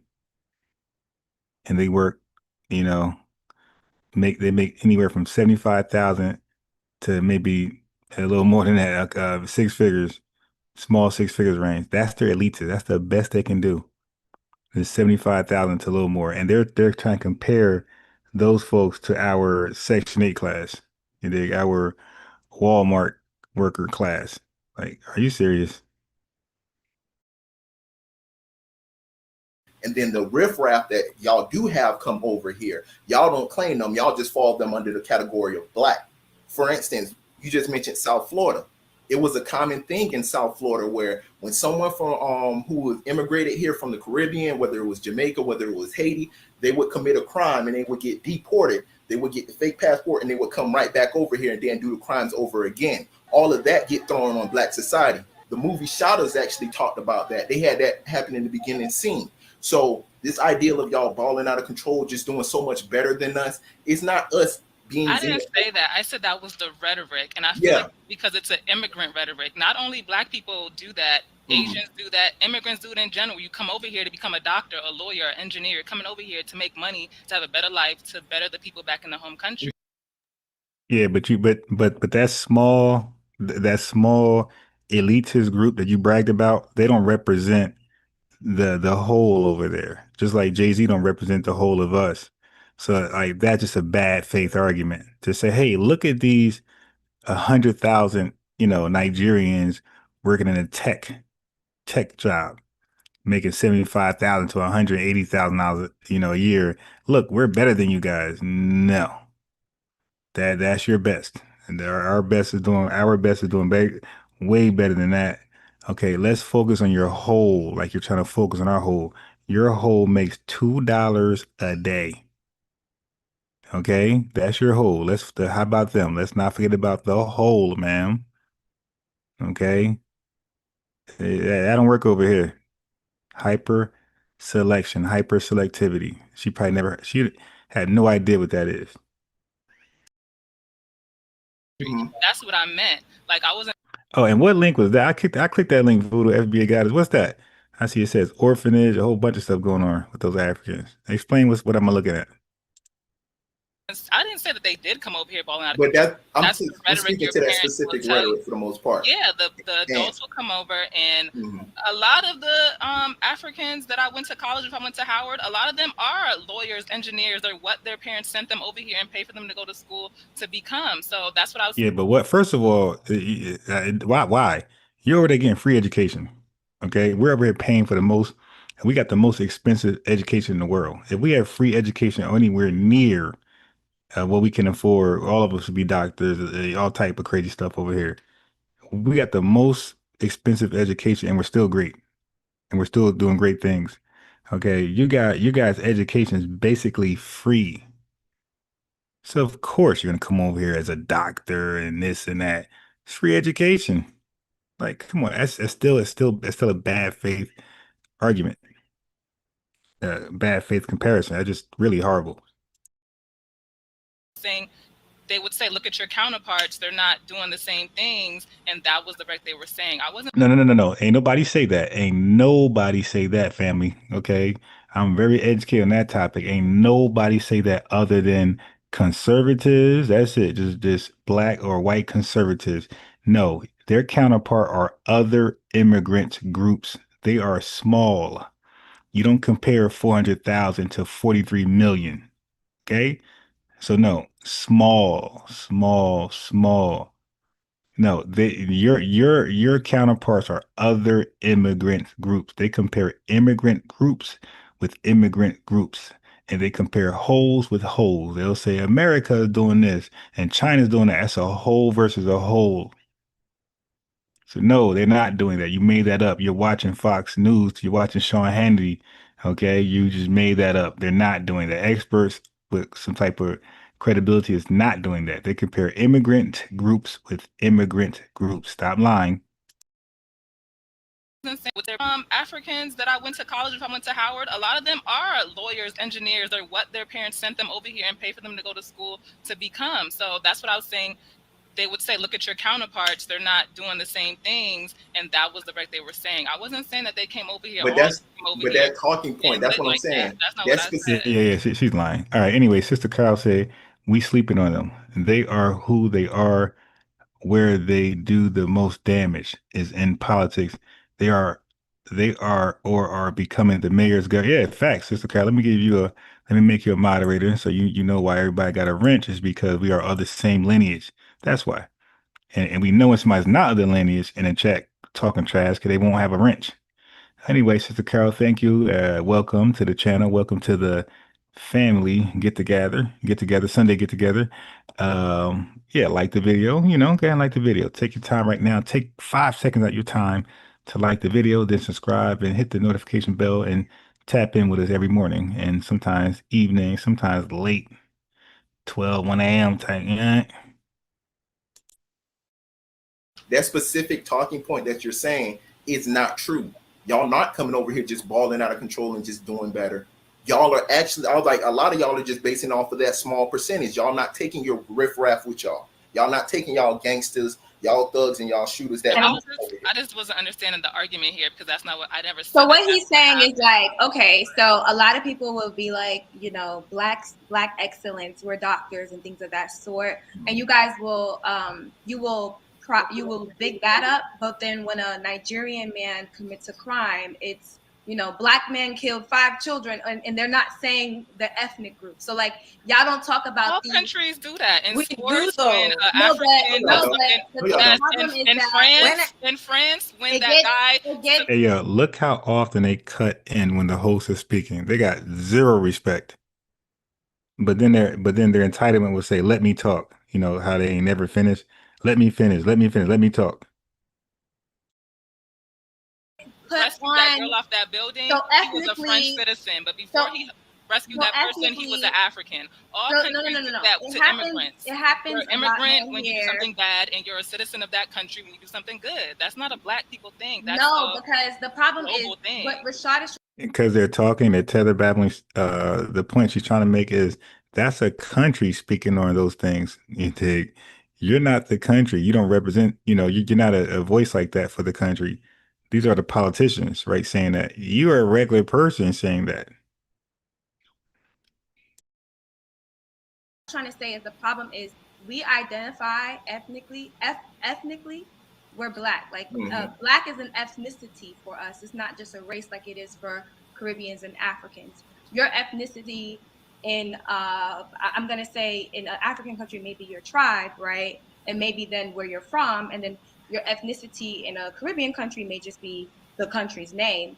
But in the United States, black is an ethnicity for us. So what Rashad is trying to say is that often you all will, you know, be very proudful about the doctors and the lawyers and the engineers, and that's great. We're proud of them too. But then when you have mass murders or mass crimes by Black immigrant groups, you all point to Black Americans as the murderers and the people who do all those crimes, and you don't talk about your own. That's how the media portrays it. No, we can't do the media game because y'all do. Yeah. Ma'am, you are the media. They're not talking about media. They're talking about that's how you portray it. Oh, big up to the Nigerians, big up to the Jamaicans when it's something great. But when it's something bad, yeah, black people gotta get themselves together, man. We out here selling drugs, we out here doing this black on black crime, and it'd be a Jamaican person. You're not saying Jamaicans, we gotta do better, man. This black on black crime stuff is crazy. You're saying black people now. Okay. We know what you're doing. We're hip. We're hip to it all. Rarely see a murder and they be like, the Nigerian man killed a white woman. Because when y'all do something successful, when y'all do something successful, y'all specifically. Trust me, they will make sure they highlight that he is Nigerian American. Or when y'all do something, I'm talking about when y'all do something specifically successful, y'all make sure to separate yourself. Y'all will say exactly. Hold on. When they say black. When no. When when Usain Bolt was winning them awards, I can't remember those sisters who was winning those awards. Y'all was throwing up every Jamaican flag that y'all can find. Y'all was saying, yeah, that's how we do it in the islands. When you Rihanna wins her awards, y'all rep on Rihanna. But then when it comes to the crime, y'all make sure to say, hey, that's not us. We don't claim them, and that get thrown on our names. Y'all that get thrown on Black society. So okay, I'm gonna move on from that. Because we can talk about that for a long time. But what I want to add to that is that I want to add to Ashley's point about the Haitians. Honestly, growing up, the Caribbeans were the ones to downplay Haitian culture. I never heard, honestly, in my experience, Black Americans diss Haitians because we weren't that familiar with Haitian culture and why it was different than Jamaican culture. Black Americans at one point were like kind of ignorant. Everybody was Jamaican. Like we was just like, what? We didn't know the difference. And I'm speaking from my mother's side of the family. So growing up, in my perspective in New York, the Caribbeans would make fun of the Haitians. And so I find that very interesting when, someone says, we're closer to Caribbeans than y'all, but then it's like within your own Caribbean culture, there's a bottom caste, which it's in my opinion, it seems to be like at one point was the Haitians. Like Caribbeans will make fun of the Haitians, which is ironic because they're the only country who have gotten their freedom on their own, outside of the only full Black country is what I'll say. But I also want to just move on just because it's an hour in and I don't want to take up too much of y'all time tonight. Take it up. So I think All right. So anyway, let's go here then. Let's go back here. Not that no. See, y'all thought I was playing. This is my ICE application. I'm slowly, carefully filling out. All right. So let's go back over here.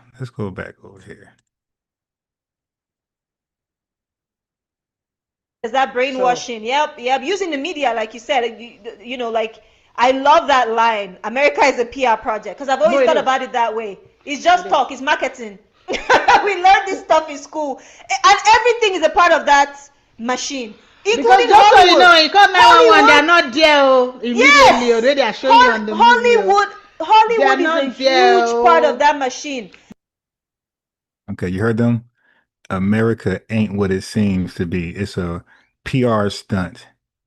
America promoted itself like, hey, come to America. This is the home of the land of the great, right? We got this going on. We got that going on. And when they come here, they're like, oh, nah, you tricked us. That's what they're saying. They act like they have an iPhone 20,000, right? And a Google phone is coming out. Okay, yeah, that's a train. Okay, good job. And they act like a Google phone is coming out to compete with it and is misrepresenting its features. Okay. They act like that's what they're saying. That's what America did for them in their homeland. They're in their homeland, kicking up dust. They got their food, their restaurants, and they're living good. They got the career going on, all type of stuff. Their homeland is popping, and then America comes on the TV with a commercial. Oh, you think you're living fat now? If you come over here, you'll be living fatter. Look what we offer. Look what we offer. See? So yeah, try America out and you be living greater. Oh, you know what, Mom? Let's try that out. Like that's how they propose it, a PR stunt. They're acting like they ain't flee over here because they hate their country. So they're justifying why they are in America. Don't let them fall. Don't fall for that. Okay. So they're trying to downplay their reasons for migration. All right, family. So many African immigrants do not want to publicly admit the following truths: that their homeland nations face extreme instability, poverty, corruption, terrorism, e.g., Boko Haram in Nigeria. They don't want to admit lack of infrastructure, child marriages. That's embarrassing.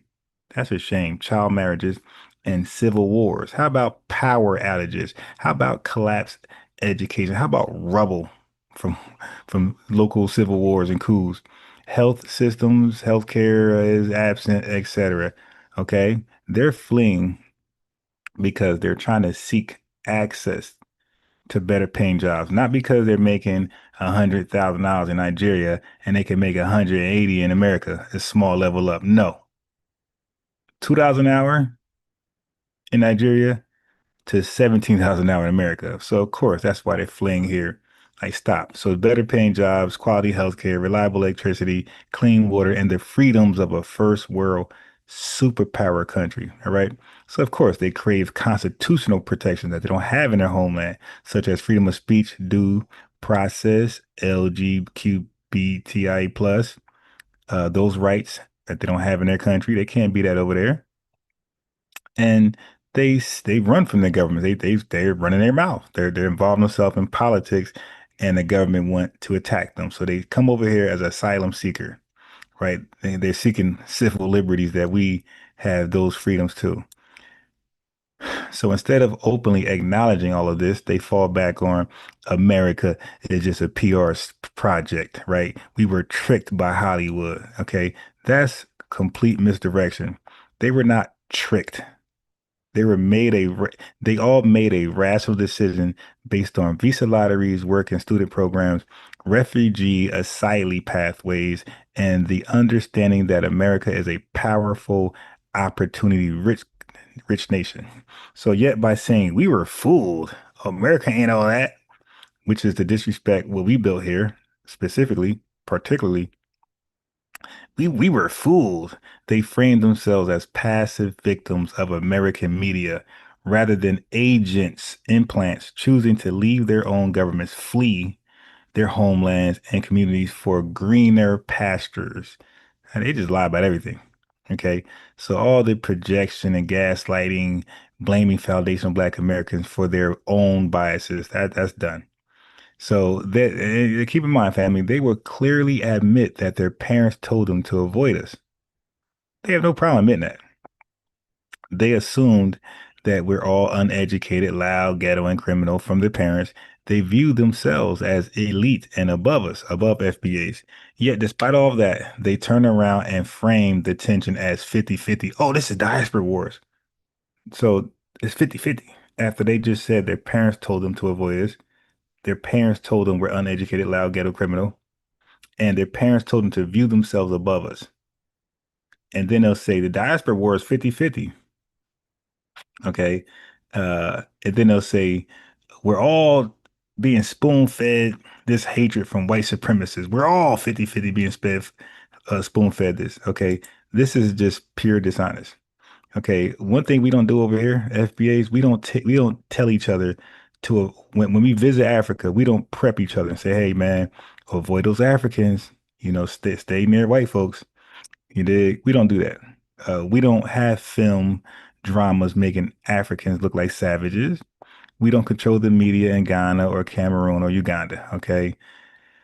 The prejudice they learned from us, they learned it at home, is reaffirmed by their government, corruption and desperation, and they projected it all onto FBAs as the enemy, the white supremacist puppet. Okay. So they frame diaspora tension as mutual. That is a false equivalence. Okay. It's meant to avoid accountability. They hate accountability. They hate it. But let's make this plain. FBAs, we're not thinking about them at all. We don't think about them until they come into our land. Okay. And when they come here, they draw our attention because they immediately say things like we don't have culture. Right.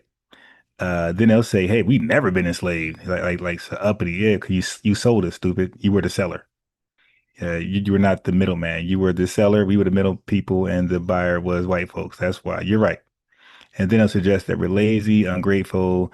We depend on the government, right? They join those conservative circles, and then they'll demand access to our scholarships that was for us, jobs, reparations, and identity spaces that were exclusively cut out for us. Okay, so no, that's not neutrality. That's cultural patriotism, parasitism. Okay, dressed as Pan-Africanists. Okay, or Pan-Africanism. So many of us, by contrast, welcome African immigrants during the 1980s to the 2000s as brothers and sisters. That's undeniable. But what was their response? Condemnation, elitism, and social distance, entitlement. So now that we're finally speaking up, and mainly online, these immigrants are saying, why are you FBAs being so divisive? Why are you attacking us? No, we're not being divisive. We are enforcing our boundaries that were never respected in the first place. Okay. But the PR project is a cop out. It's a cop out. Saying that the U.S. is a PS project, it implies immigrants were tricked into coming here. The American dream is a lie. Africans came to America under false pretenses. We didn't flee. We were tricked to come over there. False pretenses. Your commercials got us over there. Okay, but the bottom line is nobody applies to a U.S.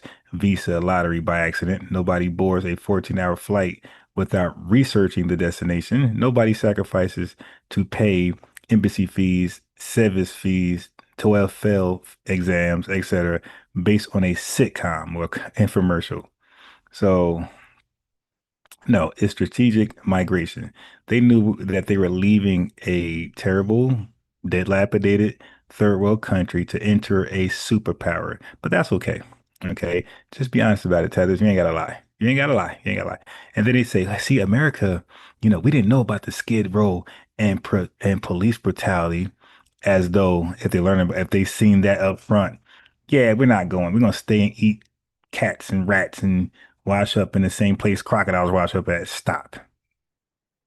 America got poverty and racism, but that's not going to stop y'all from coming, okay?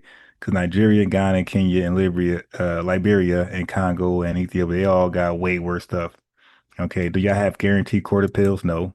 Do you have the right to film police? No. Do you have minimum wage laws? No. So in spite of the racism, food stamps Skid Row, do you guys get food stamps or housing vouchers? No. Do you have free public libraries and community colleges? No. So we're still, our worst is still 1,000 times better than your good.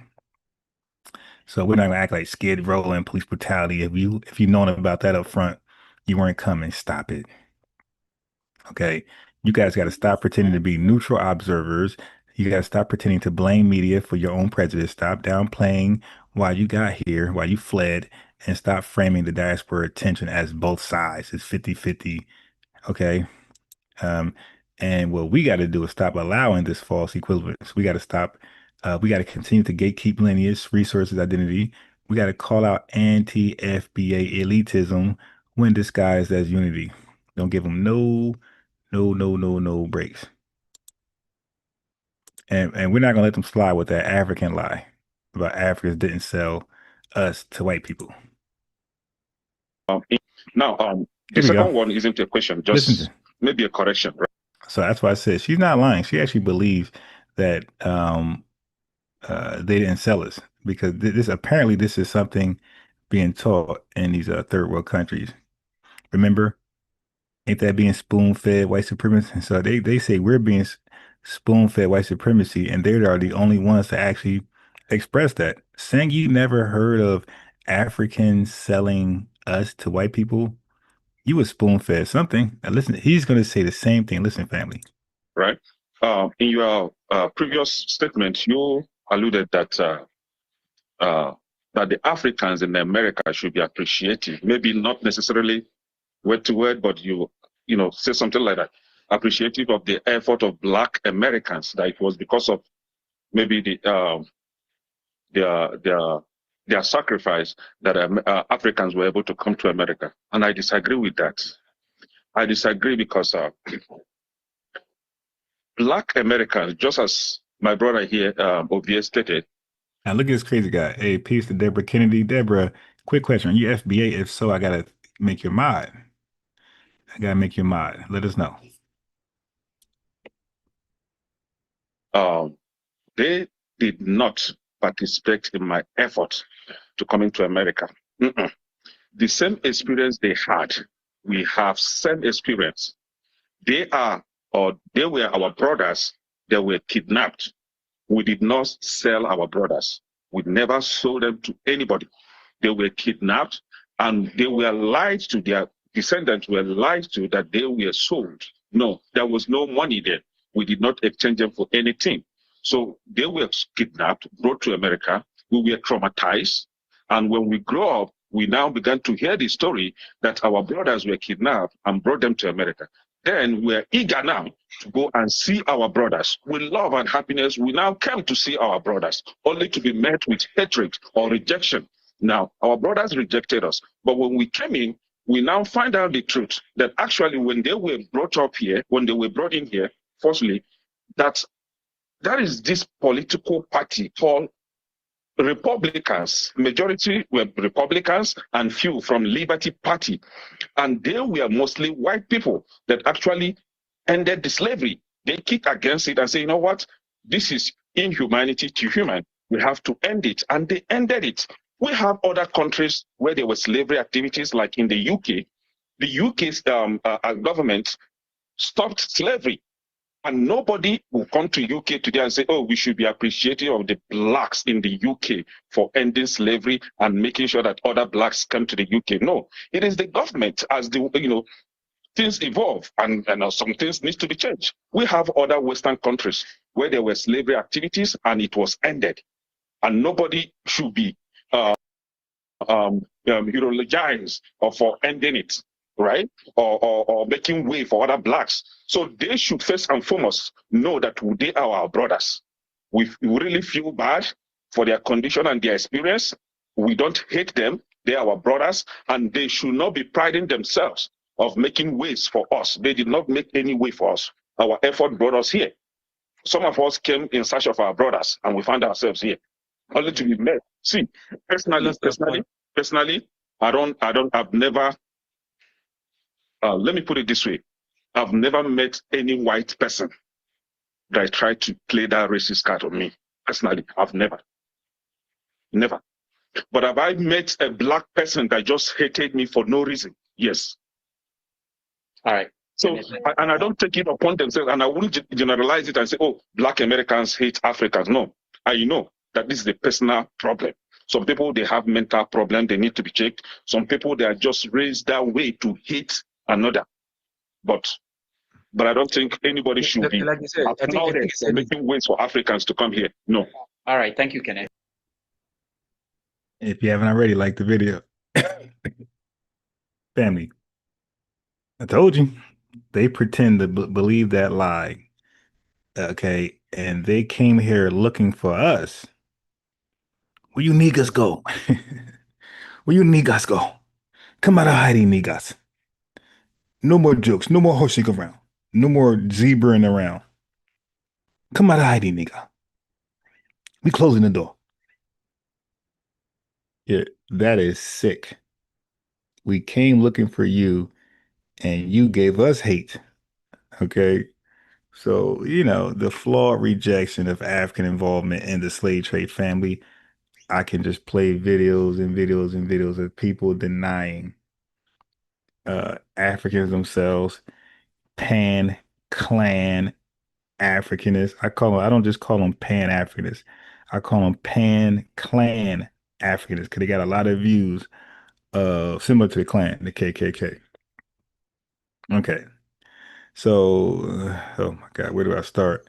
He said we were kidnapped. They never sold. He said we were kidnapped and they never sold us to anybody. My God. So this is a common revisionist myth often used by modern African nationalists, okay, Pan-Africanists, to deflect blame and preserve dignity. We ain't do a goddamn thing.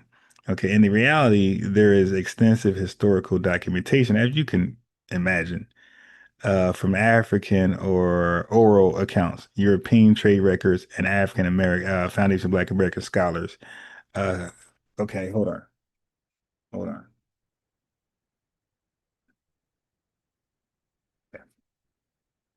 So again, historical documentation from African oral accounts, European trade records, Foundation of Black American Scholars, confirming that many African kingdoms, like the Dahomey by name, Ashanti, and Oyo empires, participated in the transatlantic slave trade by raiding rival tribes and selling captives to European slavers in exchange for weapons, clothes, cloth, alcohol, and other goods.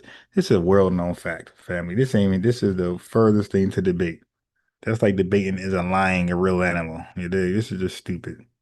Also, those documentations confirm that some African leaders resisted, like King Nzinga, okay, but his wife did not. His wife was part of the slave trade, slave raids. Okay, their team is the Raiders.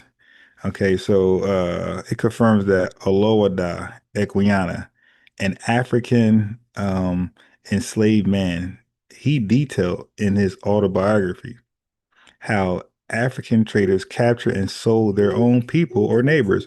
So not only did they sell us, they sold their own. These are beasts. These are savages. So this man's claim that no money was exchanged. Yeah, there was no selling and buying. There was no Abraham Lincoln, no George Washington Lincoln dollars at that time. What you mean money being okay? So but that contradicts the record showing how slave ports operated and how slavers negotiated prices for human cargo. Okay, so Africans were not innocent victims, my boy, of the trade alone. They were also complicit actors. It was a joint venture. It was Dame Dash Rockefeller with Def Jam. It was 50-50, bro. You and a white man. Y'all had an LLC together, a multi-membership LLC. You were co-owners. But to say, but to lie and say that Foundation Black Americans did not participate in any efforts for you guys to come to America, we didn't make a way for you. I mean, come on. That's a gross misunderstanding of systemic dynamics Okay, it dismisses the civil rights movement's global impact. Anyway, let's give them some straightening. Hold on. Okay. So foundational Black Americans endured 246 years of slavery, 100 years of Jim Crow, economic exclusion, lynching, disenfranchisement, and civil rights protests to fight for access to the same legal protections that immigrants enjoy today. So y'all can enjoy everything we had to endure and fight for. You didn't do anything, just a free gift. It was gifted to you the same way that those 270 million acres of land was gifted to white people during the Homestead Act of 1862. Gifted, unearned income, freely gave it to you. Didn't work hard for it at all, just given to you. So these rights were given to you. You didn't work hard for one of these rights. We had to endure 246 years of slavery, 100 years of Jim Crow, economic exclusion, lynching, disenfranchisement, civil rights protests to get what we got. You guys just came here yesterday and you could put all that on. You can clothe all that on yourself. It's ridiculous. Okay, but also we built the no. We led the Immigration and Nationality Act of 1965, which ended racial quotas and opened U.S. immigration to people from Africa and the Caribbean. Okay, so before then, you guys were largely excluded. Okay, I don't know why you think white folks wanted you here. But we built the political and legal framework through organizations like the NAACP and the Black Panther Party, which made institutional racism visible and internationally condemned. So we took on the brunt of American white supremacy so that people like yourselves can immigrate here in a post-civil rights America. Okay, so you should be thanking us big time. All right. So you modern Black immigrants, you modern African immigrants. Hold on. Hold on.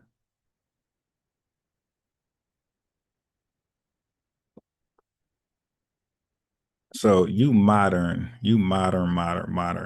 African immigrants, you benefit directly from our struggles, the struggles we fought for, the tough times we endured. Okay, to claim otherwise is just ungrateful and ahistorical. And that's what the man just did. That's what he just did. Okay, so then he talked about the Republican Party or Abraham Lincoln freeing us, all type of. I didn't want to get into all that. That's just wasting time. Then he said that when he did come over here to look for us, so his long lost brothers, we met him with hate. I didn't want to do all that. No, I'm not falling for that. Let me see what else he said. Okay. Yeah, then he said he never experienced racism from a white guy. It was a black guy who did it to him. Okay. But see, what I'm more of concerned with is the psychology behind these arguments. Why would these tethers say stuff like that? And it's really just some simple reasons, like preserving dignity. It's hard for some Africans to accept their ancestral societies played a role in slavery. Like, yo, no, you are to blame. Okay. Deflecting responsibility, denying the past, avoids accountability, and allows for moral high ground. Okay, they can't be talking the way they talk without embracing that. You dig it? Also, ingrained colonial thinking. They keep saying that we're spoon-fed something. No, you guys are plagued with ingrained colonial thinking. So many post-colonial African nations, you guys absorbed a white supremacist education that demonized us while glorifying Europe or order. You guys know that. What about immigrant exceptionalism? Some of you guys feel that you earned your success without needing protests or reparations, and you project that onto others of your community unfairly. Just passing the lie around. So that man's statement is full of historically inaccurate claims, deflections, and dismissive rhetoric. It undercuts the sacrifice of foundation Black Americans and wrongly attempts to rewrite the roles of African sellers, white slavers, and enslaved resistors. And one of the darkest chapters in the world history, you dig, which is transatlantic slavery. So the truth is that both Africans and the white man share complicity in foundation Black Americas. We paid the highest price in blood, labor, and resistance as a result of their business deal, their joint venture. You dig? So don't get mad that you made that deal, you signed that record company, and they kept your masters. You dig? No, that's a personal problem. You were involved. Okay, so matter of fact, this is a great time to play the lineage national anthem. This is the FBA national anthem. It's short, only 2 minutes.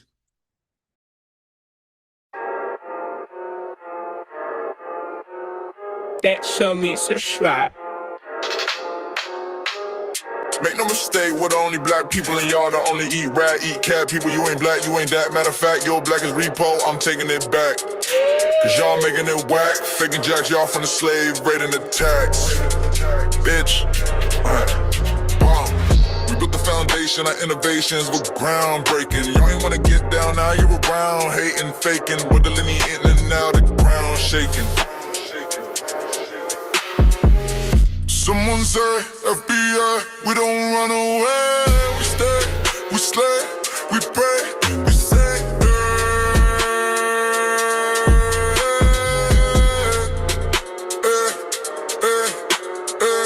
Someone say, FBI, we don't run away. We stay, we slay, we pray, we say. That's right.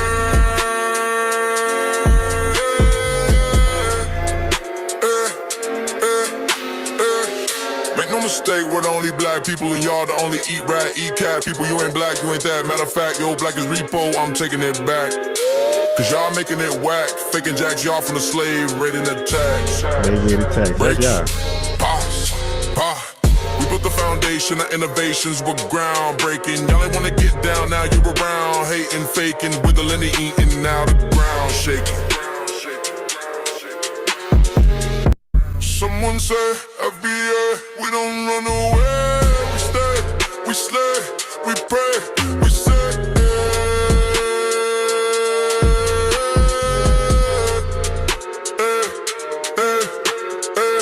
Someone say, FBA, we don't run away. We stay, we slay, we pray, we say.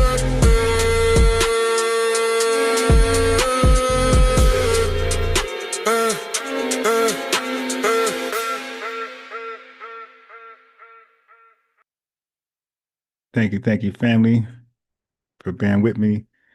Sometimes this Tether hate, this hate from Tethers directed towards us, we gotta take a break and listen to something uplifting to the spirit. You dig? Something that our spirit can resonate with before we hear something like this. African yes, that's the most popular one that I know. That's a very popular one. Yes, yes. And I one of my cousins told me she personally experienced that, right? African Americans making fun of food, their food, and honestly, like, my response to that, because I always try to come from a place of empathy, my response to that is just, kids are mean. Kids are just mean, right? So it's like, I feel like kids come to that point in their life where they're trying to find themselves, right? And they're just like, it's bullying in general. It's just like you had that one thing, that one targeted thing they could bully you with. And again, that's not to minimize the experience of the Africans who went through that. But the only reason why I bring that up is a lot of Africans grow up with that.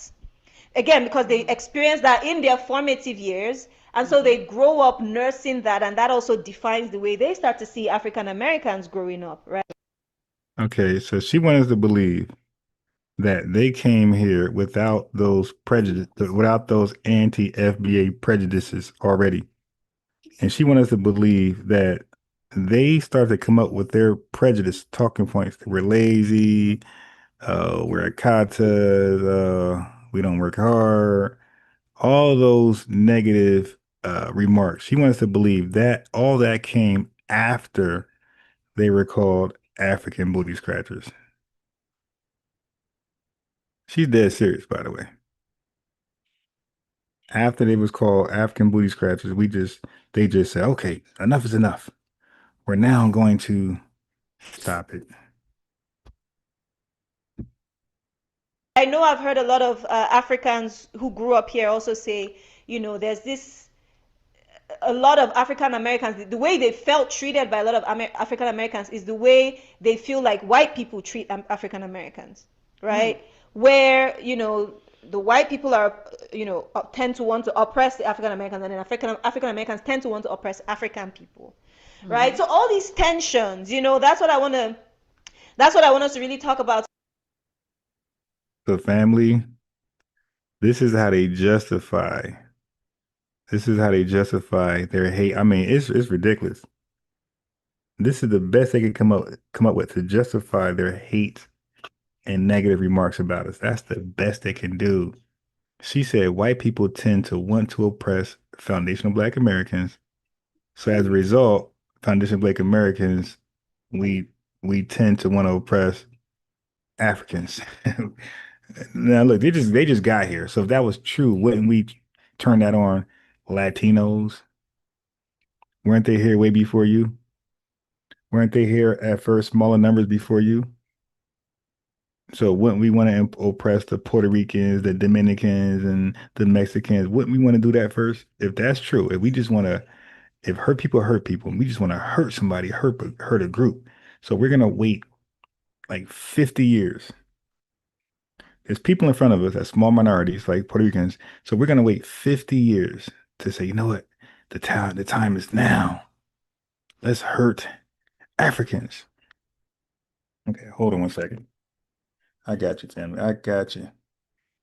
Yeah, this type of projection is ridiculous. Hold on. Okay. So obviously this logic is deeply flawed, it's ahistorical, and it reflects a projection rather than a reality. All right. Okay, hold on. So the false equivalency. Okay, the power to oppress is not mutual. She's trying to compare white folks oppress Black folks. So Black folks somehow has that same power structure to oppress, like white folks oppress them, and it can use that same power resources to oppress Africans. Okay, so white people, in case you don't realize, have institutional power in the US. From law enforcement to banking to education to media. Let's see what type of power we have. No power. We have no power to oppress anyone, let alone African immigrants. The best we can do is call you a booty scratcher and then get out your way. All right. So just a reminder, oppression equals power plus prejudice.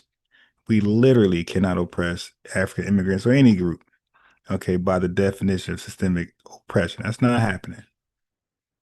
So what some African immigrants call oppression is not oppression. It's just called defending ourselves. It's just called defending ourselves. That's all. They call that oppression. Speaking up for ourselves is called oppression. We're oppressing the African tethers because we are speaking up for ourselves. We're defending ourselves. Okay. Again, many of you guys admit your parents warned you against us, to stay away from us. Okay, your parents brainwashed you that we're lazy, violent, ungrateful. You also say you learned a lot of your negative stereotypes about us through movies, rap videos, and gossip as reasons why you were skeptical of us. So guess what? That all happened in Africa. That all happened on the island. Okay, Gilligan's Island, whatever. It happened there. So that was way before you were called an African booty scratcher.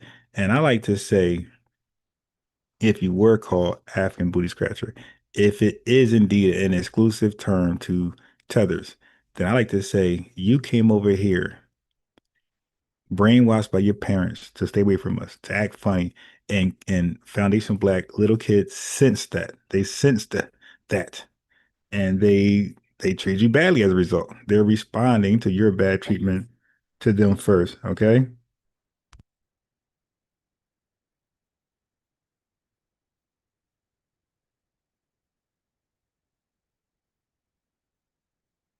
All right. So yeah. So instead of owning their own prejudice before they arrive in our country, They rather flip it and say, you hated us first. You're xenophobic. You're dismissive, divisive.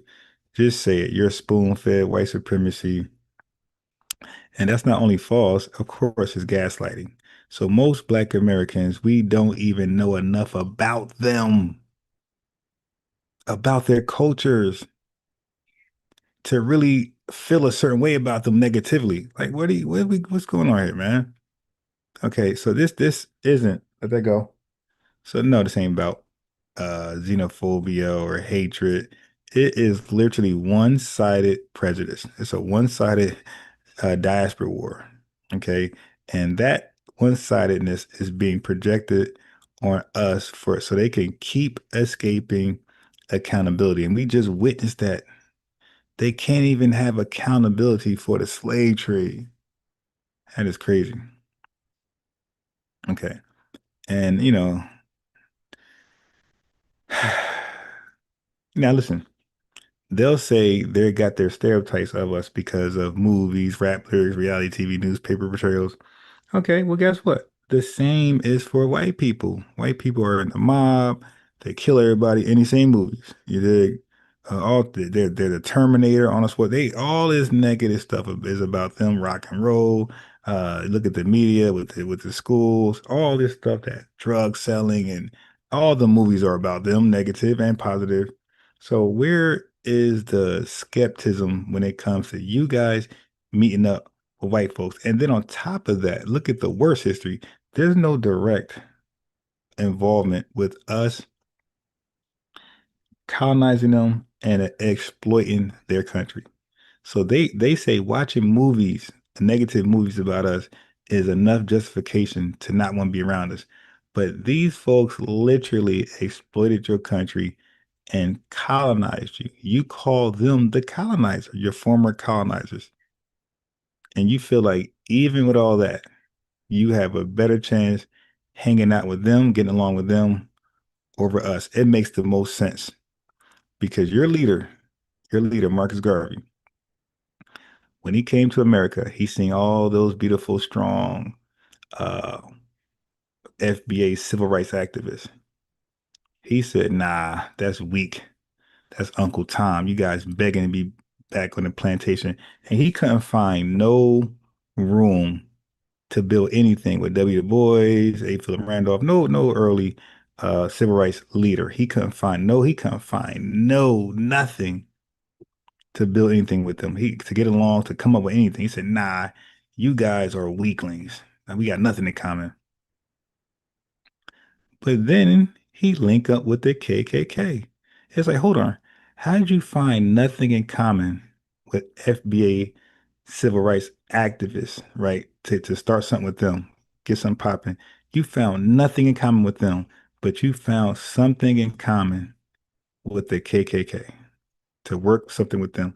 So family, that is their mentality. They will make up 1,000 excuses and reasons not to work with us, but then they'll justify reasons to work with white supremacists such as the KKK. That's called the Garvey logic. You dig?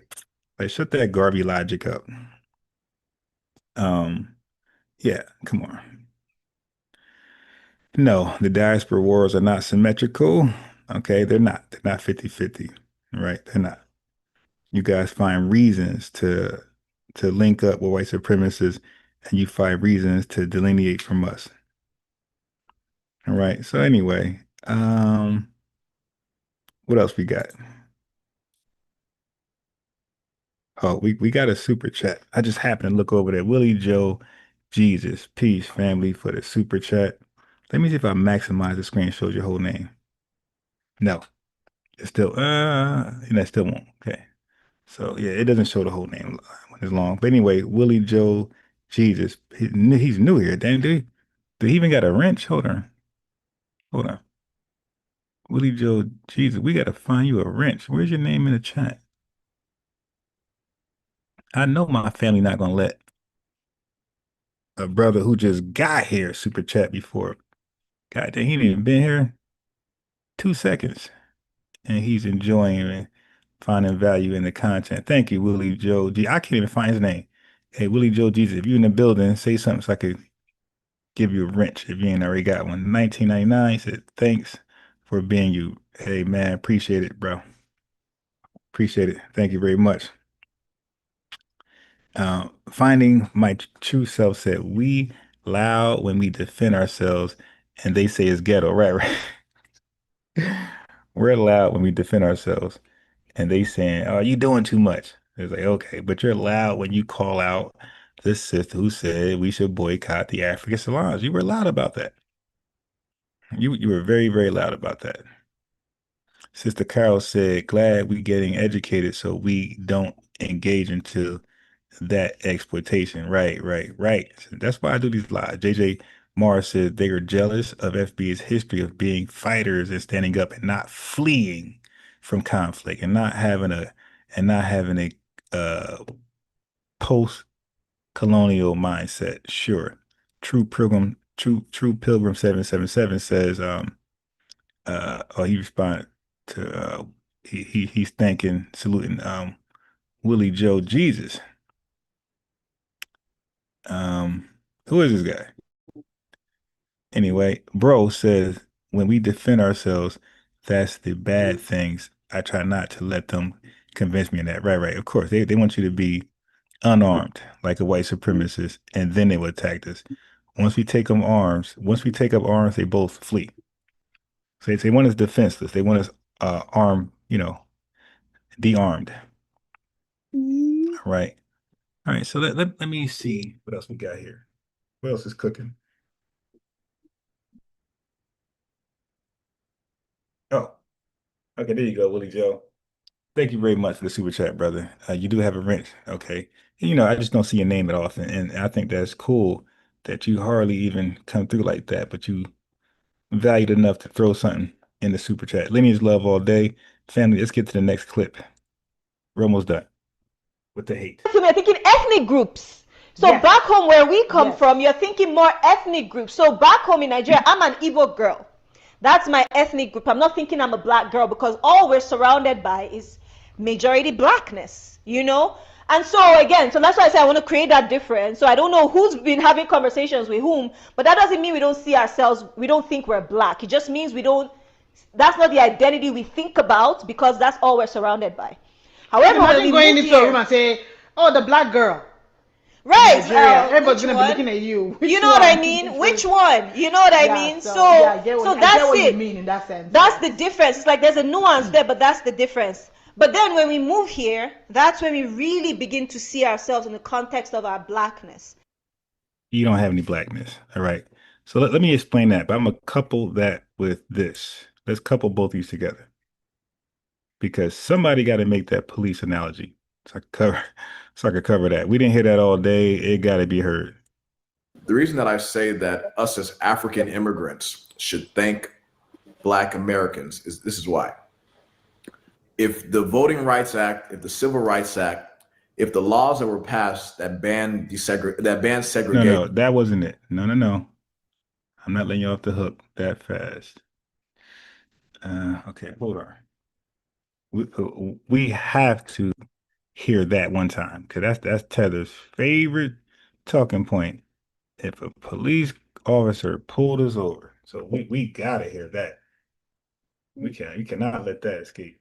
This lie dealing with diaspora wars. No. We need that police analogy. Here we are. No. We cannot let Tethers escape the live without the police analogy. Okay, here we are. I am on, but for someone like you, how do you navigate that? Yeah, so first thing for me is I'm a proud African American, whichever way you look at that, whether that's considering me being an African from Africa or being a Black American who lives in America. I'm both. When a police officer pulls me over, he's going to see me as a Black man, regardless of whatever I call myself or others may call me. So that's the first thing. I'm very proud. Okay, so let's address that. Let's address the police officer analogy. They all use it. Just to me, no, you just can't play this too loud. Just near the microphone. Don't get me flagged. Okay, I just find it amazing how how these folks can use the same analogies. Like they don't know each other from a can of paint, and they could use the same analogies. How is that possible? All right, so let's address that. The police analogy. I knew they had to say that at least one time. Okay, so what did you Tether say right here? I forgot what they said. What did you Tether say? Oh, so we got the police analogy. Now listen to this. We think about, because that's all we're surrounded by, blackness. You know, you're thinking more ethnic groups. So back. There we go. So this is why I say we got to stop calling them black. They're confusing themselves. They're confusing us, and we're confusing them. They're not black. They are exactly what she's about to say she is. Listen, she's going to break it down. You're thinking ethnic groups. So yes. Back home where we come yes. from, you're thinking more ethnic groups. So back home in Nigeria, I'm an Igbo girl. Okay, so her ethnic group back in Nigeria, she's an Igbo girl, Igbo. Her race is Nigerian, or whatever nationality is Nigerian. Her nationality is Nigerian, and her ethnic group, Igbo girl. Our nationality is American, and our ethnic group is FBA, ADOS, or, you know what I mean? There you go, ADOS, FBA. We say FBA for the most part, but ADOS as well is accepted.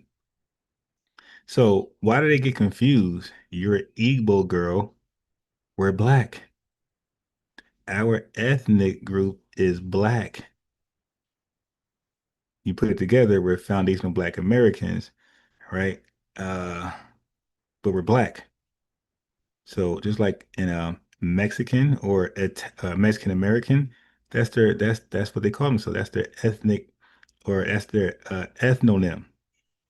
Italian American. Our ethnonym is black, or foundational Black American. It's the same thing. It's not confusing at all. So she broke it down. She's Igbo. That her ethnic group is Igbo. Our ethno group is black, or you could say foundational Black American, but it's definitely black. So therefore, if your ethnic group is Igbo, and you can only be Igbo if you got Igbo history, experience, culture, language, all that type of stuff, then you're not Igbo without that shared experience. Well, the same goes for black. You can't be black without an American experience like ours. Chattel slavery, Jim Crow, Reconstruction, mass migration, all that, sharecropping. If you have not experienced those things, Jim Crow, racism, all that together, not one part, all of it, you're not FBA and you're not black. You're not part of our ethno group. So they are confused about black like most immigrants are. So we got to stop adding to the confusion, calling them black. What do we call them? We call them what they say they are. Igbo, Nigerian, that's what you are. Haitian, Jamaican, that's what you are. But you're not black. Ethnic group. So back home in Nigeria, I'm an Igbo girl. That's my ethnic group. I'm not thinking I'm a black girl, because all we're surrounded by is majority blackness, you know? And so again, so that's why I say I want to create that difference. So I don't know who's been having conversations with whom, but that doesn't mean we don't see ourselves, we don't think we're black. It just means You're not black. That's not the identity we think about, because that's all we're surrounded by. She's confused. However, imagine going into a room and say, "Oh, the black girl." Right. You know, if we say a black girl, well, first of all, they're trying to make a joke out of it, but you guys will never say that, because you'll say the Igbo girl, or you'll say by her name, or, you know what I mean? That's what you guys would say. You'll never say black girl. That's what we would say. And when we say black girl, we mean foundational Black American. ADOS. Nigeria. Everybody's gonna be looking at you. You know what I mean? Which one? You know what I mean? So that's it. You mean in that sense. Well, I'll tell you which one it ain't. It ain't nobody from the Caribbean or Africa. That's the difference. It's like there's a nuance there, but that's the difference. But then when we move here, that's when we really begin to see ourselves in the context of our blackness. Really? Let's speak about that blackness. But first, let's address the police car analogy. So they always say the police won't ask if you're FBA, Nigerian, alien. The police officer just sees black. So what's the point of a new ethnic name? Basically, that's what they're getting at, okay? But that logic is deeply flawed, all right? So all ethnic groups experience shared racism. This is what they would say, okay? I don't know about that. But let me give this analogy. Hold on. Let me get this analogy right here. So the Jews, are y'all listening? The Jews experienced the Holocaust alongside other Europeans. Yet no one says, since Nazis didn't ask you if you're Polish or German, or Polish or German Jew, you should just call yourself European. Asian Americans face discrimination via the Chinese Exclusion Act and internment camps, but we still have distinct Korean, Japanese, Vietnamese, and Indian American identities. You see? So just because you might experience something similar, you're not called the same thing when you're actually different. You're still called something different. You're still acknowledged as something different. So the fact that a cop might racially profile all of us doesn't erase our ethnic distinctions. It just shows that we're being victimized by police brutality, police racism, or we need to be pulled over, whatever the reason is. But that analogy ignores what happens after the stop. See, that's why I continue going. I say, yeah, maybe he don't know what you are because he's white. He sees us all looking the same. But once he start asking for that identity, that identification, and when he see some long old African name, he knows then who's who. You dig? He'll know who is who right then and there. And when y'all start speaking with that accent on purpose, Bumba Clyde, you put me on Bumba Clyde. Yeah, he's gonna know quick, fast who's who. Okay, so stop it. That was weak. All right, but let's get on this black stuff that they're confused about. So let me explain it even to the family, to the lineage. Okay, you especially those who are new, right? I got many videos explaining where you heard the FBA anthem, we're the only black people. So let me explain what I mean by that. Okay, first of all, many Africans and West Indians are raised to see black purely as a description of skin color. They don't see it as a socio-political identity. They see it as describing how their skin look or the melanin expression of their skin or through their skin. So this Igbo woman on the right, she said, you heard her. She said, back home, I'm in Nigeria. I'm an Igbo girl. That's my ethnic group. My ethnic group isn't black, it's Igbo. I don't think of myself as black because everyone is black back at home. Okay. And that's understandable. Okay. But it only makes sense in an African context. But in an American context, black to us is not just a skin tone. It's a lineage-based political identity born of slavery, Jim Crow, forced reclassification, redlining, exclusion from whiteness, and legal fights for civil rights. That's what it means to us. And you guys come over here. Now, over your homeland, I get it. You don't know what it means. You're confused. But once you come over here, I mean, you would think that if you would learn that. You would learn how you're not that. Okay, so to FBAs, black to us, black is our ethnic experience as a group that was forged in America.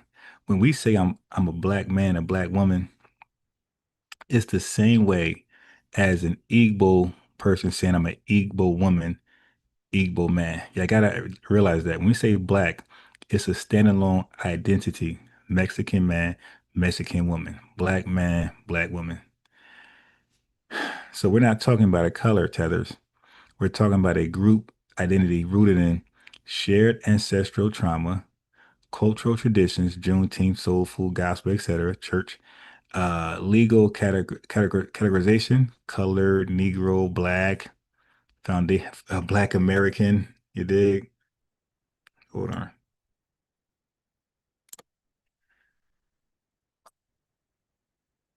Okay.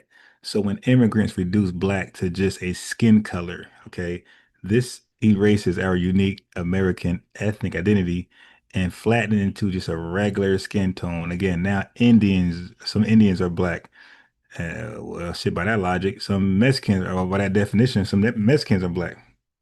Harry, yeah, man, damn, that's anybody now. But okay, so that just ends that. But why do all of them use the police analogy so often? Okay, that is called projection plus self-preservation. Okay, this is a psychological maneuver they use. We all get profiled as guilt trip By invoking the cop, they're saying, why are you trying to divide us? We're all in this together, brother. Don't gatekeep blackness. We're all black. But in practice, many of them mock Black American culture, claim superiority through accents or education, apply for Black American scholarships while rejecting the Black American label, talk down on civil rights history and FBA ancestors. So when FBA say this is our lineage and our term, suddenly the same people who never ever identify themselves as Black until they got here start yelling, we are all the same. The cop is going to see us all as Black. Okay, this is intellectual dishonesty wrapped in fake solidarity. Okay, so by pretending there's no need for an exclusive, by pretending there's no need for an exclusive ethnic term like FBA, they avoid being excluded from reparations. They avoid accountability for anti-FBA bias, preserve their ability to benefit from our struggles without sharing our history, our experiences. So the police pullover analogy is an emotional sleight of hand, not a serious argument. African and Caribbean immigrants conflate color with culture and lineage and reject Black as an ethnic group because they can't get in. They want to use it as color because it's now inclusive. If you reduce Black to just color, your skin expression through melanin, then they're Black. But if you properly define and gatekeep Black and say, nah, this is our ethnic ethnonym. This is due to our ethnogenesis. Now they're excluded, you see? So if Black is an ethnonym, they're excluded. If Black is a color expression, then they're included. So that's how fast they can be in and out. So our FBA identity is about lineage, justice, and differentiation, not skin tone. So that's real. Listen, fam, that's a good way to look at it. Black as a color, they're included to reparations and everything that's for us. Black as a identity, a standalone identity as a ethnonym, they're excluded. So that's why they got to fight so bad. They could be in or out by that definition.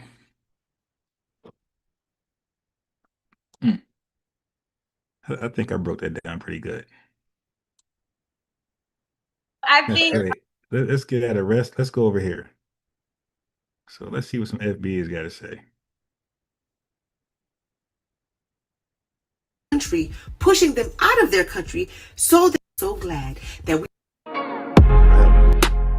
we are finding such a discussion. As a hyphenated American, I am so glad that we are finally having a discussion about our immigrant parents and their country as a whole having such a hatred for Black people in America. And what has me in confusion is that they have more hatred for the Black people in America than the colonizers who are back in their country, pushing them out of their country so that they have to come to America to make a whole new life. What's even worse is that they have this hatred for Black people in America before they even step foot on America's soil. You know what? And I will say this, shout out to her in this video.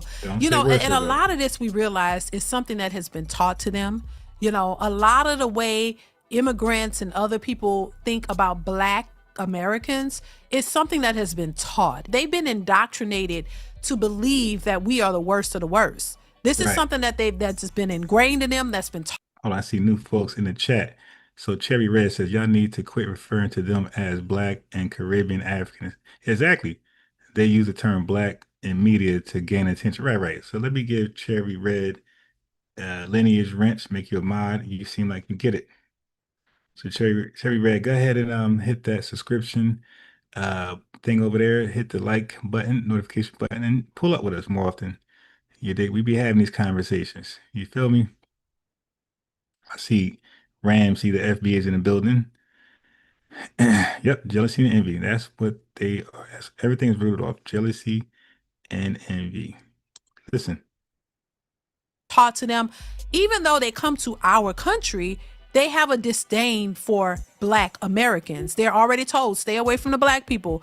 We've had numerous amounts of individuals who immigrated to this country have come out and exposed how a lot of these individuals really feel about us. And we've seen it display itself more than once on these social media apps where these people have really shown their true colors and how they really feel about Black Americans. And so now I just think that they've been exposed, and it's a conversation that we're seeing happening everywhere. And now the genie is out of the bottle. Everybody understands, as Black Americans, we understand how everybody feels about us. Even people who look like us don't even like us. And so I think it's just Right. So what she's saying is just proof of how innovative we are as an ethnic identity, as an ethnonym, right? And as far as our conversations, we don't use the same analogy. So when the police car pulls over, oh, you're xenophobic. Like they say that. Look how this sister arguing. She's argued totally different than myself. I argue different from Yvette. I argue different from Tariq. We all are in it because we come from the lineage of innovators and inventions. We don't use the same talking points. Oh, when the police car pulls over, oh, you guys are xenophobic. Oh, you're dismissive. That's divisive. Listen, same talking points is why your country can't get better. You guys are not innovative. In school, you're taught to put it in your own words. You're literally saying the same talking points, verbatim, word for word. How is that possible? expose something that people have already kind of felt but now you don't just have to feel it, you know for sure it exists, you know. And it's like, hey, we already have a lot of people who already hate Black people, but on top of that you have immigrants, people who are not from this country, who come here, who don't really like us and have this hatred for us. It's just ridiculous. It's insane, you know what I'm saying? And it's just interesting to see that, to say the least. It's interesting to see, and it's an interesting take on things, why so many people have this disdain and hatred for Black Americans, but a lot of them, you know, talk about culture and how Black people don't have any culture, but the very culture that they say we don't have is a culture that they actually adopt, which is mind-blowing to me. Let's continue. In my opinion, I blame the boomers. The boomer analysis, immigrants are just as bad as the American boomers, because truth be told, they are the ones that started the backlash against Black people in America. And they taught and spread that same hatred to their kids and to their families and friends back in their country. Not only that, a lot of them only have friends that are from their country, so they didn't interact with Black people in America. Now look at them. A lot of them are being deported back to the country that they didn't even bother to fix because they had so much hatred for Black people. You know, and she make a very good point, you know, and I think a lot of this started to be exposed, you know, when all these deportations, I said it before, these deportations, you know, President Trump cracking down on illegal immigrants, all of this kind of opened a can of worms. It kind of opened it up to exposing the nature of a lot of these people when they start trying to blame Black people on not helping them, and it's as if we can't do anything. We have nothing to do with your immigration status or whatever. We have nothing to do with that. A lot of people have come into this country illegally, some legally, and you know, I'm all for people coming here, like I said before, legally. There's nothing wrong with you legally migrating to this country and start and getting a better life for your family. I'm all for that. But when you come into the country illegally, right, I got to add to that. Yeah, then they want to conflate our position. It's like, yo, first of all, we're not, a lot of us are not immigrationists, obviously. Why would we want people to come to the country to compete with us with jobs and things that we barely get as it is? So yeah, naturally, we're not going to be an immigrationist, but that don't mean we're going to be against it either, right? We're like, whatever their country agrees to, that's, you know, what can we do about that? But a lot of us rather have immigration quotas, caps. We're not flooded with a whole bunch of immigrants because they're most likely coming to our neighborhoods, not the people who invite them in. But most importantly, a lot of us are rather against illegal immigration. So I'm so glad she highlighted that. and then as if we can't do anything. We have nothing to do with your immigration status or whatever. We have nothing to do with that. A lot of people have come into this country illegally, some legally, and you know, I'm all for people coming here, like I said before, legally. There's nothing wrong with you legally migrate into this country and start and getting a better life for your family, I'm all for that. But when you come into the country illegally and then you try to claim all these rights and then have this snooty attitude about people who are from this country, that can become a problem. And once again, I think, you know, this kind of opened a can of worms, and it kind of exposed people for their true nature and how they think and how they feel. But they come over and migrate into this country, but then you have a problem with the citizens of this country that happen to be black, which is insane to me. And then you think that you have some sort of say, or you can demand certain things when a lot of people come here, and I think they forget that they're not, you know, the ones who are illegal. I think they forget that they're illegal. They've had the privilege of being here for so long and not having to do anything to become legal citizens, just coasting here, doing whatever. I think they forget, because I don't think they... Ain't that crazy? They're here illegal for so long, they forgot they were here illegally. So when ICE come to get them, they think their rights are being violated. It's like, yo, you never had rights. Remember? You forgot how you got here? You got smuggled in somebody's tractor trailer, somebody's big old U-Haul van. You got smuggled in here, buddy. You forgot? Yeah, you got to go. Ever thought that it will come to this point to where now they're being rounded up and they're being taken back to their countries?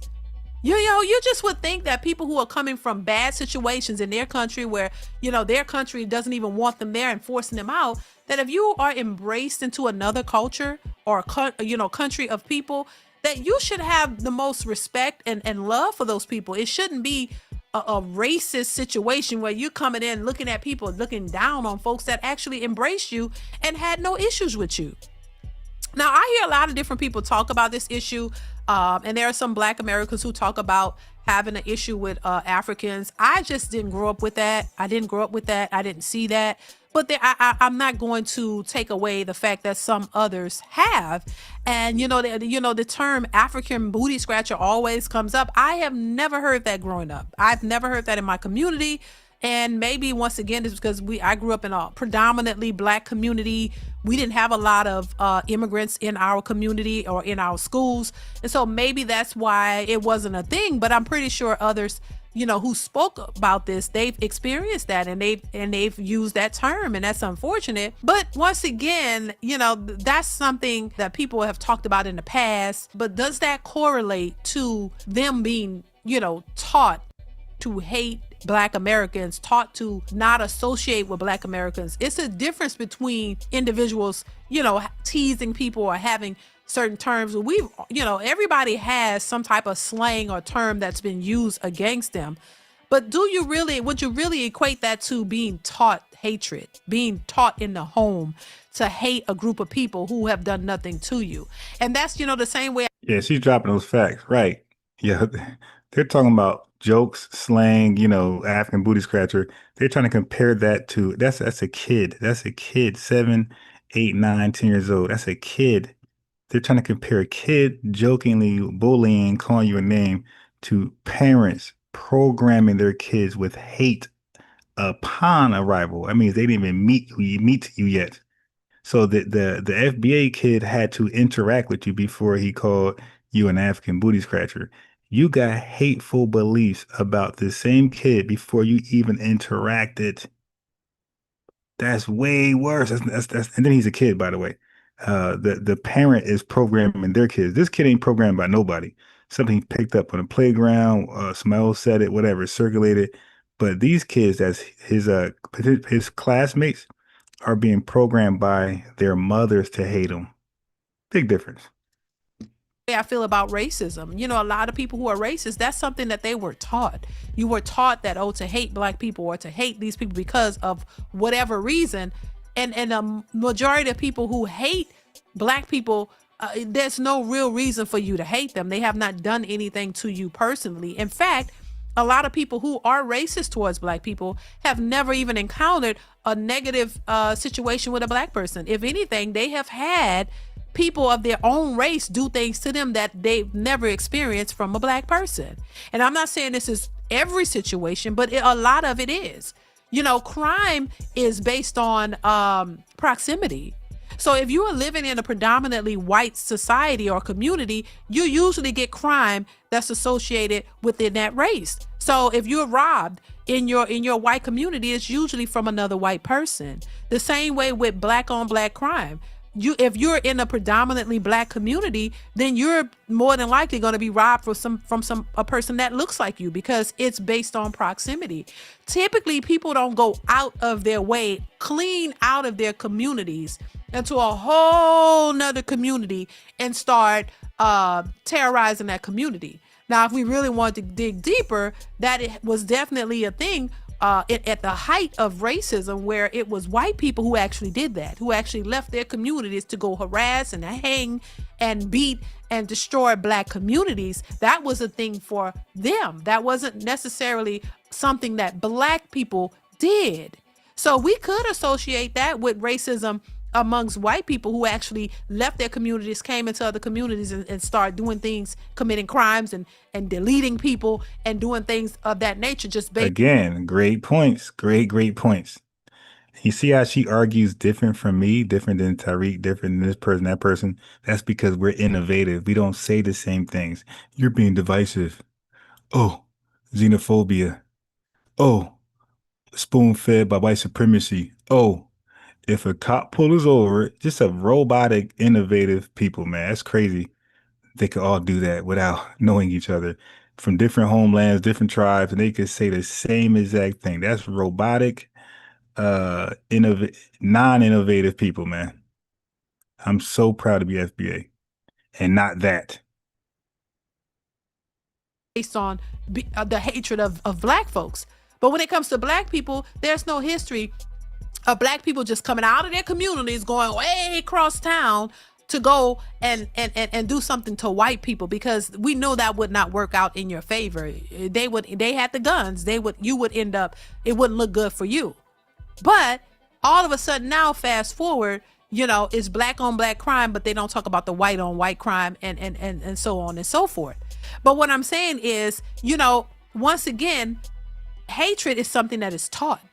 It doesn't mean that somebody had to do, you know, that there was a history of somebody doing something to you. It was taught, and it's something that's indoctrinated into people to believe that you should have a reason to hate a group of people for whatever reason, just because of what you think and what you feel, you know. Yeah, that is funny. A. McMill said, no, that was songwriter Sonny. He said in the 1900s, they had the Nazis.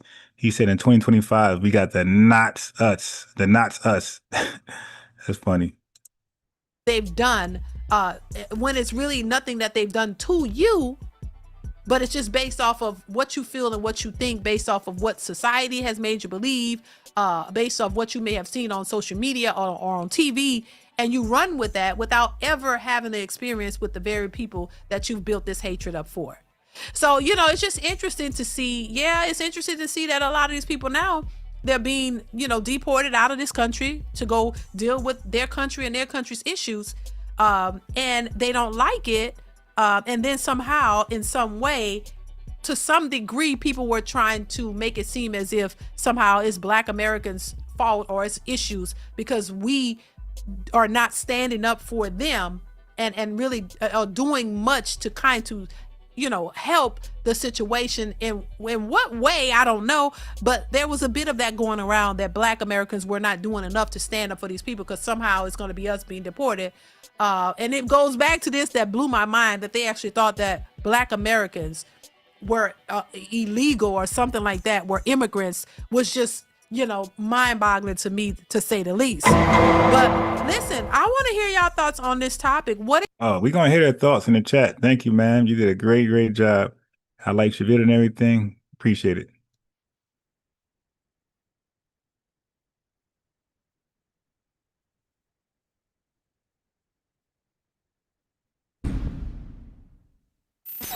One of the things we say all day is Black Americans are not a monolith. Black people are not a monolith. And it hit me in our conversation. We're not a monolith, but we sure as heck are a tribe.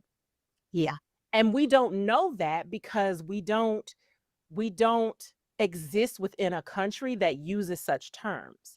we talk about, oh, we're all American except if you're immigrant, and you have your culture, your ethnicity in that way. We talk about ethnicities, but we've never talked about it in terms of tribe.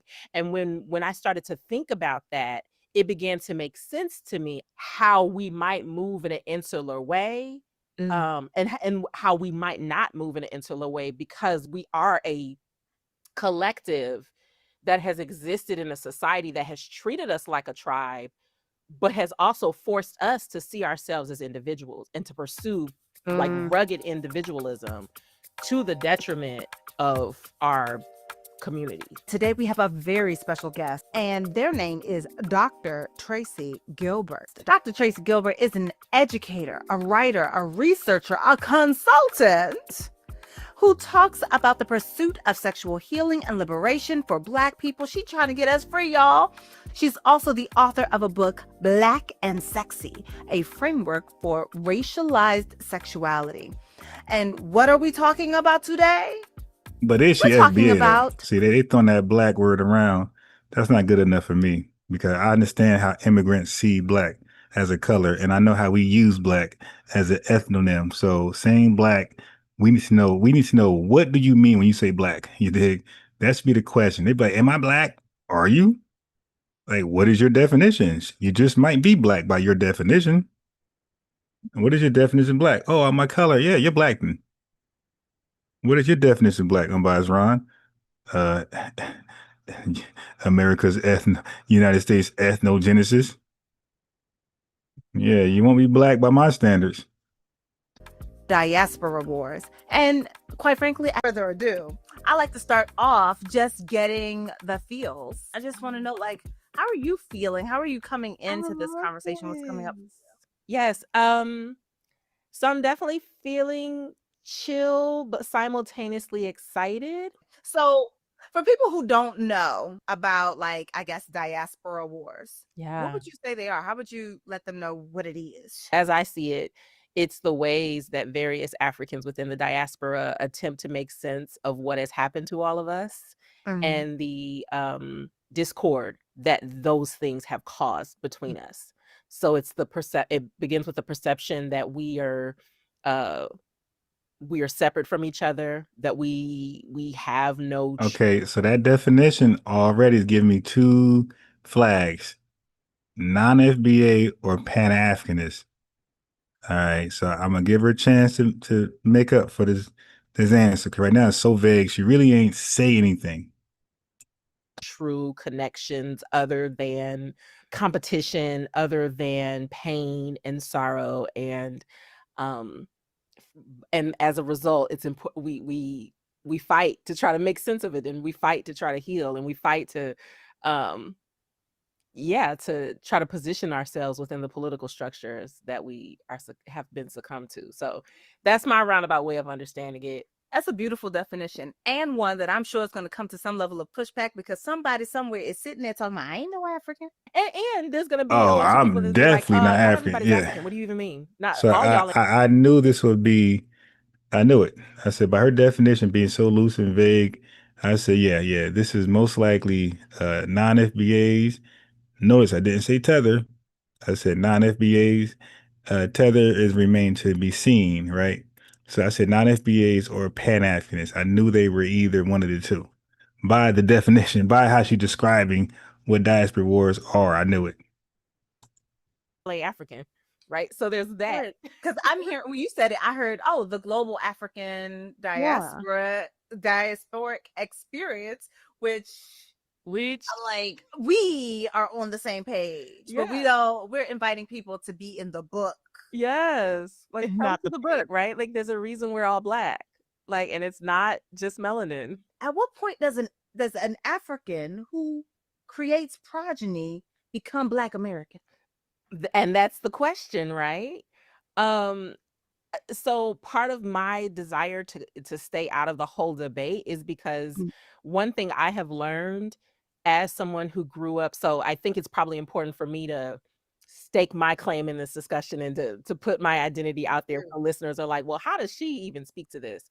So politically, I recognize, and tribally, now that we've had that discussion, I recognize myself as being Black American, though very much in terms of my own understanding of myself, I identify as a descendant of Africans enslaved in the United States, because I recognize there are folks whose families did not originate from that system. Okay, so she's potentially FBA, but she's definitely Pan-Africanist, all right? Who very much have a right, have identify as Black American, and they have the right to do so. If they were born here, they have.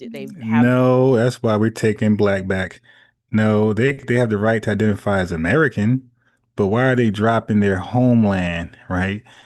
Mexicans don't drop theirs. They say they're Mexican American.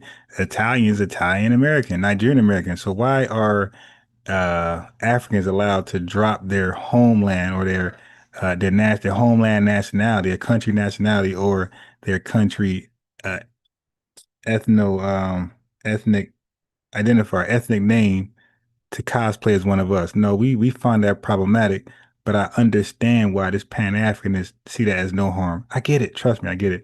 That's why I wrote her to say, hey, let's have this conversation on my panel. There is American citizenship.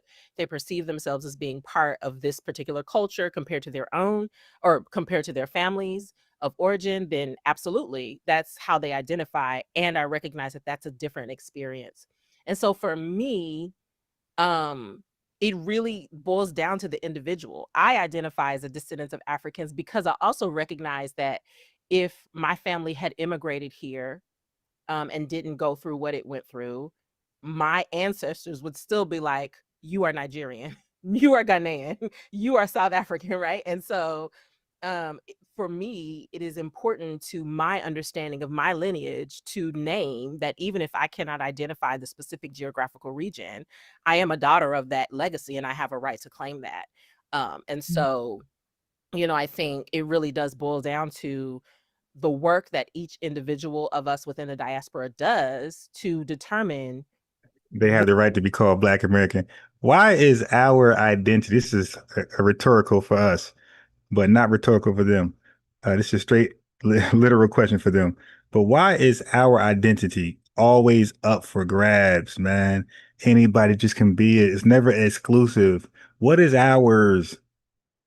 Why is everything we own is for everybody? Which is more salient? What's more salient to me? What's more resonant to me? How do I want to identify? And then how do I navigate this conversation from that place of identity? So yeah. My parents both immigrated first, as far as I know, to Belgium. They were going to try London, where so many Nigerians seem to land. And my mom hated the rain. And so they went back to Belgium, and no one believed them when they said that they were able to immigrate to America, because at the time, nobody was getting in. So for me, I was born and raised in the nation's capital. So I'm like, I'm a DC girl. I was born, I was raised there, grew up on mumble sauce and jollof rice. Yeah, but where's your lineage from? For me, that is wait, what? Jollof and what happened? In the nation. So for me, I was born and raised in the nation's capital. So I'm like, I'm a DC girl. I was born, I was raised there, grew up on mumble sauce and jollof rice. Yeah. So okay, you're African.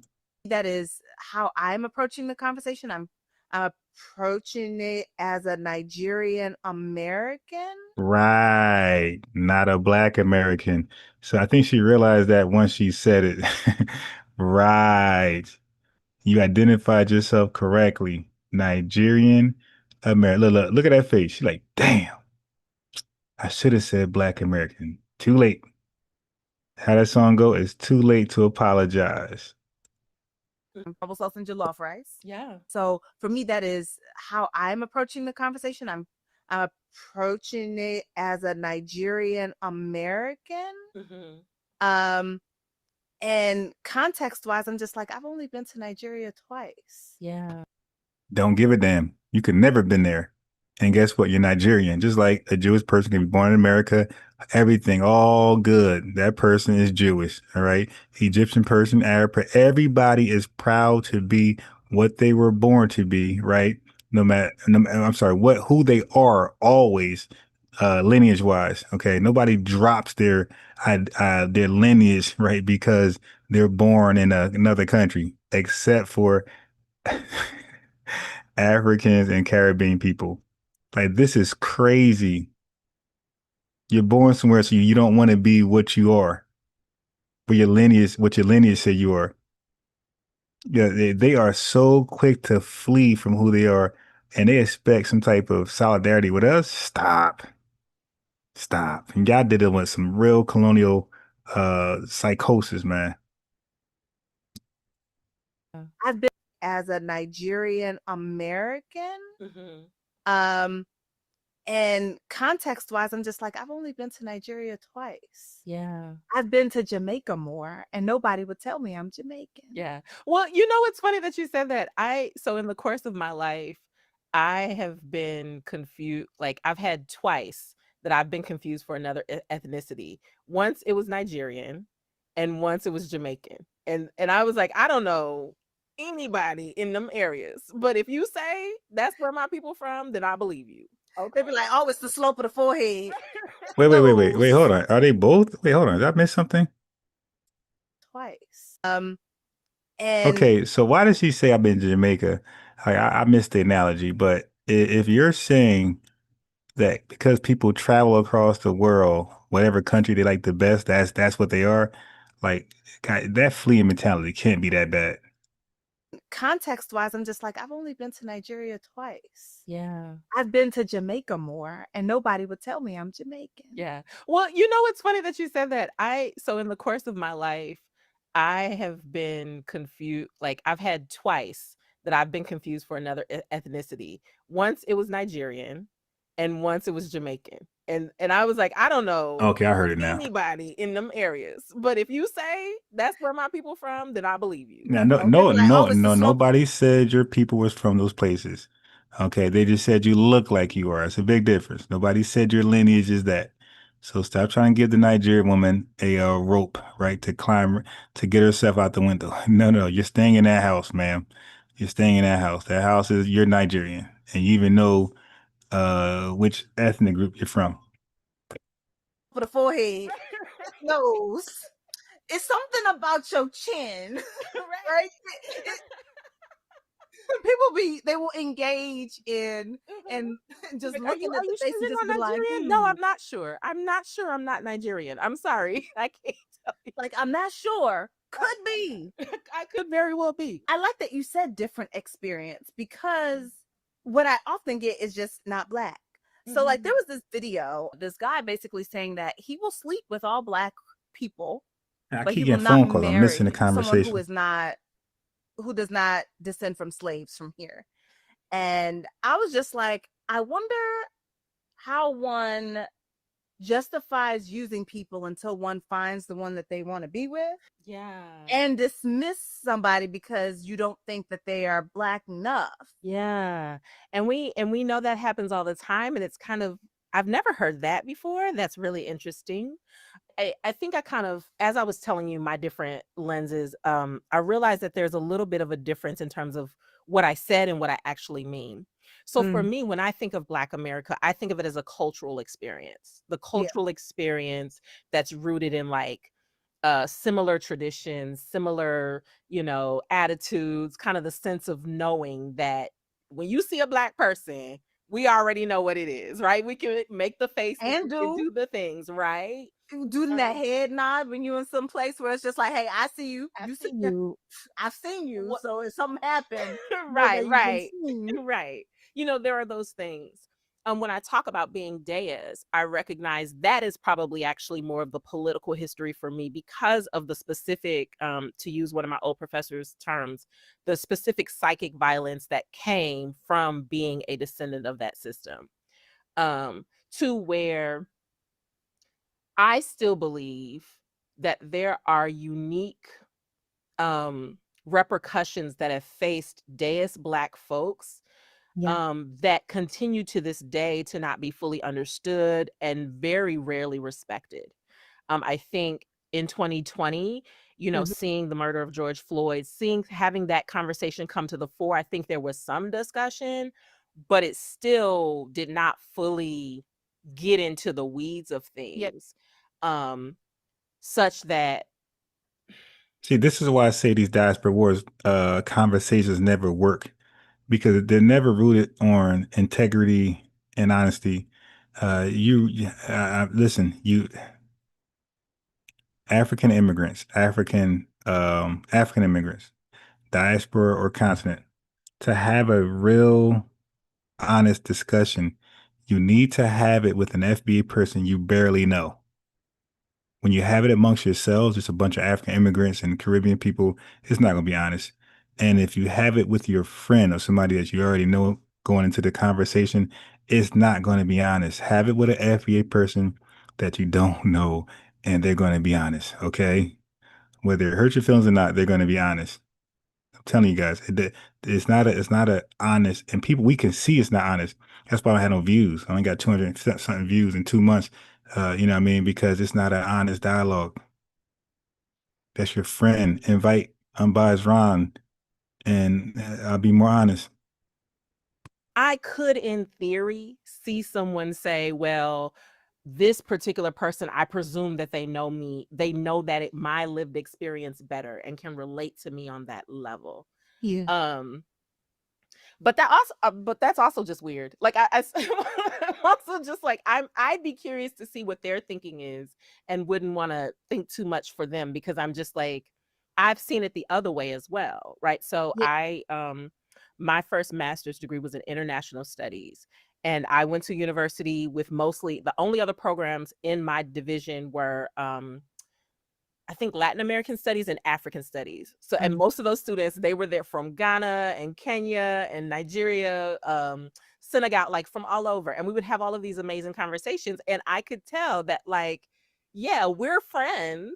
You are attracted to me, but you're not taking me home. You're not taking me home to your family and like really doing that connection, because of something back there that's going on when you see me versus my friend Denise, my friend, my friends, my other friends that were from their same countries, right? And so and that is the tribalism that I think that people get mixed up. So I think it's anti-Americanism or anti-Black Americanism, and I'm just like, no, Yoruba don't even fuck with Igbo people like that. Yeah, and they're all in Nigeria. Yeah, I mean, I think Nigeria don't fuck with each other. Right. I think that's the only thing I could imagine that person who. Wait a minute, how you know that? I thought you never been to Nigeria or been there once or twice, but you know a lot about Nigeria only to be there once or twice. You see how they try to eject themselves from their ethnic identity, their ethnic heritage, their culture, their country, their homeland, just to be one of us. But now she knows everything about Nigeria. I do think it's they're saying countries, right? And so and that is the tribalism that I think that people get mixed up. So I think it's anti-Americanism or anti-Black Americanism, and I'm just like, no, Yoruba don't even fuck with Igbo people like that. Yeah, but guess what? That don't mean nothing. That got nothing to do with us. You're still hateful towards us. That's like saying white supremacy, war with each other. The Civil War, the Revolutionary War, World War I, II. So that means they don't have time and room to war with another people. Like, that just makes no sense. Yeah, I mean, I think people in Nigeria don't fuck with each other. Right. I think that's the only thing I could imagine that person who made that video kind of experiencing, the sense of tribal, which I love. Going back to the conversation we had before this, and the things that kind of opened my eyes, I don't think I really ever thought about Black Americans seeing ourselves as a tribe until you and I had that discussion. Because one of the things we say all day is Black Americans are not a monolith. Black people are not a monolith. And it hit me in our conversation. We're not a monolith, but we sure as heck are a tribe. Yeah. And we don't know that because we don't exist within a country that uses such terms. We talk about, oh, we're all American, except if you're immigrant. Because those terms are primitive, all right? And you have your culture, your ethnicity in that way. We talk about ethnicities, but we've never talked about it in terms of tribe. And when I started to think about that, it began to make sense to me. A lot of different things made sense to me that I hope we get to in this conversation, but I think it really did make sense to me how we might move in an insular way, and how we might not move in an insular way, because we are a collective that has existed in a society that has treated us like a tribe, but has also forced us to see ourselves as individuals and to pursue like rugged individualism to the detriment of our community. So yeah, I think it's a really kind of convoluted, complicated discussion. Yeah, I mean, I like that what you said about like the psychic injury. Yeah, the psychic violence. Yes, the psychic violence of those who are direct descendants from those who were enslaved. Yes. And for me, I also wonder then about what is the psychic violence of being almost prisoner in your own home versus being taken from your home, because Nigeria was freed in the 60s. Yeah. Right? Like it just came out from under British colonial rule. And so I'm just like, do people think them free because they were there? Yeah. Well, I do think there is a presumption around, and I've since seen certain things where I'm like, I think a lot of us don't need to realize we're not as free as we think. No, because if we were free, I think other shit was very different. Yeah. I think the psychic violence is a matter of apples versus oranges versus bananas versus papayas, etc. It's all fruit though. Right? It's all fruit. But what I do think is the presumption that a lot of Black Americans have for folks on the continent, it's that, well, at least you know where you came from. At least you know. The presumption is that you know your family lineage. But then there's also, so I remember when I went to Kenya for the first time, that was my one trip to Africa. I was going, that was my one moment to be like, I'm going back home. Although I realize it's like you go to your aunt's house, you're not actually home, and it's weird, and you're like, this is cool, but I'm ready to go back. But I will never in my life forget what it was like to go to the grocery store, turn down the hair care aisle, and only see my face. Like I almost cried in that aisle because like that, right? Like a sense of worth that you get, that is presumed that you get being in a place where you are the majority, the physical majority. So many of us outside of places like DC, Atlanta, New York, maybe get those experiences. And even then you still, those are still bubbles within the larger sphere that is whiteness. And so I think, I know, because this is also part of my healing journey, much of it is really the emotional damage that has occurred for so many of us, the unchecked emotional damage that has occurred, that while I don't discount that for any other group in the diaspora, it is what makes it distinctive. It's what makes it the apple. It's like, yeah, like to have to unlearn that. Well, see, I don't want to get too much in the weeds. So I'm like, yeah, y'all have to unlearn that y'all hair nappy ain't nappy too. Like y'all got to unlearn stuff too. Because I think that like people don't know that when we talk about like skin bleaching creams, for example, I'm like, who's the number one user, right? Yeah. People will tell you India. They will go everywhere. I'm like, Nigeria is winning. Nigeria, we know carry lasso. And it's just like, you didn't consider the ways in which they already think themselves already unbeautiful and lacking, that they need to fix these things. And also to sort of fix them by aligning with America, which has been the superpower. Correct. What would you say seems to be the desire of the people who engage within the Africa Diaspora War type conversation? Like what is the desire here? Yeah, my hot take, this is why I stay out of it. My hot take is that folks want to heal, but they want vindication. They want to heal through other people vindicating their experience. They want people to say, oh, I see you, you had it bad, I see you, how can I help you? And the hard truth of the matter is that we've all we've all had our experiences, and simultaneously we've had little to no space to truly understand that we've all had our experiences and to truly understand what those experiences are like.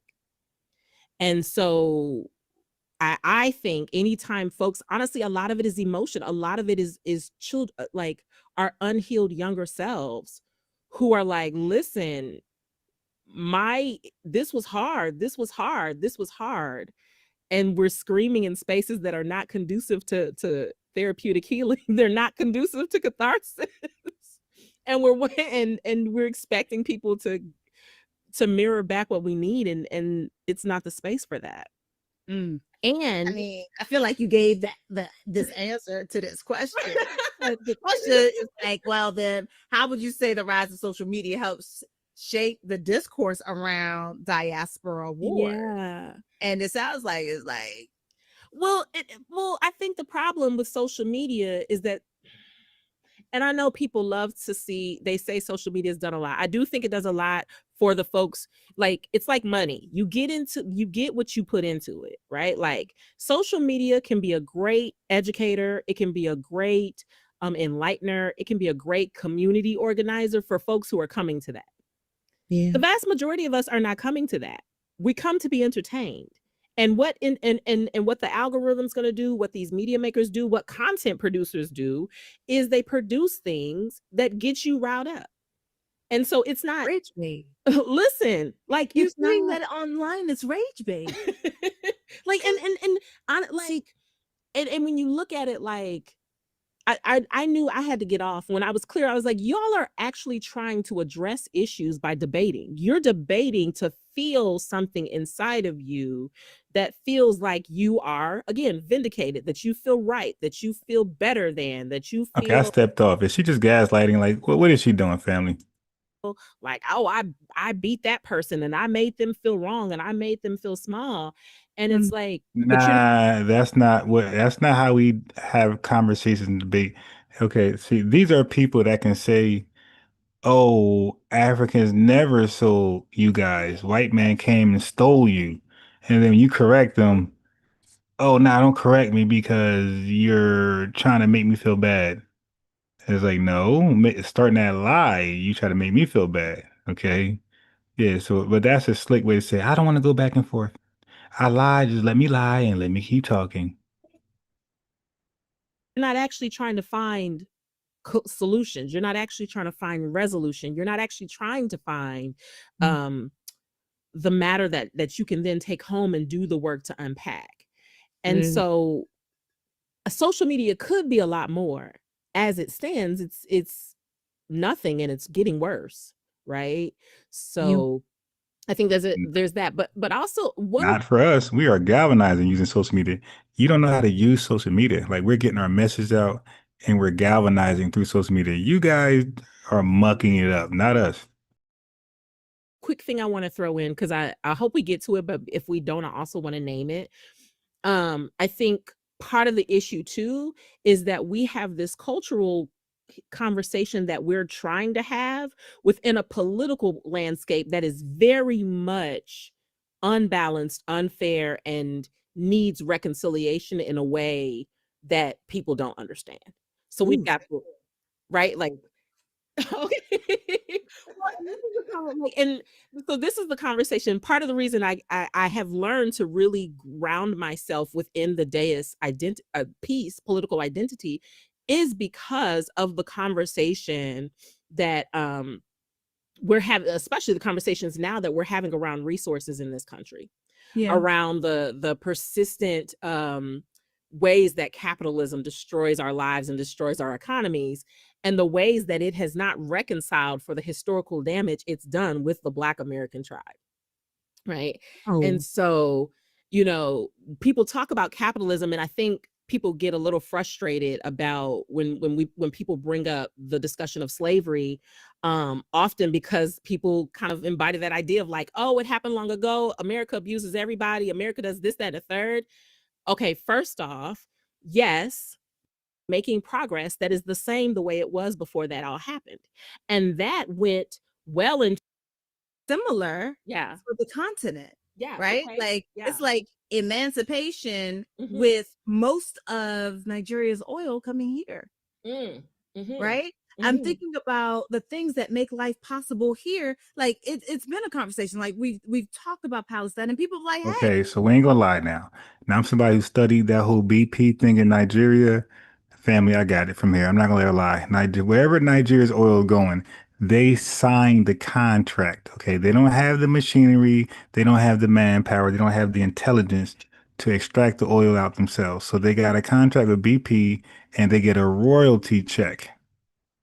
Now she's not gonna talk about how the Nigerians over there siphoning out their own oil, undermining the government. Okay, creating a black market industry where Nigerian citizens bootleg the oil to the same people who the country would sell them oil to, undercutting their own country's interest, undercutting their own economy.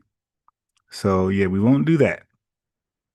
Won't do that. The oil's coming here because they agreed to have the oil come over here, and they are getting a royalty check that they're not using to redistribute to their population. They make $2 a day, and none of that is from the oil.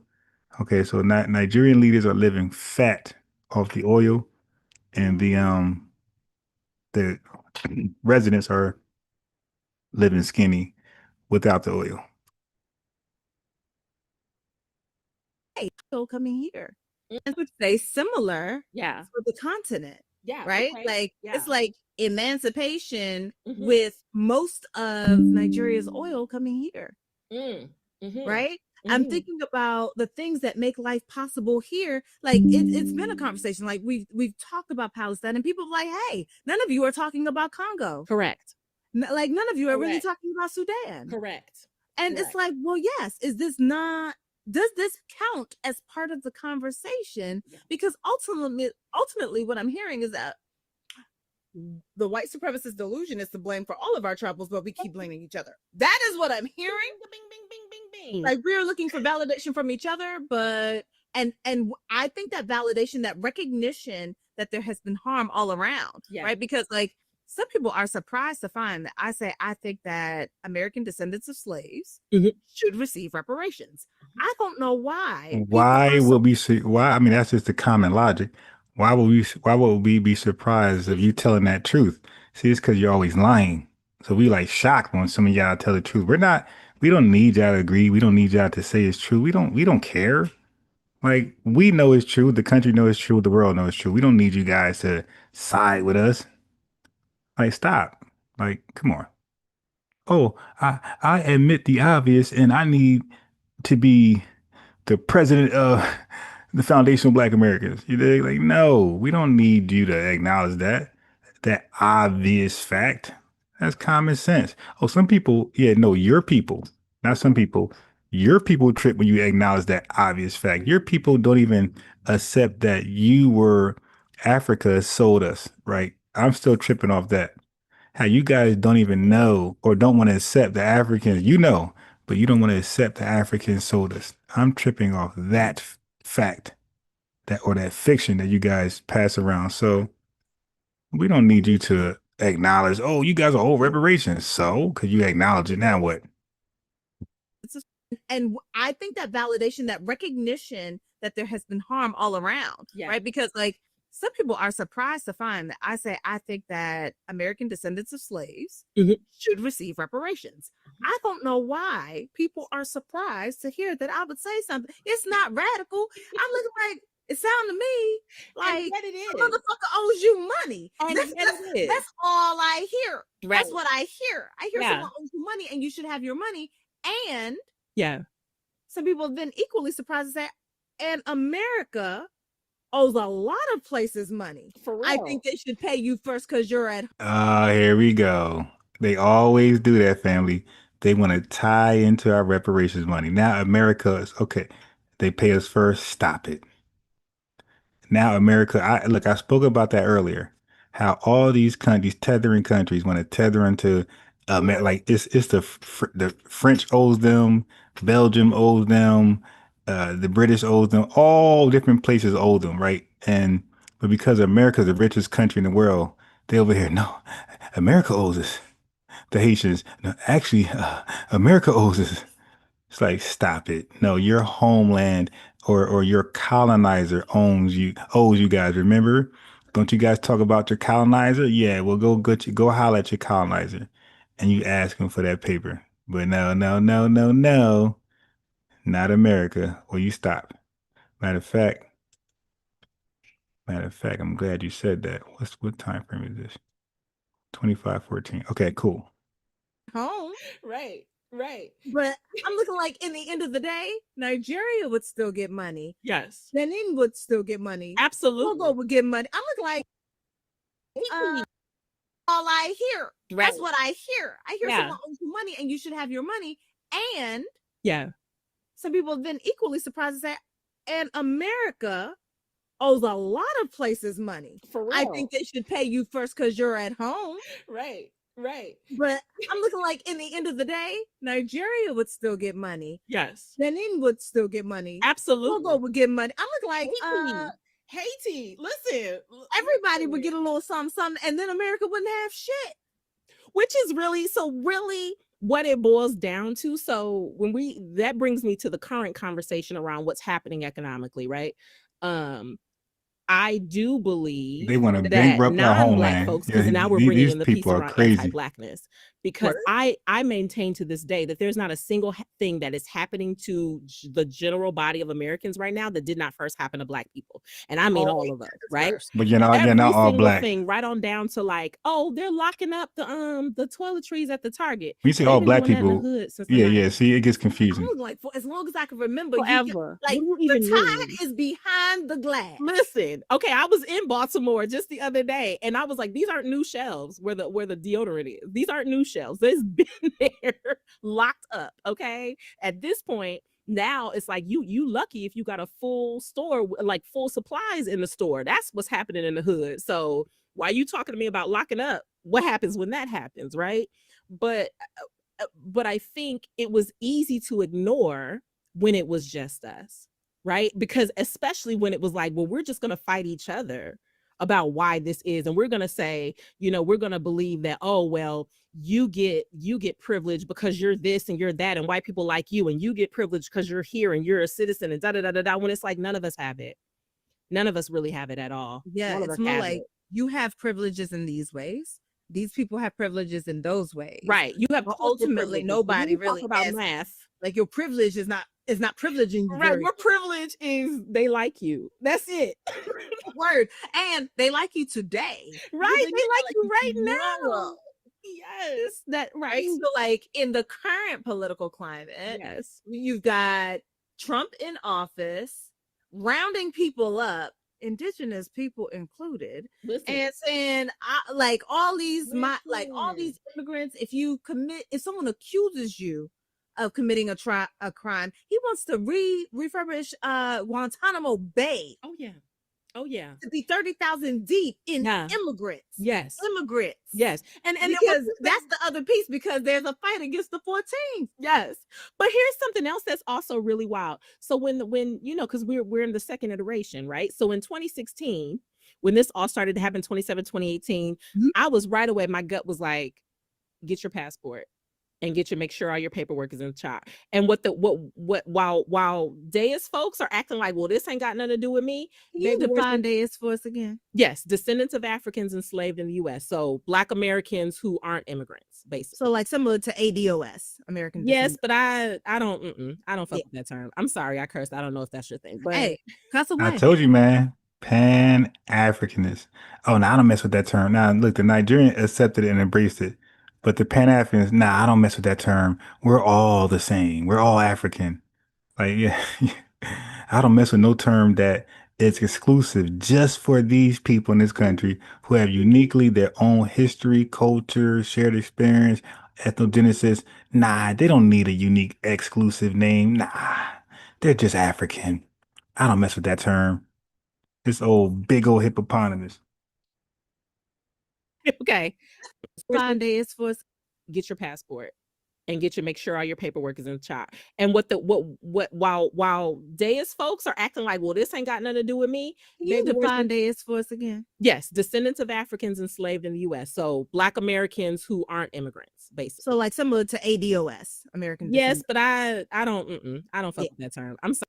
But she just described it. Like, there's no other way to describe it other than saying, if you're trying to eliminate or exclude immigrants, you have to say descendants of slaves. Like DAS, like that's been going on. Like that's just a known something. Nah, I don't mess with that term. Yeah, but you just described it to eliminate Black immigrants. I mean African immigrants. You know, let me stop saying that. African immigrants. Sorry, I cursed. I don't know if that's your thing, but hey, cuss away. Okay, I don't fuck with that term, and I don't fuck with their politics either at all. But my first thought was like, because we're gonna come back to that. I want to know why, but go on.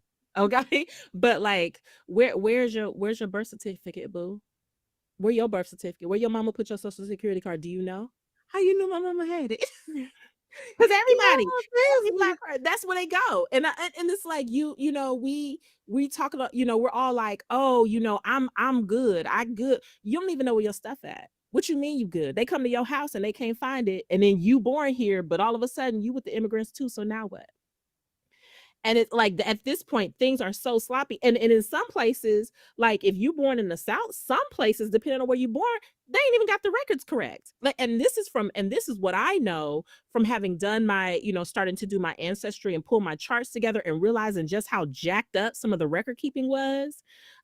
In terms of like the census takers not spelling people's names right, not getting the relationships properly in the home. If you've never done that work, you don't actually know what you can find and what you can't find. Maybe you got your birth certificate, but where mama's at? Well, mama was born somewhere in Mississippi, and that office either closed or the person was handwriting stuff and it's sloppy and they can't find your records. Now what?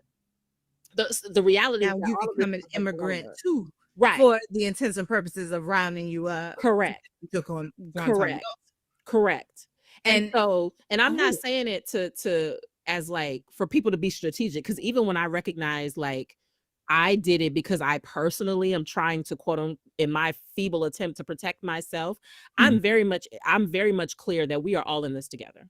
Period. We are all in this. It's always when it's involving us, it's just all inclusive. That's why I say, yo, family, these folks are implants. Okay, she's the reason why people like her are the reason why the civil rights bill in the 1960s was so inclusive. Use inclusive terms, and it wasn't just like Negroes. The term that they was calling us, it didn't just say this is for Negroes or this is for colors. Now everybody's colored people. Okay. So people like her made sure that bill was all inclusive. People like her try to fight that reparations should be all inclusive. Like these are the most sick FBAs ever.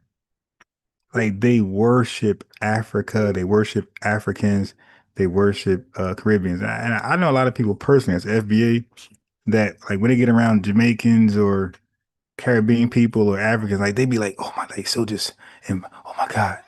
And these guys be walking around, or the Africans walking around looking like Frankenstein, stiff.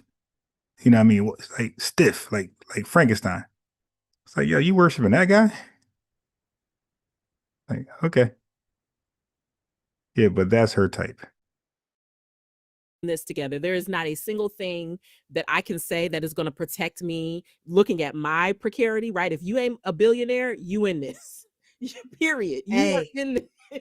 And I don't even know if being like a if you're in a billionaire, you're in this. And in this, trust me, that's inclusive to reparations. And don't let her lullaby you out of sleep.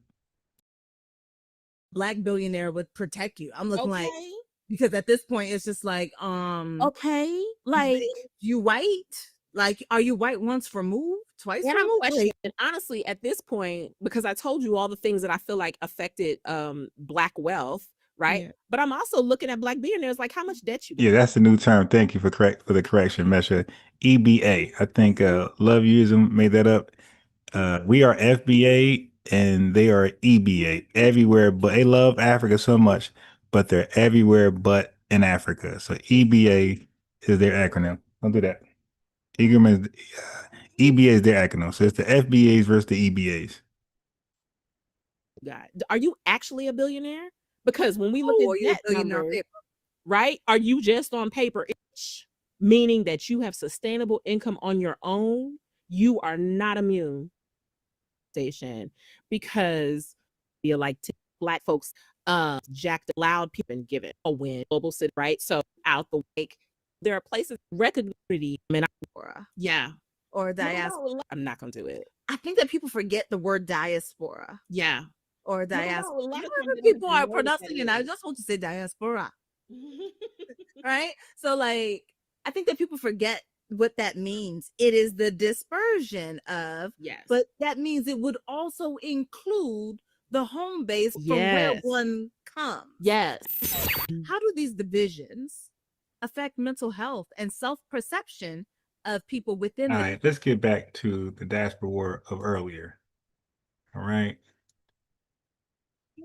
I think we touched on a lot, so I'm going to move on to the next question I have, which is, are Euro-Americans more accepting of Africans and Caribbeans?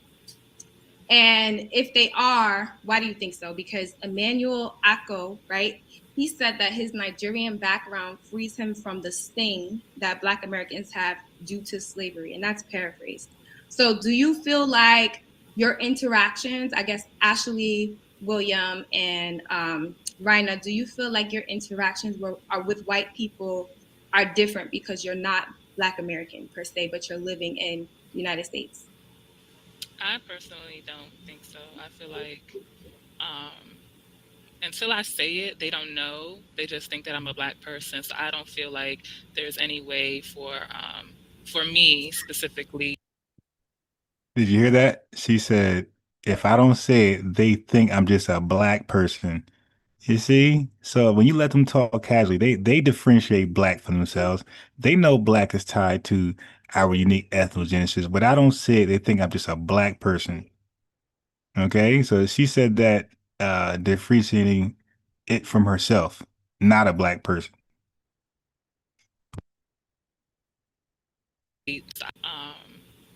Until I say it, they don't know. They just think that I'm a Black person. So I don't feel like there's any way for me specifically that there's a difference. Most people just look at me as Black. So I don't have an accent.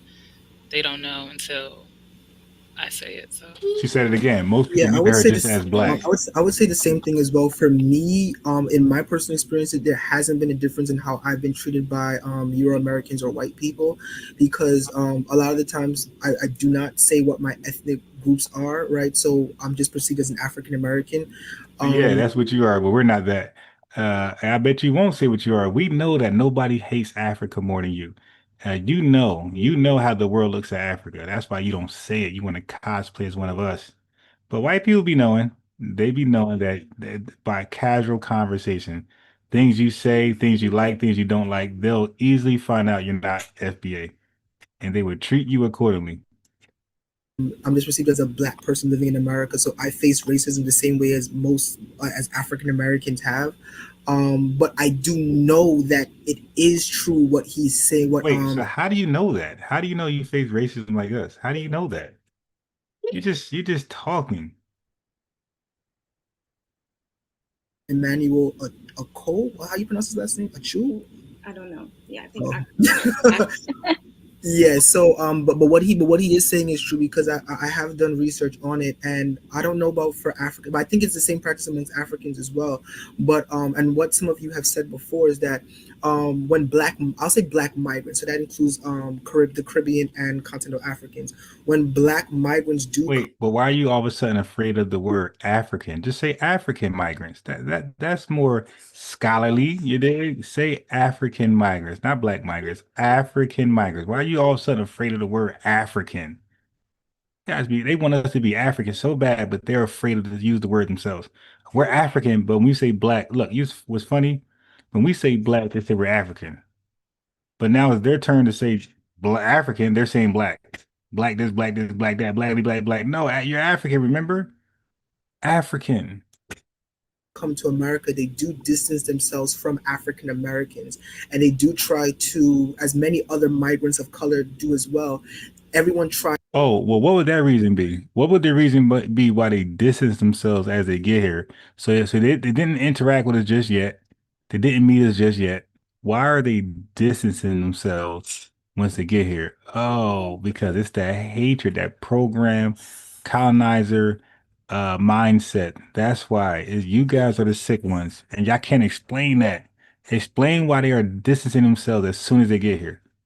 And see, they're already pre-programmed, and they compare that to a 9-year-old who's actually experiencing a little kid that think like them, that don't want to play, look just like them, color. You know what I mean? They deal with color. They both same color, but he's not playing with them. So he gets called an African booty scratcher. Like, what's wrong with you? You African booty scratcher? Why you not playing?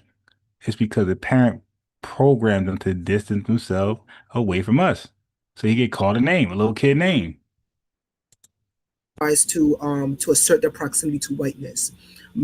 Everyone tries to assert their proximity to white Americans, and Black migrants have done that as well in the Caribbean, and African migrants and Caribbean. Yeah, African migrants and Caribbean migrants have done that, where they have distanced themselves from Black Americans because they know that if they try to conglomerate themselves with Black Americans, that they will be punished by the system of white supremacy in America. Oh, so you guys are incentivized not to deal with it. You're punished not to deal with it. Okay, so you guys got to really fight through that to work to deal with this. But you guys don't fight, you flee. You guys don't fight, you flight. You don't fight, you flight. You take flight. So you definitely don't want to deal with white supremacy. So you're gonna you know what I mean, become that implant. They know that and then after white Americans have treated migrants better than African Americans because of that. So giving them the job opportunity over the African American, because they know that the Black migrant isn't going to speak about race on the job, isn't going to go against injustice on the job, because like they're just trying to survive. Right, and then that whole conversation about race, and that kind of activism around. You heard that? You're just trying to survive, yeah, but you're kicking our back end to survive. You did. You don't think we're gonna at some point grab your leg, twist it, and slam you to the ground to keep you from kicking our back end? That kind of radical activism around race usually comes from Black Americans. So white Americans, they usually like Black migrants a lot better for jobs and for everything else, because they know that those Black people are not going to challenge race in America in the ways that a Black American. Oh, so they look at you as softer, right? The weaker people, the people who we can tame and turn into implants. Right. He's spilling the beans. I agree, buddy. American would. Mm-hmm. Yeah, I definitely can see that too. And I also think the independence of each other's countries separates us from the race conversation sometimes, because a lot of African countries and Caribbean countries got their independence in like the 1960s. Meanwhile, we got emancipation in 1865, 100 years earlier. So we kind of are already privy to like the white systemic microaggressions in the workplace, and where our ancestors have taught us, and when I say ancestors, I mean like literally like grandfathers have taught us to move and shake a different way than you all. So I think our survival tactics are just a bit different than Caribbeans and Africans, because we are a group of people who have been on this train of like freedom and reparations for a very long time. And a lot of us, and just speaking for myself, I can trace my enslaved ancestor 4 generations back. It's not far from me. And enslavement is not far from me. And I'm pretty sure it's not far from you all either. Well, the Caribbeans, but it just seems like to me, at least from what I've seen in society, that you all do feel, some, not all, but some people feel better that they don't have the slavery history attached to their lineage. And if you all ever watched Power, there was one point where Tasha got pulled over by a cop, and she changed her accent, and she was like, "No, I'm Trini," to the cops, and he let her go in the show Power. And so she kind of... Oh, so the cop analogy is in the trash can. Okay. Got it. Duly noted. I did that to show, like, I'm back. And if you all ever watched Power, there was one point where Tasha got pulled over by a cop, and she changed her accent, and she was like, "No, I'm Trini," to the cops, and he let her go in the show Power. And so she kind of did that to show, like, I'm not like the regular blacks, I guess. She basically changed her accent so the cop could let her go. And a lot of, I think that you all experienced the same racism, but I do think that whites do feel a little bit more, I don't want to say comfortable, but knowing that they don't have to deal with the history when they're meeting a Black American person with that lineage. Like your grandfather enslaved my grandfather. Is that serious when we're in front of white people? Because that's how it is, like literally for my family. So I'm I have a, I just want to say that I have a story. So when I was in college, when my sister was in college, she went to Maryland, and she did like a whole science course or whatever, but she had a group project, and her last name is Jones, and that's a really common last name for Black people in America, Jones. But she also ran into a guy who is white who has the last name Jones, right? And so already that connotation of like, oh, your family might or may have owned my family at some point, right? There is that like stigma of like, oh no, this is not how this is gonna work, right? So you're already gonna have that tension when you're in that group project with working with white people, Euro-Americans. So when you go somewhere, so when they talk to Caribbeans or Africans, there is no real, they don't feel like there is a perceived tension. There's no stress when they have to worry about like, oh, I don't have to worry about slavery. I don't have to worry about that talk, because they also, some Caribbeans and Africans don't understand the like minutia, the small details of like things that are happening around you in a workplace. Like, a boss could say something to you and you could be like, oh, that might be racist. Like I might say, oh, that might be racist, but they might not say that's racist. They might just say, oh, he was playing around, or whatever the case may be, because you didn't have to go through those years of striving and working and putting yourself or your family through that struggle, or just being placed in a constant state of struggle. So there is that like there is that that feeling of like, if you are of a different background, you don't have to feel that sting of being an American or African American, because you have another culture to rely on, and just to say like, oh, that's not me, I'm not like them. So yeah, I definitely agree with that. So moving on. Would unity build social and economic power, and is it the right time to unite? I don't think so. Oh, but you can go ahead. Oh no, y'all good. One of y'all can go for it. Well, in terms of economic unity, I mean, you have to ask, how are you going to unite with people or just different countries who are still under the economic shadow of things like the Francophone banking system and the British Commonwealth? Because even financially, most of these Caribbean countries and African countries, they're still not financially autonomous from their former European overlords. So even that conversation of economic independence, that's like a deep down the rabbit hole type of conversation. Yeah, and I would agree. And I think, like I said, because there's that 100 years apart, it contributes to that difference. Right, economic independence, but most of the Burkina Faso speak French.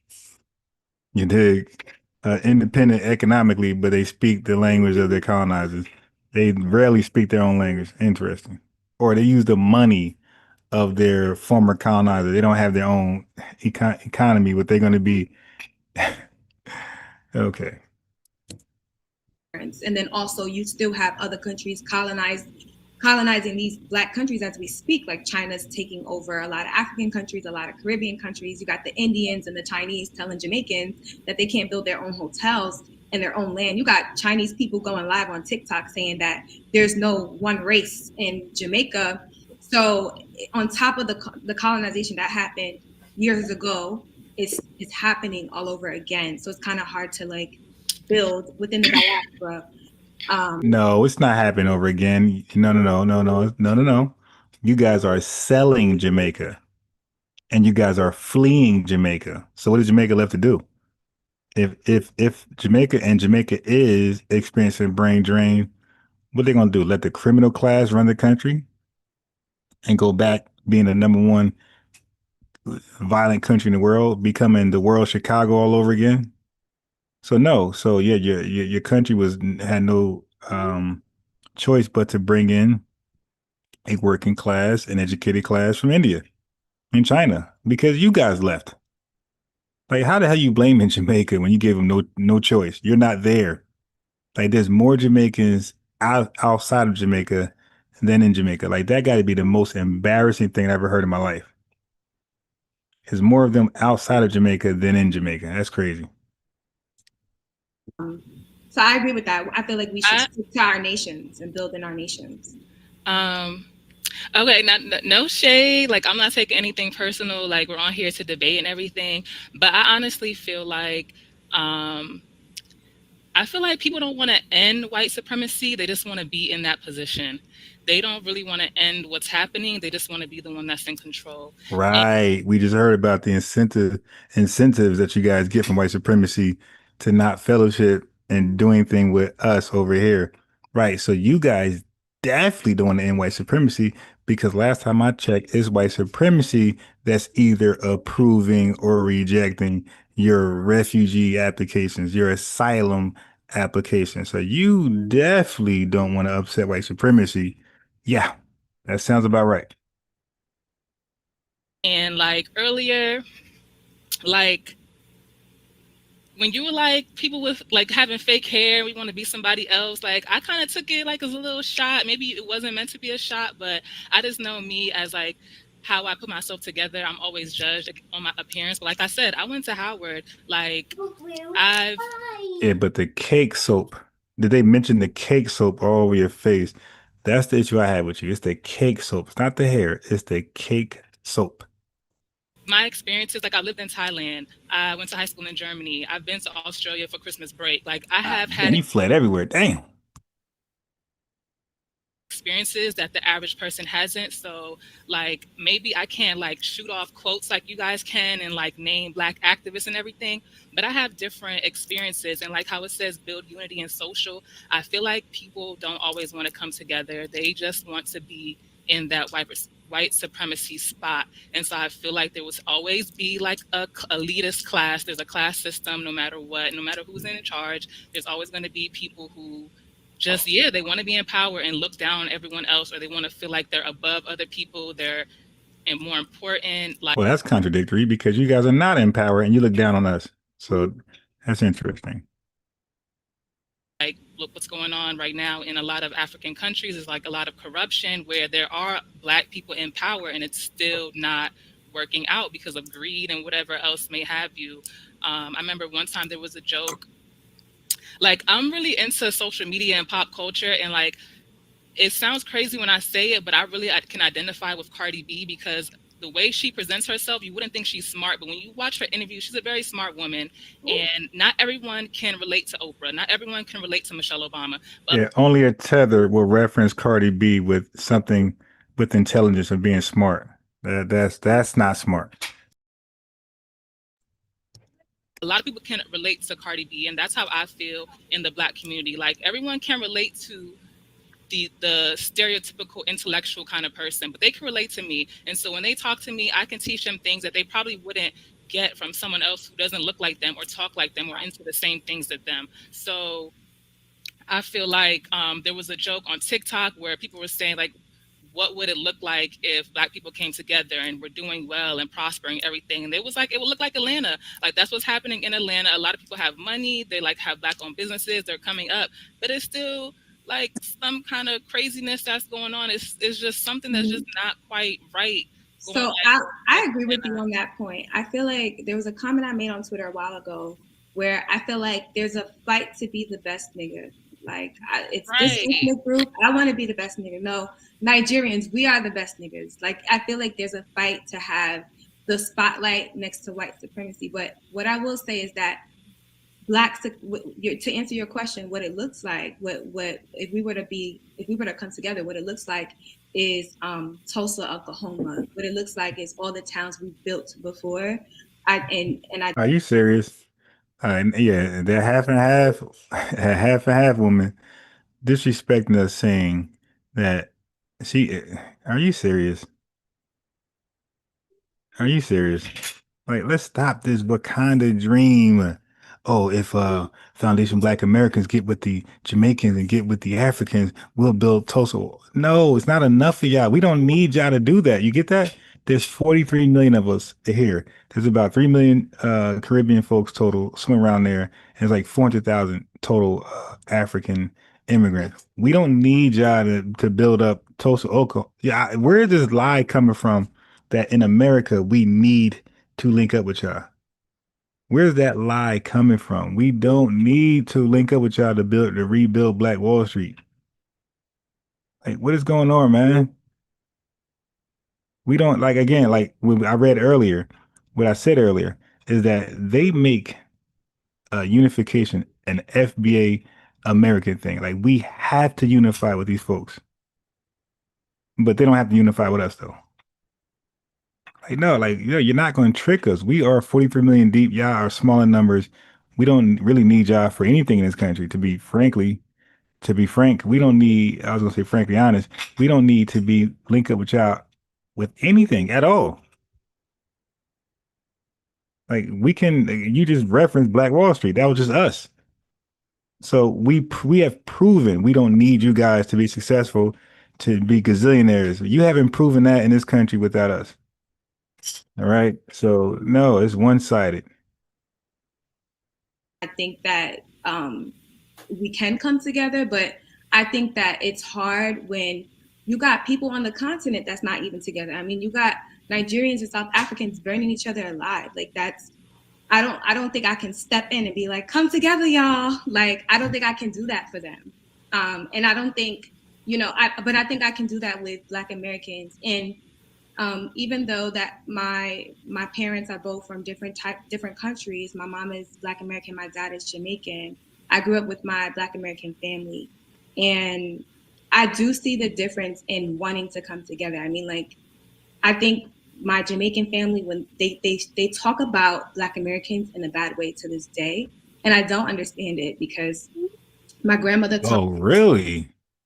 See, that half and half lady kicking the truth. So Jamaicans talk about FBAs all day long for no reason, and you don't understand it.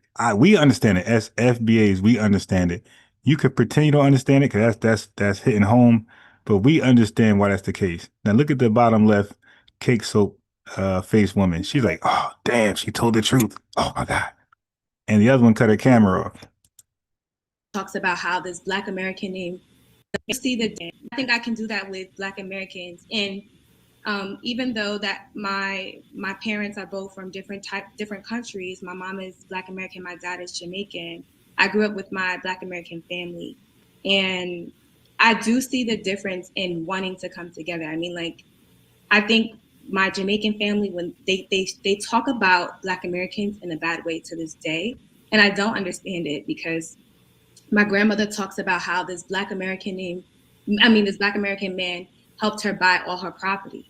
And so in Crown Heights, in Weeksville, where I'm from, where a Black man literally bought the real estate. So it's like, I don't know. I agree with you where it feels like everyone wants to be the best and they want to be on top, and they want to maintain in a system of white supremacy, but I don't think they want to do that subconsciously. I think that's the unconscious thought. It's kind of like, oh, we're kind of comfortable. We have a little taste of money. We got social media. We got a little cars, a little houses. We're okay. I feel like there is a mindset of like, we don't need to do too much. We're fine. And I think that mindset comes a little bit more from, I'm going to say it, Africans and Caribbeans. I think sometimes you guys come off as, oh, we're fine. We don't need to fight as hard as y'all. Y'all doing too much.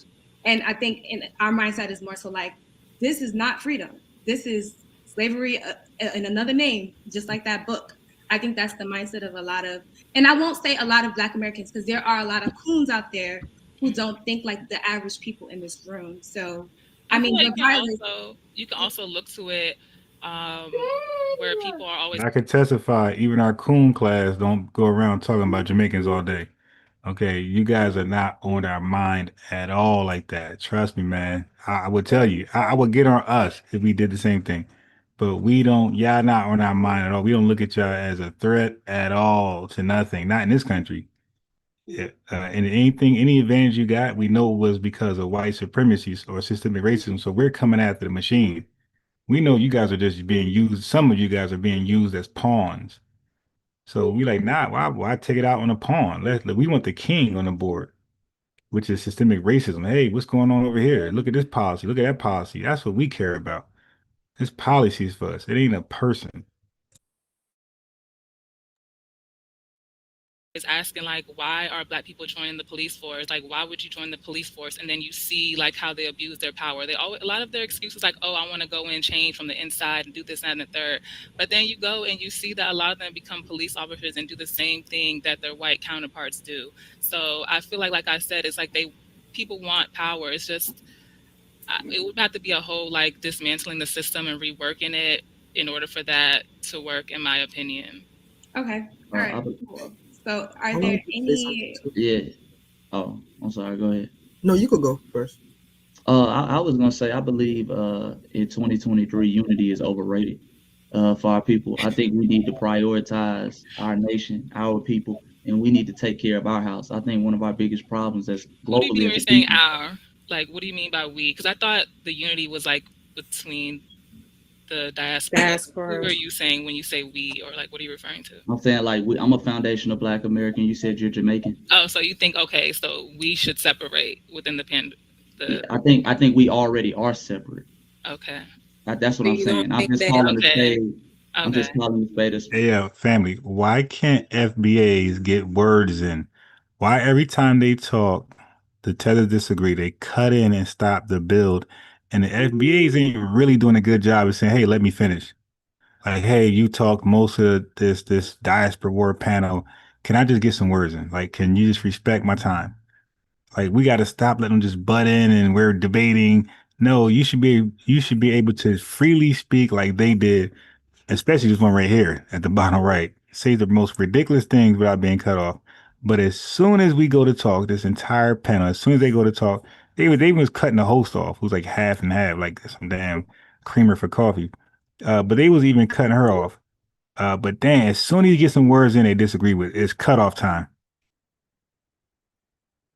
And other our nation, our people, and we need to take care of our house. I think one of our biggest problems is globally. What do you mean when you're saying our? Like, what do you mean by we? Because I thought away, the unity was like between the diaspora.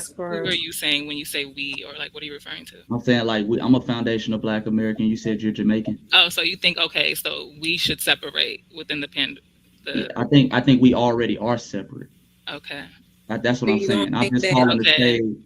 I'm just calling the spade a spade. In other European nations, I think their biggest thing is their own code. Ukraine and Russia hate each other. They're not unified. But they still, the first thing they did when Russia bombed them, they said, let's get these Negroes out of here. They're on code. They packed them Africans up. Y'all getting out here with the quickness. North Korea, South Korea hate each other. They can't even cross each other's lines. But they made sure the Negroes is in check. They're like, oh, no, y'all ain't going to do all that. Y'all ain't finna come over here with all that black talk. So I think that's what we need as a people, as a code, because we're not one big monolithic Negro. Y'all have a unique culture in Jamaica, a culture that I could never fathom or I have to respect. Or I respect that. We not the same. We are different. But the code is respecting. I'm never gonna do anything to undermine my Jamaican brother and sister, even if he hates me. I'm never gonna do that. Malcolm had a great audio recording when the FBI visited him after he got kicked out the Nation of Islam, and they wanted to come talk to him and say, "Hey, man, we need some information on Elijah Muhammad. We need some information on these black leaders. We know you don't like Martin Luther King. Give us some information on it. We'll take them down." He said, "I would never do that." That's the code we need at the end of the day. We don't have to like each other. We cannot like the jokes X, Y, and Z, but I think we just have to be on code like other European nations are. So people aren't able to play divide and conquer with us. We can fight it. We can fight with each other. Like we got a little saying, "I beat up my little brother, but nobody else better not touch my little brother." You see what I'm saying? I can beat him up, but nobody else better not beat up my little brother. And that's how we have to have that relationship, in my opinion. And even going back to oh, I'm sorry, you got that, bro. Yeah, but so I would have to disagree with Chase. Yeah, so I would have to disagree with Chase. I think that unity is the answer. I don't think that as a black community that we can practice the same tactics as predominantly white countries do. So what I like to say is that you can't use white tactics to achieve black goals, specifically because how white supremacy is of how expansive white supremacy is through European expansion things and things like that, right? How white supremacy has functioned to keep black people kind of at the bottom, globally speaking, right? So I don't think that we can use white tactics to achieve black goals. That global talk and is pseudo. specifically when it Ain't comes no to the globally black nothing. community, I think that a lot of us have There's a internalized national black this, person and there's global and this is what white Africans supremacy has done, that we have and internalized Caribbean this people. divide and conquer type of tactic, believing that we can be divided, but then still kind of have black people respected, and well, not respected, but that we can be successful as black people and still be divided. I don't think that is the way. Specifically, I don't think that it is plausible to try to divide black people amongst ethnic groups, because if you look at the history, and I'll just say black American history, if you look at black American history, and I'll speak on the West Indian part of it, West Indian Caribbean history is tied into black American history, right? So if you look at how you brought Malcolm X, his mother's Grenadian. If you look at Marcus Garvey's Jamaican. Oh If you look boy, the Grenadian, the half and half. So what? You had like his mother instilled some Grenadian values in him, and he used those Grenadian values to do something great in America, man. Like the fact you even got to mention that, like we didn't even know Malcolm X is half because how much his father influenced him. You dig? But Marcus Garvey, he's Jamaican. But what about Marcus Garvey? He's the first national dark scammer who scammed us crazy. That's non-white. Okay, what about him? He's a huge, great scammer in the country. What else? Shirley Chisholm, who was the first black U.S. Oh, here we go about Shirley Chisholm. What they be doing? First of all, she got into Congress in 1968, which is pretty much when the civil rights movement was pretty much done. And then secondly, she was for immigration. Like, what are we doing, bruh? You act like Shirley Chisholm was like down for the civil. Yeah, let's get some FBA laws. Nah, she was about getting more of her kind to the country. Okay, who's next? I'm gonna cook them all one by one. And who's next? Kwame Ture. Who's next? Congresswoman. Her mother's from Barbados, and after her father's Guyanese. If you look at Kwame Ture, or some people know Oh him my as God, I knew it was coming. Okay, he was part of SNCC. He was part of the Student Nonviolent Cooperative Committee, but then he got out. He sabotaged him really, because this was a Student Nonviolent Cooperative Committee, and he started to impose violence in there and sabotage the movement. He tried all that. He was a crazy radical, and he left SNCC, joined the Panthers, left them. Come on, man. You ain't talking about a vagabond civil rights activist, are you? Who can't stay in one organization? Like, stop. But who else? Who else you got so I could cook that person too? Come on. Stokely Carmichael or Carmichael. Yeah, he's from Trinidad and Tobago, right? And he was prominent within the civil rights movement and the Pan-African movement, and he's the one U.S. Congresswoman. Her mother's her mother's from Barbados, and after her father's Guyanese. If you look at Kwame Did I Ture, miss something? or some people know him as Stokely Carmichael or He don't even know the name, yo. Yeah, he's from Trinidad and Tobago, right? And he was prominent within the civil rights movement and the Pan-African movement, and he's the one who really coined not coined the term. There we go. This is random tether babble. Oh, he made popular Black Power. So he's the one who really brought. Yo, who in 2025 is yelling out Black Power? Like, you act like this dude says something that we use today.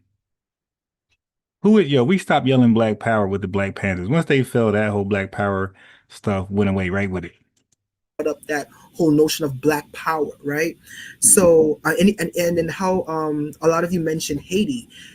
If you look at the Haitian Revolution is what inspired a lot of the No, what the Haitian Revolutionary did was expose themselves. How you gonna free yourself from the French and then try to figure out how to eat and then re-enslave yourselves? Yeah, so come on, if you're gonna talk about the Haitian Revolution, please talk about once they freed themselves from French slavery, they decided Haitian slavery is better and they re-enslaved themselves.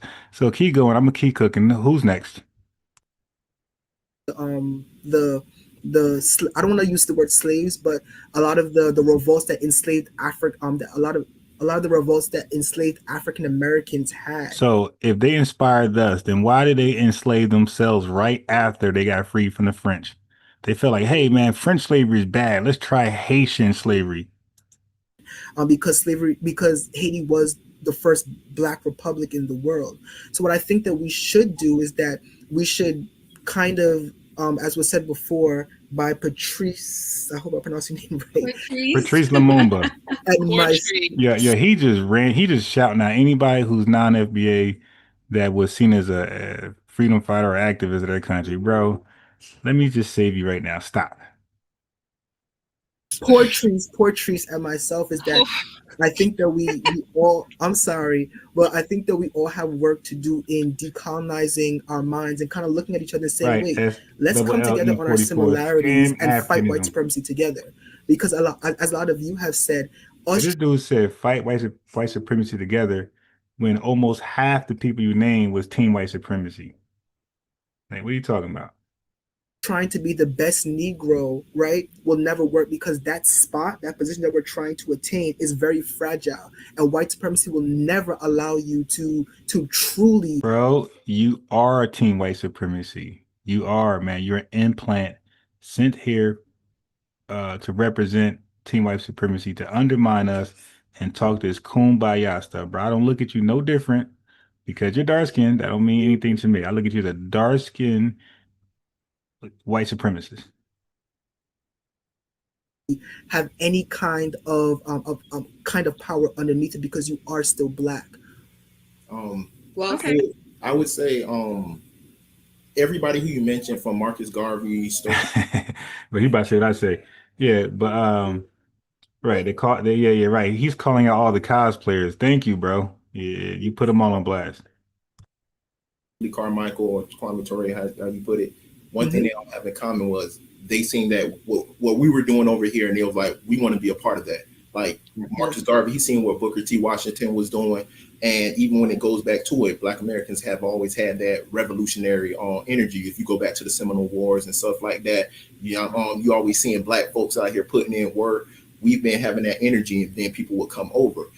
We start seeing a lot of change. We start seeing a lot of revolution going in a lot of major things, whether it was on the continent, when they seeing what we're doing over here, is when Black Americans get on code. When foundational Black Americans get on code and we start doing things and people join in, that's where the change start coming in. The idea that everybody has to get together and we have to get together under one banner of Blackness, that's not going to work. Because even back during the transatlantic slave trade, you had people who were classified as Black who were fine with the transatlantic slave trade. Like we said, the people of Dahomey, the Moors, they actually acknowledged America as its first, were the first people to acknowledge America as its own nation. But they also were giving America the pass when they was getting the slaves. They just said, if you capture anybody who's Moorish, just remember to let them go because those are people. So that's where they start reclassifying everybody as Negro. But I say I say all that to say the idea of us going under the banner of Black, that won't work. I think Black Americans, for the most part, need to focus in on ourselves, because it's like, how am I going to go help you clean your house and I can't even clean my own house? So I got to make sure I fix fix my own home, fix my own people first, and then I can branch out. Speaking on that, how can they help us clean our house when they didn't clean their house? Right. So they also got to go back and fix their homeland and come back over here and let's talk business after that. But yeah, homeland's got to be clean first before any talk of the cleaning company. You dig? How we gonna start a cleaning company when our home is clean and your home is filthy? I'm gonna think this ain't a good profession for you. You ain't a good business partner. You dig?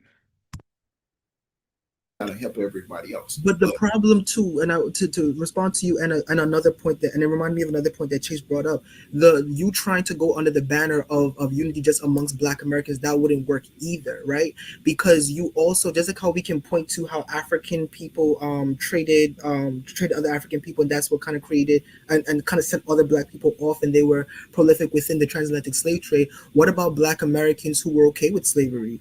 What about Black Americans? You do have Black Americans that were not fighting against.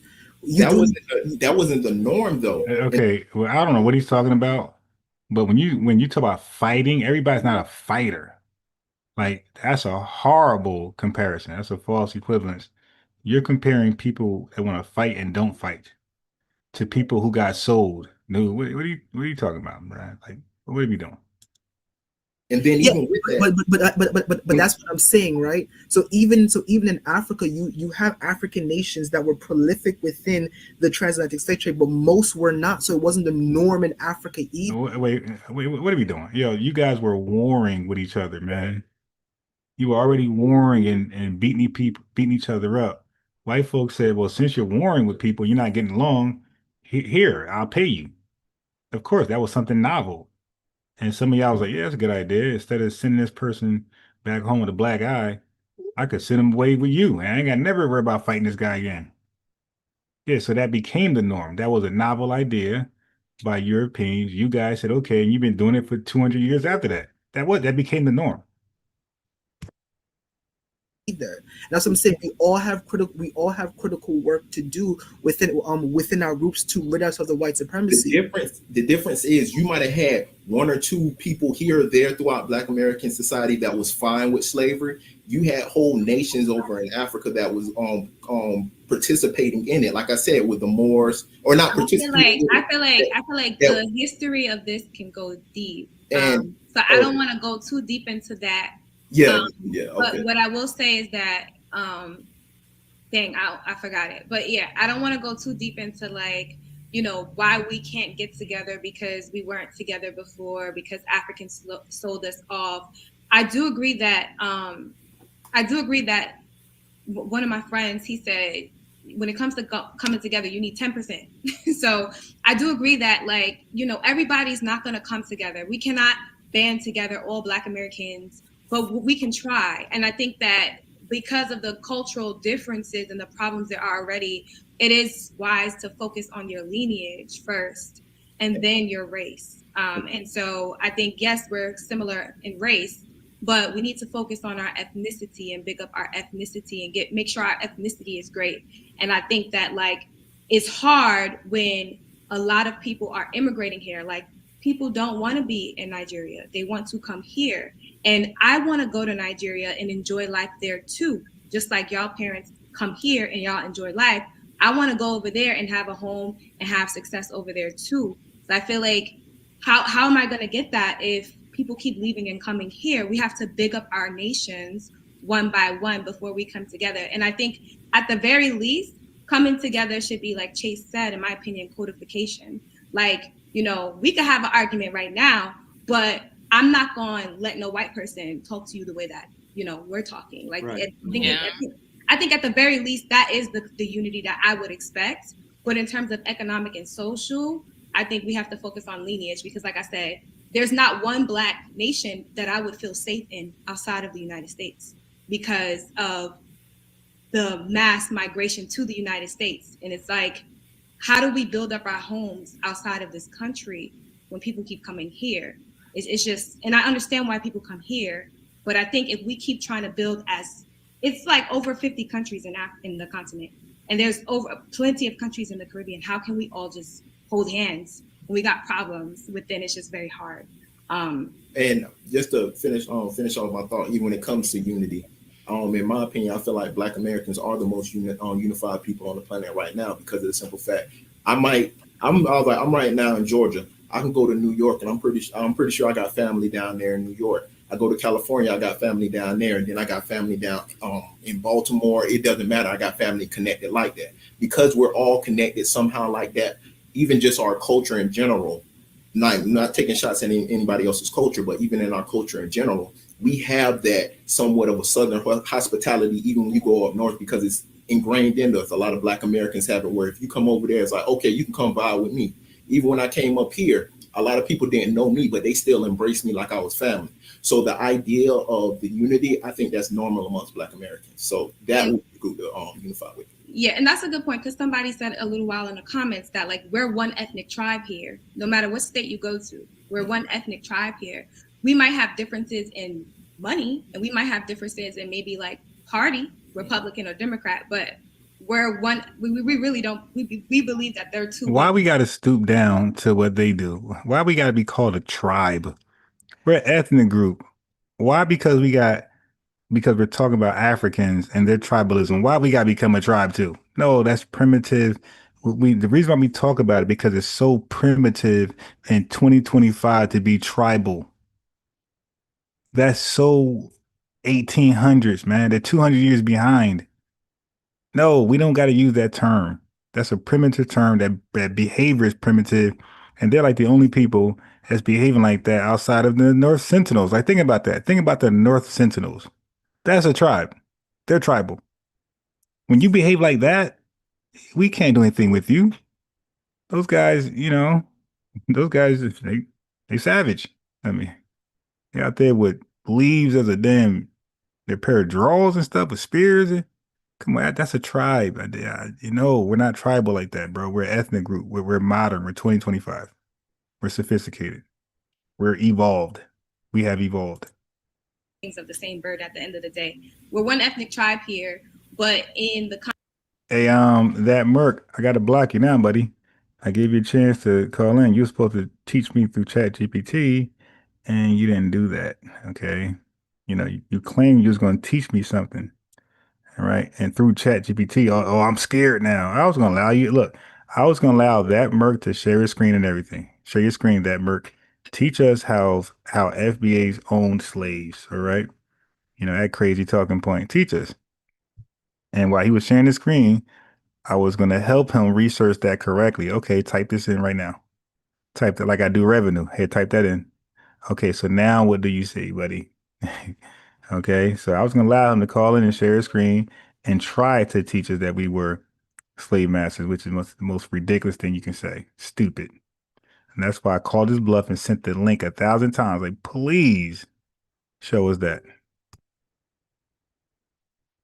In the content on the continent, there's multiple tribes. There's ethnic genocides amongst the tribes over there. You have her Israel said, you don't think FBAs are the tribe of Judah, but look what you're talking about. You're referencing a point where look, I just said 1800, right? I said 1800 talking stuff. The Bible, don't you believe that history is like 1,000 years old? That's the point. Like that language, the tribe language is ancient. It's like primitive. It's not modern. Like we won't use the word tribe in 2025. I think you missed what I was saying. That's not a modern term that we use today. You're only using it because you're referencing in an ancient book, an old book.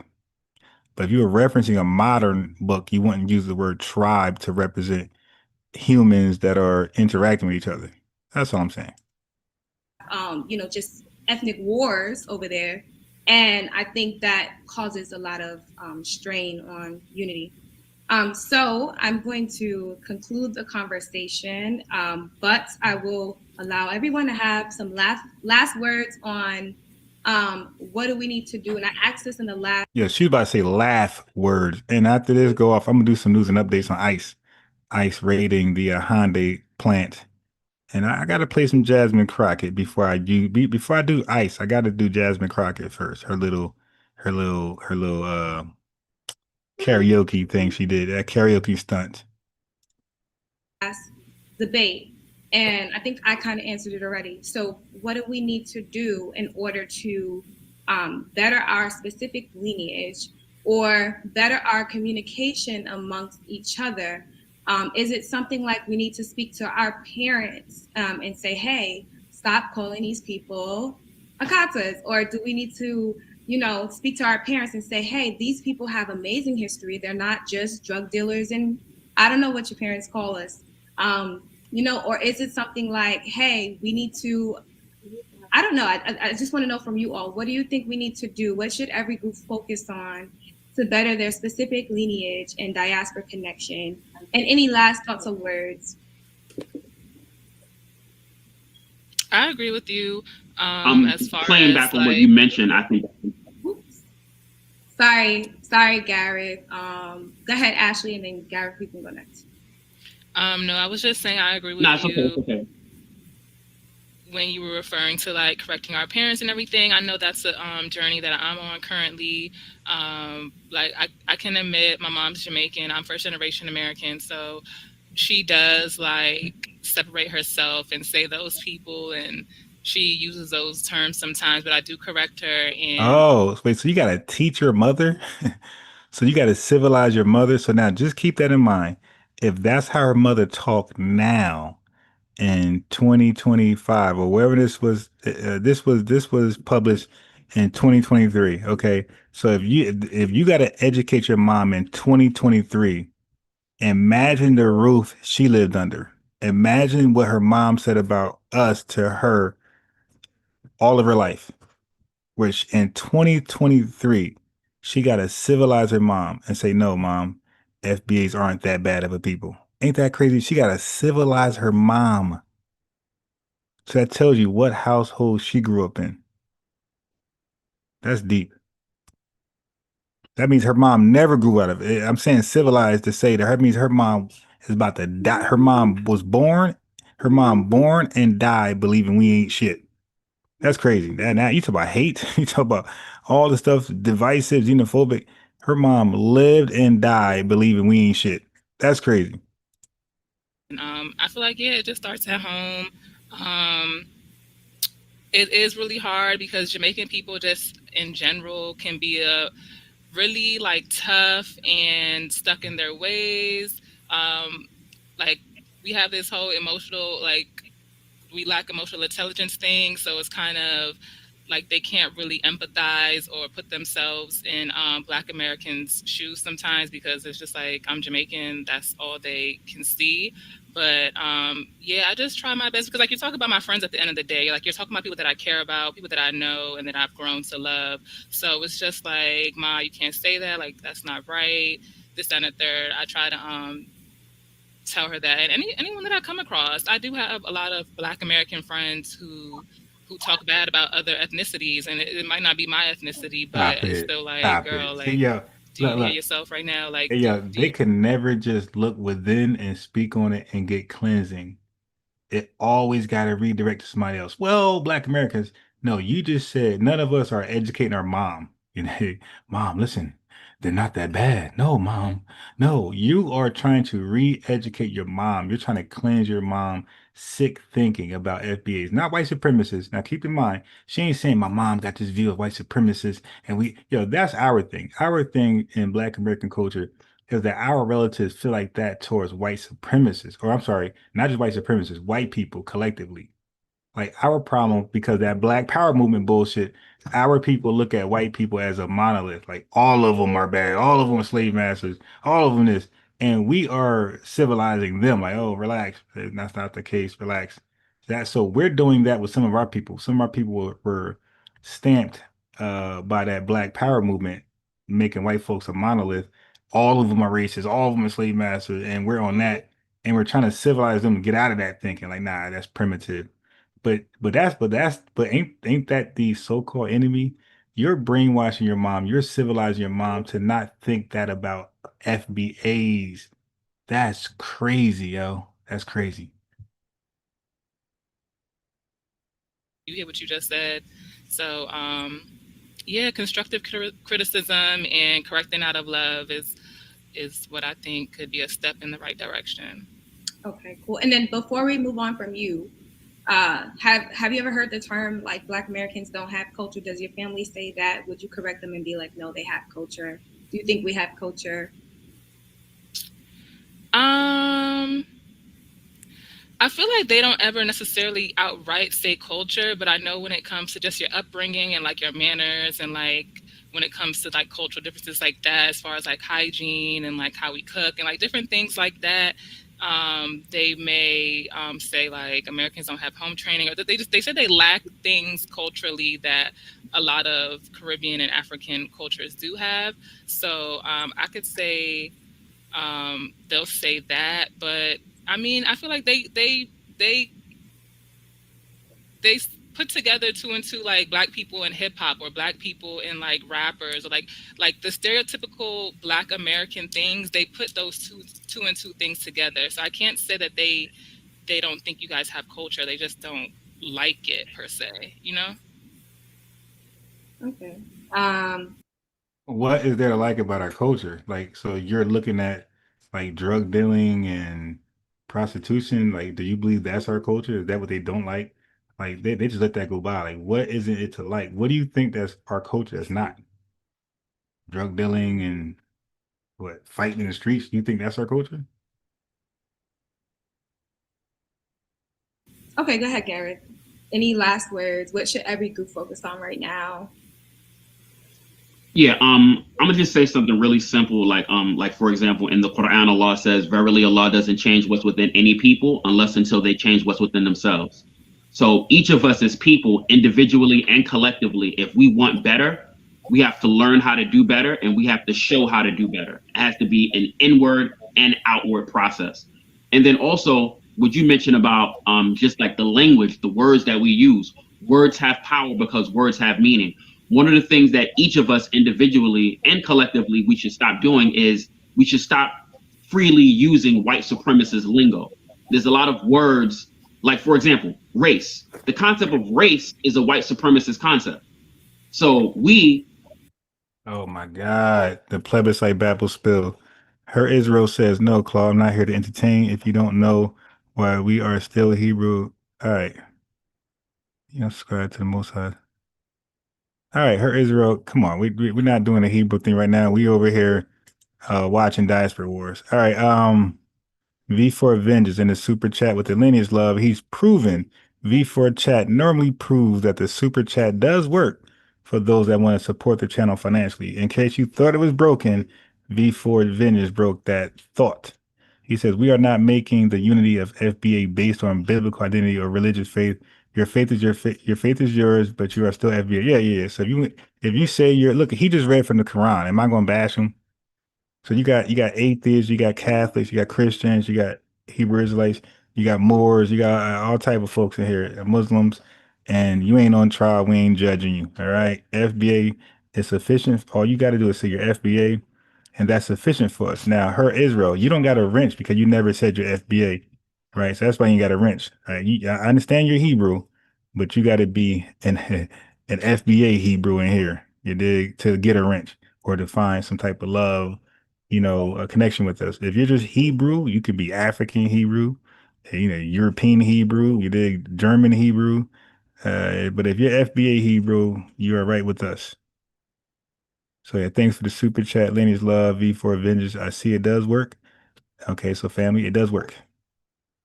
Who have faced the main brunt of white supremacy, we should stop using that term race. And the Cash App pin to the top does work as well. Just saying, I think the likes, you guys definitely like the, yeah, thanks for the likes.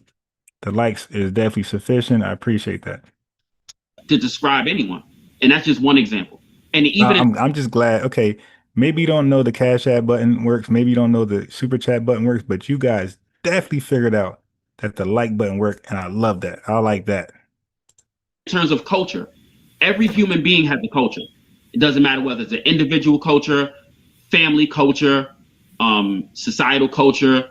Every human being has a culture. So anytime someone says, oh, well, this group of people don't have a culture, or that group of people don't have a culture, you're literally chipping away at a person's humanity, because every human being has a culture. Right. Okay. Thank you for that. Raina, any ideas on what every group should focus on? In the chat. I'm still thinking. Okay. Anyone want to just jump in? Rashad? Won't go back home for nothing. Okay. Go ahead. You got it, sister. Okay. I want to say that Black people are not a monolith. My grandmother says You say Black people gotta be specific because a lot of African immigrants and Caribbean would tie themselves in that Blackness. Be specific. Say Black. Say ADOL. Say FBA. Don't just say Black. Not when you're having a discussion with people who are not us. But Mr. AMG also proved the super chat button works. He gave $5 super chat lineage love. He says hit the like button. Yes, family. At the very least, if nothing else, the like button is appreciative. Thank you. this all the time, but in order for people to come together, we all have to have a specific focus, and sometimes it's not going to overlap. It's not going to always be the same. Sometimes you might have to take a step back and just wait it out for things to actually happen. And a lot of the problems that we face at the end of the day, it has to do with capitalism and elitism and white supremacy. And so in order for us to unite and to like, oh my God, the white supremacy. Oh my God. Really realize our full potential, we have to realize that each of us, all Black people in general, we're all at the bottom of the boat. We're all at the bottom. Like there is no, we're not rising any higher than where we are. We're all in like crabs in the bottom. We're all in this together. We got the similar fight. We should just be together. Wakanda. We can build Black Wall Street together. Oh, come on. We're all in this. The white man. Here I feel the cop analogy coming up. I feel it. And it's just we're not going anywhere unless we actually decide to move and to unite at the end of the day. It's okay. Please. I was gonna say, as a foundational Black American, I think we have to go back to an old school mindset of we all we got, we all we need. And of course that's gonna be offensive to some people, but that's the mindset we have to go back to. When we were building Black Wall Streets, we weren't depending on white folks. We knew they weren't rocking with us. And even though we were fighting for our brothers and sisters overseas to get over here, we still weren't necessarily dependent on it. You see what I'm saying? We were dependent on ourselves and our culture and our reliance and our codification as a lineage. And I think that's the key we have to go back to. It's based on 3 categories. Knowledge of self. We have to get knowledge of self. And I'm speaking specifically about foundational Black Americans, but this can apply to any group. You have to get knowledge of self about your people in the land that you're on. Yeah, they sound like a donkey with all this. We all. That's called donkey babble. Yeah, that's the new word. When they start talking that we all stuff, call it donkey babble. We all. Knock it off. All that donkey babble. I hear a lot of people tell foundational Black Americans all the time, well, you're away from home. No, I am home. There is no United States if my ancestors didn't build the United States. I am home. We were here way before the white man brought us here. This is my home. I don't know anybody, not disrespectfully, I don't know anybody from the continent of Africa. My mom and father's from Mississippi. My brothers and fathers were from Mississippi. And it goes back to Mississippi until we don't know the name anymore. You see what I'm saying? We are home. This is my home. And I don't think we have to flee anywhere. I don't think I have to flee to a continent. You see what I'm saying? Wherever the Chinese man goes, he goes to Jamaica. He says he is Jamaican now. That's his mindset. I am Jamaican now. I don't have to go back to China.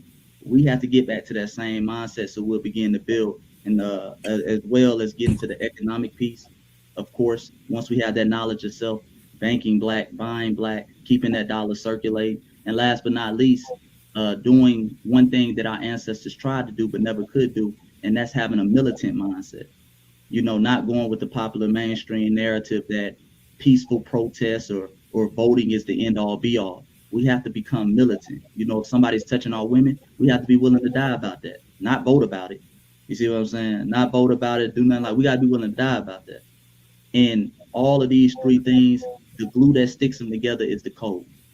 So regardless, even though I'm focusing on my foundational Black American family, if I see any of these sisters in the room, the sister from Jamaica, the sister from Africa, if I see a white man or any man putting their hands on them, hold on. I see a blue something in there.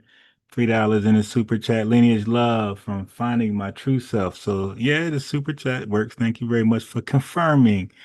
All right. I hope y'all enjoying the content today. We're gonna close out. Not now. As a matter of fact, when they close out, we're closing out. Because I'm usually back on, 8, 9, something like that. So let's write it out though. I'm willing to die about that because I'm on code like that. So even though we didn't agree right here in this conversation, even though they Jamaican or they African, no, I'm on code and I'm gonna defend my sister. You see what I'm saying? And that's how we were as foundational Black Americans. So when the Italian fascists, they were over there bombing Ethiopia, you have foundational Black American brothers over there flying planes. No, we ain't gonna do all that, even though we have differences. So I think that's what we have to get back to, and I think that would be a great strategy to implement in any country among any nation of people, to focus on home and then be on code without. I think you guys, everyone touched on really important points. And I agree with every single one person, so I'm going to keep mine really short. I just think education, just educating ourselves, respecting our differences, and embracing our similarities. Once you have respect for somebody, everything flows. So that's what I would say. That's something that I would implement. And also having these conversations, they're uncomfortable, but they're much needed, because I learned a lot from every single one of you on Black history that I personally didn't know on my own. I wish I could have brought you guys some more knowledge from what I learned back in Africa, but that's fine. But it was really refreshing to get some of these facts from here today. And I've always, even moving forward, I always think that we're all the same. We're all humans, one united, and I still embrace the aspect of uniting as a whole as Black people. But I also do agree with focusing on your lineage and building that up, because just like Africans do, they send money back home. We're trying to get out of colonialism that we're going through right now, so we send money back home to build that up. You don't see us spending, we pay our taxes here, but you don't see us building houses in America. So I do 100% agree on building your own personal community up, and then following, like you said, the code to protecting someone, your brother, when you see them in distress, or collabing with them when in need, type of thing. So that's what I would say. I would agree, especially when it comes, or what Chase said, especially when it comes to acknowledging our lineage and focusing in on it. We don't have to look back to Africa for our greatness. We can understand that it was only 3% that was brought over, and then a lot of the Black Americans Black folks was already here. A lot of us are Aboriginal to this land. Like even when it comes to my grandma, I found out my grandma was, I think it was Creek, if I remember right. So a lot of us have that lineage here. So we got to understand that we don't have to look outward. We don't have to go to everybody else's house and be like, oh yeah, that looks good, to big ourselves up. We have to keep on thinking about what we've done here that was great. And once we build ourselves up, then we can take our show on the road. What I will say is that I think that the code again is unity. I think that what Chase explained was unity. What I will say also is that you can't break down the master's home with his tools. So this type of xenophobia that ethnic groups have amongst each other, I believe that it is part of the divide and conquer tactic, and just Black people as a whole, globally and in the United States of America. I think that as long as we continue to fight amongst our ethnic groups, the white man gets to sit back and laugh. I definitely do believe that. And the thing about it too is that if we, again, going with like we have to educate ourselves about how white supremacy truly works. I think that a lot of people don't we say white supremacy as a very general term, but we don't understand all the intricacies of white supremacy and exactly how it works on like a psychological level. And I think that we have to understand that, and believing that we are divided from another person that's the same color as us, and us being divisive against that person. I think that those type of differences and us harping on that, that's what makes white supremacy work so well. That's what makes systemic racism work so well. That's what makes institutional racism work so well. Right? I think that each ethnic group, as I said before, has work to do to end the diaspora wars, because each group has contributed to the diaspora wars equally. And if you think that we haven't, I think that's the bias of you being within your own group. As a West Indian, as someone who's from the Caribbean, I can understand how Caribbean, as I've said before, how Caribbean people have disrespected foundational African Americans, and how we need to have respect for foundational African Americans, because they have laid the foundation, Black Americans, because they have laid the foundation for us to be here, right?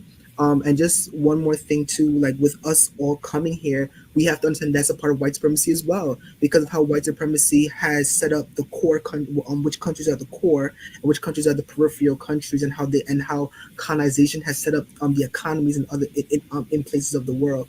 So I think that to understand the diaspora wars and why they have prevailed to the level that they have, we truly have to understand white supremacy in all its fronts, especially looking at it in a capitalist. This dude, I ain't want to say anything again. I don't like to throw this word out there no more as much, because everybody blame Tariq, but the dude he's zesty. He's definitely zesty.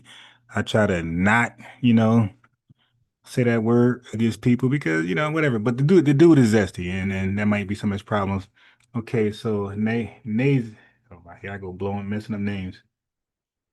So we got Naima Buckner. Also, just check it and make sure that super chat is oiled and maintained, and it works. Why FBA got going on don't have nothing to do with anybody else. So everybody else should exit the conversation and focus on their own group. Right. Well, why do you worry about what we doing and what we boycotting and what we're deleting from? Why do you guys care? How is us delineating affecting you at all, your society, your communities? How is that? Why are you in our business? So thanks for the super chat, $5 lineage love. Thank you. This zesty dude right here, just like, he's dealing with more issues than a diaspora war. That's one-sided. In a capitalistic lens, and looking at it from a racial lens as well. So we have a lot of it's just a lot of critical thinking that we have to do amongst ourselves, and just education. Cool, thank you, Patrice. And it's Patrice, not Patrice William. It's Patrice. I agree. I think we all have a lot of work to do. I don't think, I think all of us, all Black people, have something to contribute to each other, and we have. We can't do the things we do without learning from each other and growing as people together. It is hard. I mean, yes, we should, come together as our own small communities and groups, and then rise from that, and then come together later on. But I do think eventually we do have to come together, because if we don't, that's how white supremacy works. It's a divide and conquer tactic. It does not care whether. Oh my God, the white supremacy boogeyman.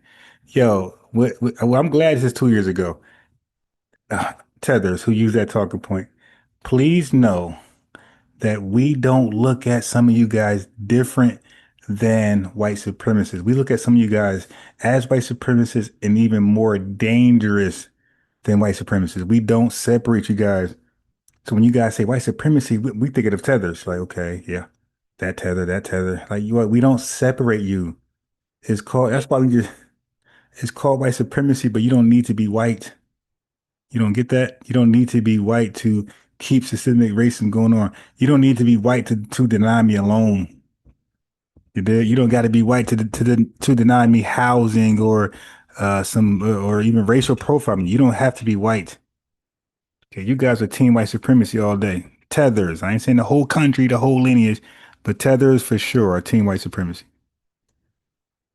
We are Caribbean, African, Afro-Latino. It does not matter. It really, we're all, at the end of the day, we're all Black. And so whether we like it or not, if we don't come together. Objection. No, you think you black because some black power Pan-Africanist, some black nationalist person called you black. He lied to you.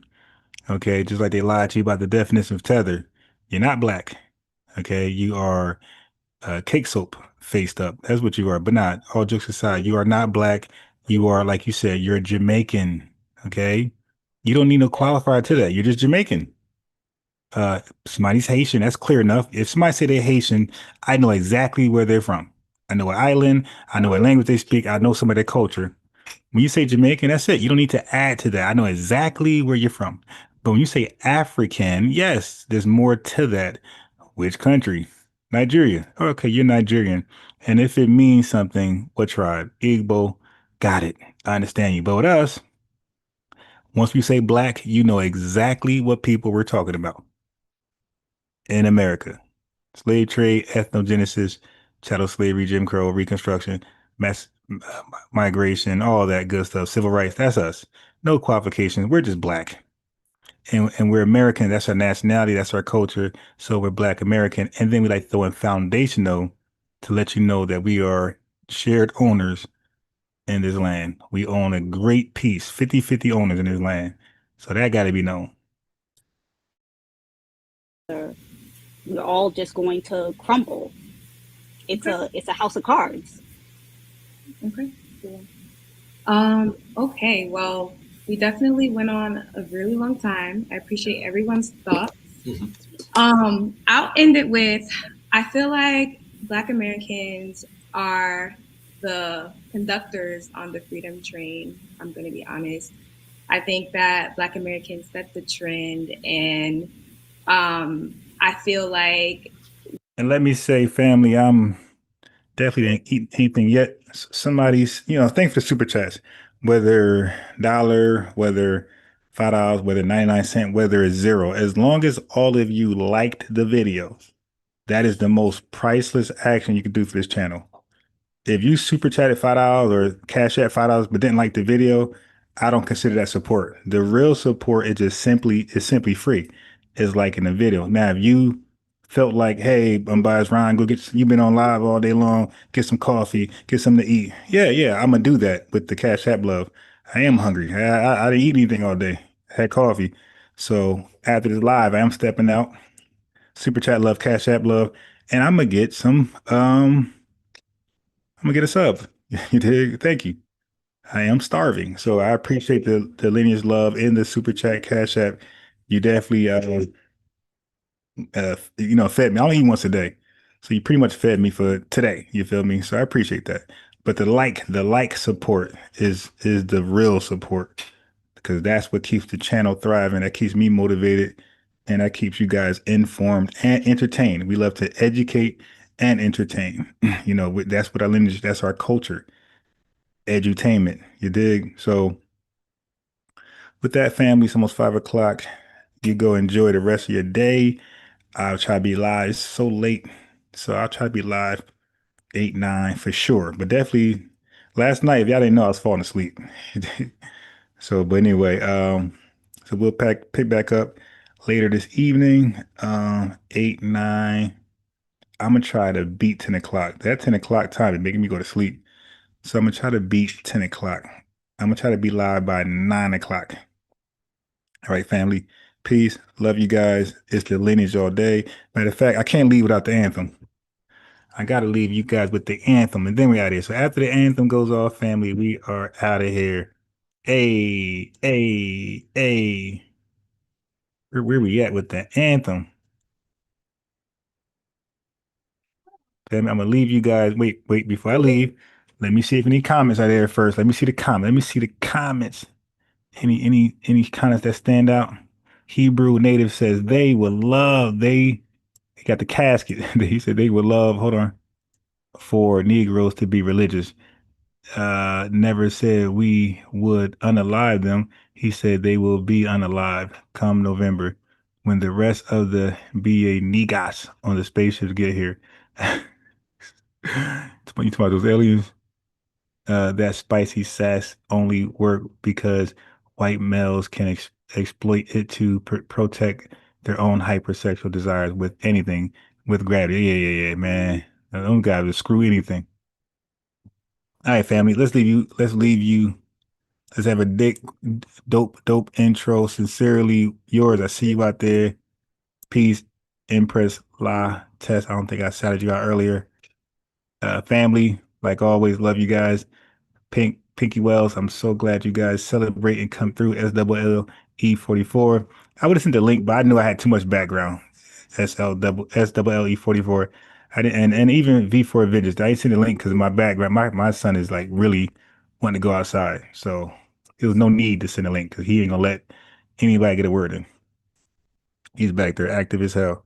All right, so let's leave on the note of the outro. The lineage national anthem, or you can call it the FBA national anthem. Here we are.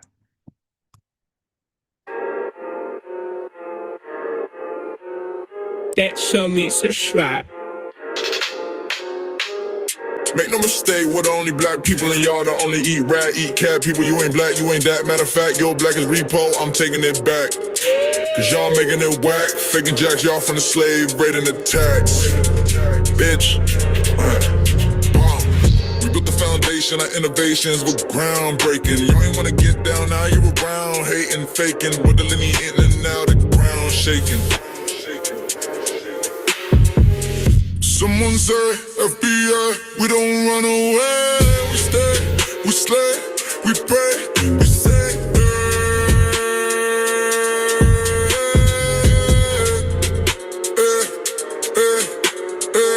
Someone say, FBI, we don't run away. We stay, we slay, we pray, we say,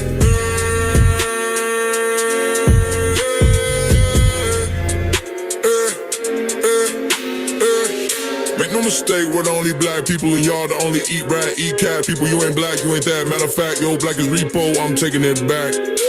Cause y'all making it whack, faking jacks, y'all from the slave, raiding the tax. Breaks, pause, pause.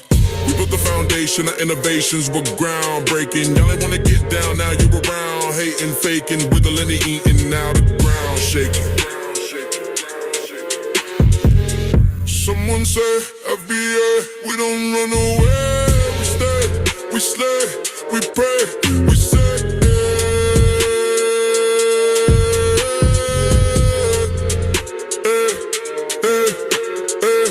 Someone say, FBA, we don't run away. We stay, we slay, we pray, we say,